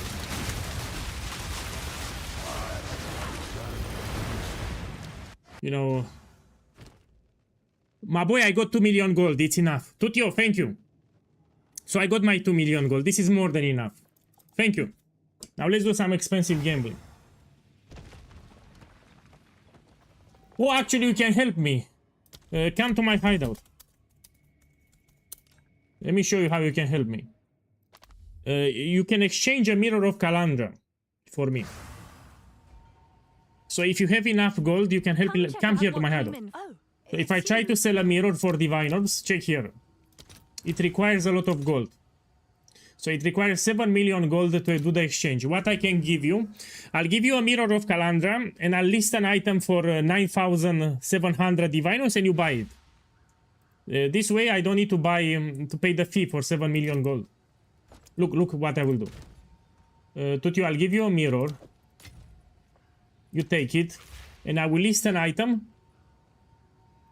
I have why you have a million? He doesn't have a lot of gold. Anyone from Twitch that will not steal my mirror, of course. Maybe it's a bad idea. So I don't think I want to trust a random guy from Twitch. Maybe he will steal my mirror. Oh, we have a problem. So I knew Tutio. Tutio is from the guild. Okay, we can do some vertex then, but I need to buy more diviners. You said 1 million. 1 million is not enough.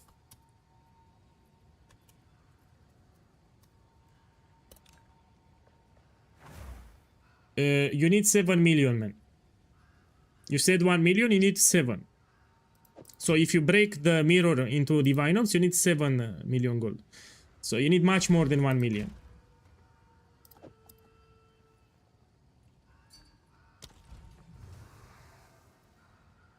So you have it, then take the mirror. Look, I'll give you the mirror. Take it. You're a Saki boy. And now I will list an item here, and you will buy it. You've got some goods in. Yeah, I will list this item, and I list, and let's put like this, and you buy it. Is that a good price? And that's how I get my diviners. I have no idea. So I give you the mirror. Now you buy this item. It's on shop number 1, and it gives me the diviners. Yeah, I'm not gonna pay 7 million gold for. So now you buy this jewel here, and that's how I get my diviners. You know, without paying 7 million gold. Let me check the shop for the fragment tab. Maybe they added it. Okay, where are my stash tabs? And I'm looking for the fragment. No, it's not added yet to the game, yeah? Fragment tab, it's a big addition for the game. It's very useful. So I need to exchange them. Yes. You do that with your gold. No, they didn't add the fragment tab yet.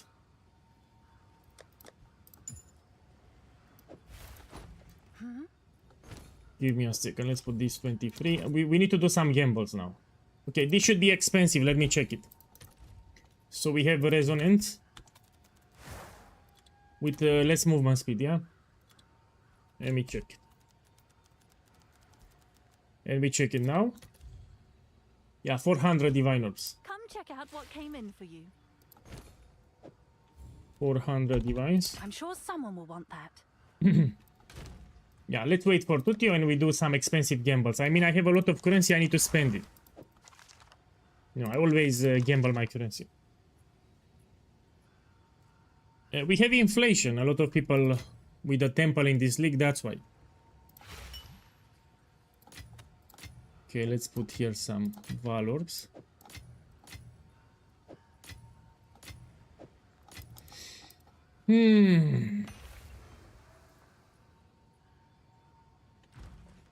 Okay, let's wait for Tutio. Here is the stash tab, yeah?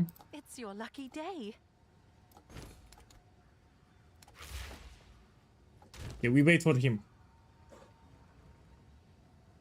Man, I talked already. I'm also preparing a video tomorrow.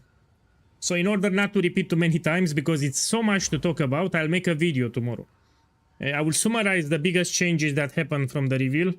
Else I need to repeat like every 10 minutes. I'll go crazy. So we have a lot of content added to the game. It's hard for me to repeat.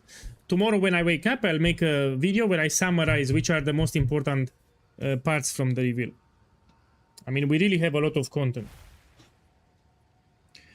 What's important to understand, they don't care about Path of Exile 1. Yeah? They just borrow... They use Path of Exile 1 as a testing ground for Path of Exile 2. We've seen this before. even with the breach. So they were low-key testing features for Path of Exile 2 when they reworked the breach mechanic in Path of Exile 1, which nobody was expecting, was out of nowhere. They did it for Path of Exile 2. So they tested the breach mechanic in Path of Exile 1 to see the waters, if if there are problems, if people are happy, etc. And now after they tested in Path of Exile 1, they publish it in Path of Exile 2. So this shows to me that they really don't care about Path of Exile 1. They don't care about it. They are focused on Path of Exile 2. Thank you. Look, he bought the jewel. Let me move my Divinox and then we gamble. If the icon is with red, you need to... all your items are no longer appearing on the trade website. So make sure if you see red here, you need to take everything out. Because you will not be longer be able to do trades. So red icon is terrible. You need to take the currency out. The moment you see red, you take it out. Because you can no longer sell items. What's new? You've received a I think a lot of Path of Exile 2 haters will come now to Path of Exile 2. Can I help? They were complaining about the end game, the lack of diversity. And now we have a lot of diversity. They will even add more. Have an order? Tutio, thank you again. Hail. What, man? No, I don't want the jewel. The jewel is poo-poo. Keep it. All the best. That's a terrible jewel. Keep it. Yes. So that jewel is terrible. It's like 5 divines maximum. You've received a shipment. There is a feature now in Path of Exile 1 that will open the stash tab from the currency exchange. It's very useful. I hope they add it to Path of Exile 2. And remember, we have those big things. You can import the POB directly into the game. That's revolutionary. So we have been asking that feature for years in Path of Exile 1. Now you can just import the POB while you're in game. That's incredible. Also, we have a price checker. So now you can, if you're playing on a console, you have a price checker. That's another huge update for the game. Probably will get implemented to Path of Exile 1 too. So console players were struggling to price check items.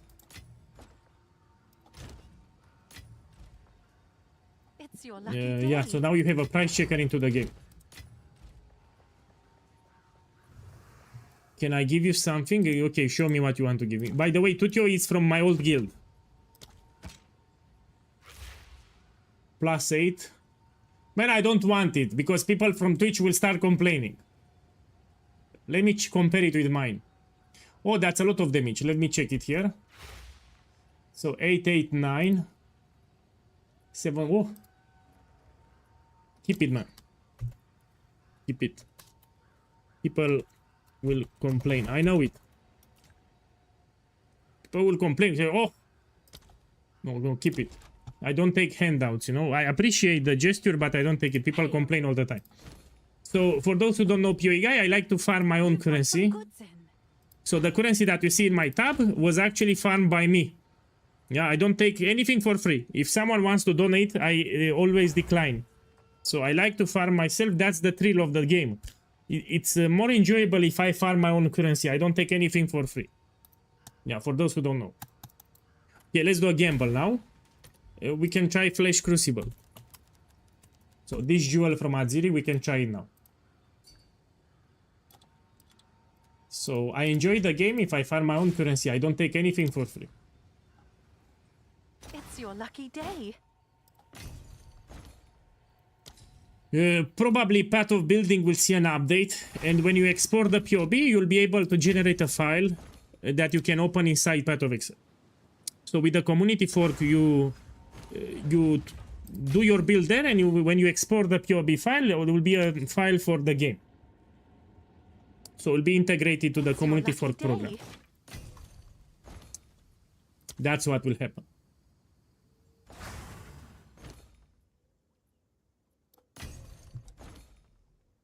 Wonder how to use it on console? You just copy paste the code inside the game. So you open the game, you'll have a search bar or something, and you paste the code. You'll see, it'll be easy. I got what you asked. I don't like the... Personally, I don't like the supporter packs that they added. You know, the MTX that you get from the supporter packs are not incredible. So I was expecting, you know, better MTX. I like to buy them. If it's something great, I will buy it. But personally, I don't like what they are. Nothing incredible to say, wow, I want to buy this. The only thing that was interesting was the stash tab for fragments, which you get it for free. Because you already bought it in Path of Exile 1. So the fragment stash tab, you don't need to buy it anymore. You already have it from Path of Exile 1. It's your lucky day. My boy, you already have a section for the wings separately. You don't want to get it from the armor set. So the wing effects, you can have them separately, which is better. Man, I don't like them personally. Come check out what came in for you. Oh, and the thing that they added challenges. Yeah, Big Frankie, you're right. So this will keep players hooked playing the game. You have something to aim for. You know, you aim for doing your challenges. Man, I forgot it's late here. I need to speak less loudly. You know, I have neighbors. And they call the police. Shipment. You know, if I speak too loud, they call the police. Okay, now let's see what we get. So what we want here? Ancestral, let me check. We want this one. Giant's Blood. We want this one, Blood Magic. And we want Resonance. Oh, my boy, on the first one I got Resonance. This is expensive. I made profit. Okay, Resonance. And we put less defenses. How much it is?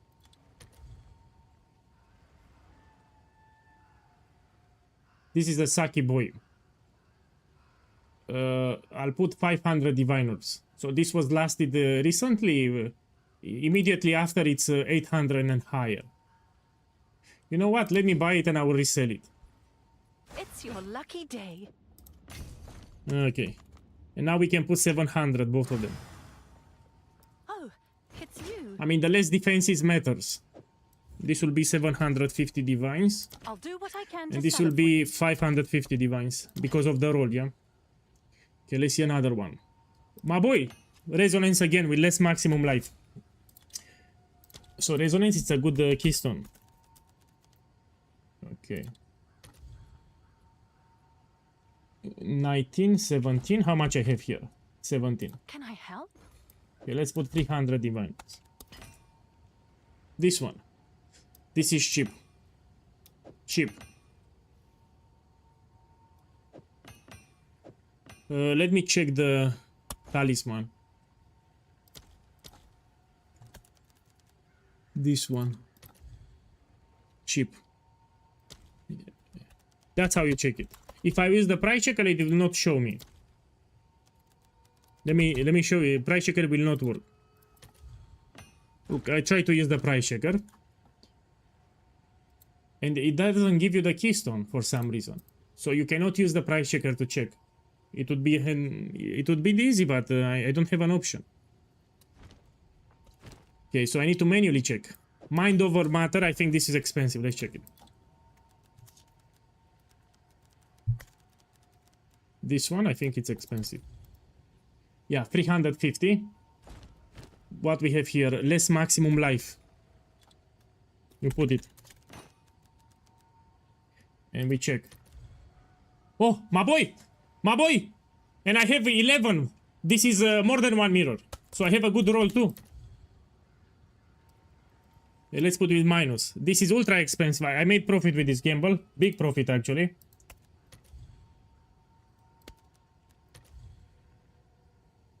So I have minus 11. So it's way better than this one. And it was listed 1 day, 3 days. This is a good indication.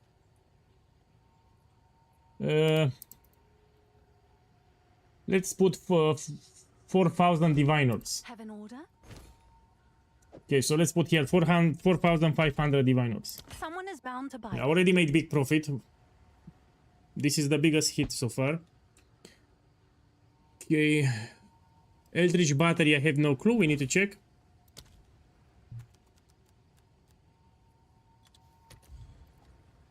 Look, 200 divine orbs with less maximum life. Can I help? So here 200 divines. I'm sure someone will want that. The fuck, Lord of the Winds, no clue, we check. This one. Cheap, 44. Yes? I mean, we have with less defenses, we need to put it here. Check it here. Oh, this is crap.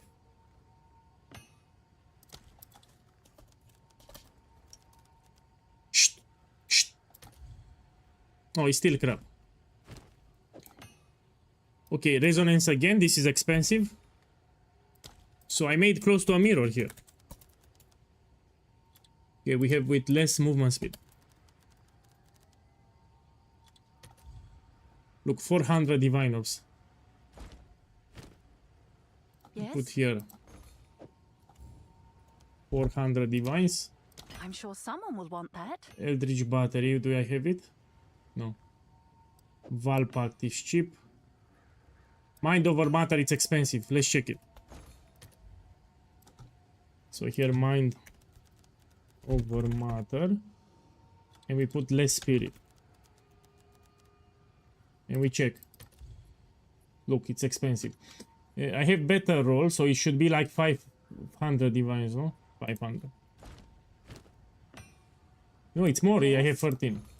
So this is 700 divines. I'll do what I can to sell it for you.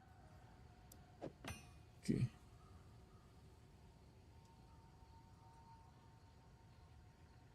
Let me check Val Pact.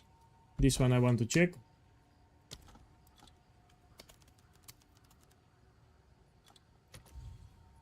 Oh. Okay, what we have? We have less damage and less spirit. Put here less damage. This is terrible less damage. But for some reason has value. We can put 150. What's new? 150. Man, I make the good profit. Seems like a good deal. And now with the ones that we have, it's not over. We can put cultivation orb. Yeah, and it can give you another keystone. Look, I got eternal youth. So it can actually change the keystone. So let me put here eternal youth.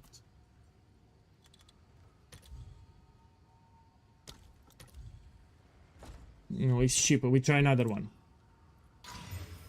Look, dance with death, another one.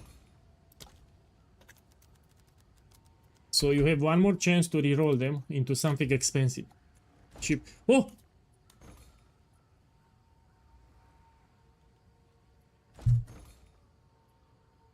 Let me check. Let's movement speed. This is cheap. My boy, this is a Saki boy. Oh! My boy! It's your lucky day. Can I help? Give me the jewel. Someone got it. Oh, he's listing expensive items for 1 chaos. So that was 2000 divine. Look here, I just missed a trade. So this is 2000 divine orbs and he listed for 1 exalted orb. Gone. Let me check the other items. Have an order?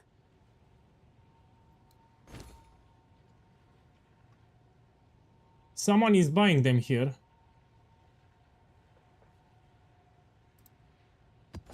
All the best. He's playing my build, so this is from stream, man. So this is a guy from the stream. He's playing my build here with the crossbow. Also has rage. He's playing my build, so he is from the stream. Have an order? So this guy is snatching. You're a Saki boy. So that's why I don't like streaming, man. So he's buying everything that's expensive. Let me go out. So this is a Saki boy from the stream. He's buying everything. Yeah, he's quitting most likely. You've received a shipment. So that was a Saki boy from the stream. This was expensive. Okay, let's try another one.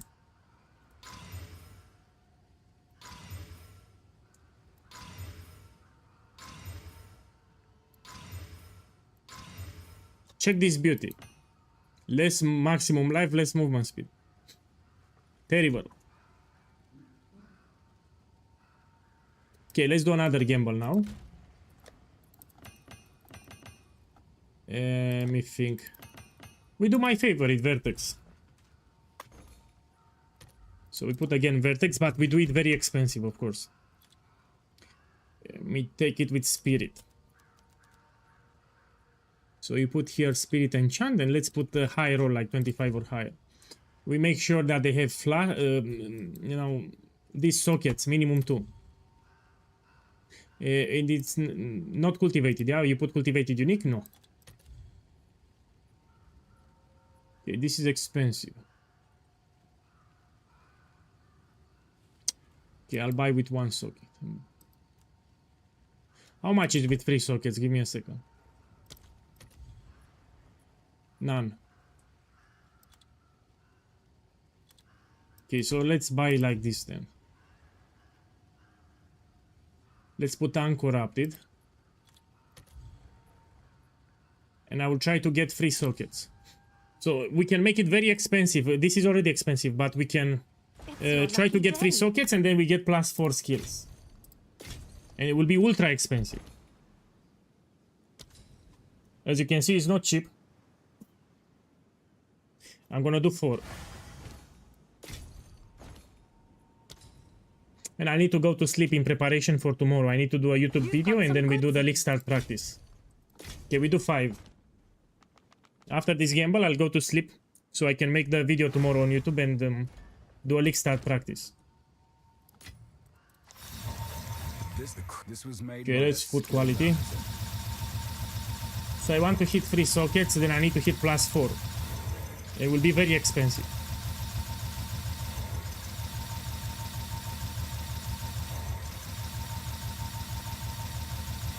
Okay, let's put Omen of Corruption. Please give me 3 sockets.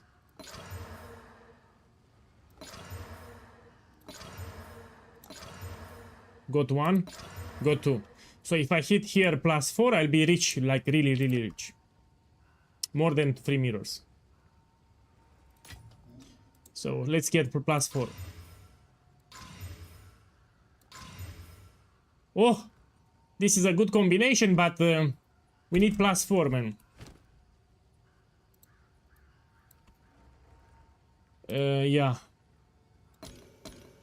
So I need to hit +4 here. My boy! My boy actually hit it and we have crit. This is very expensive. This is very expensive. 4 mirrors. I just made 4 mirrors of Calandra. Check here. Check the stream. I made 4 mirrors. Okay, let's try on the last one too. No, but here, 4 mirrors. I mean, was a successful gamble. 4 mirrors. Hey. Yeah, what a way to end the stream now. So yeah, the mirrors that I invested, I got them back here. Yes? We still have crit and chaos resistance, yeah? Is that a good price for that? Okay. I have no idea. Let me check this again. You know, if you had +4, would have been much more. See, but I got +4.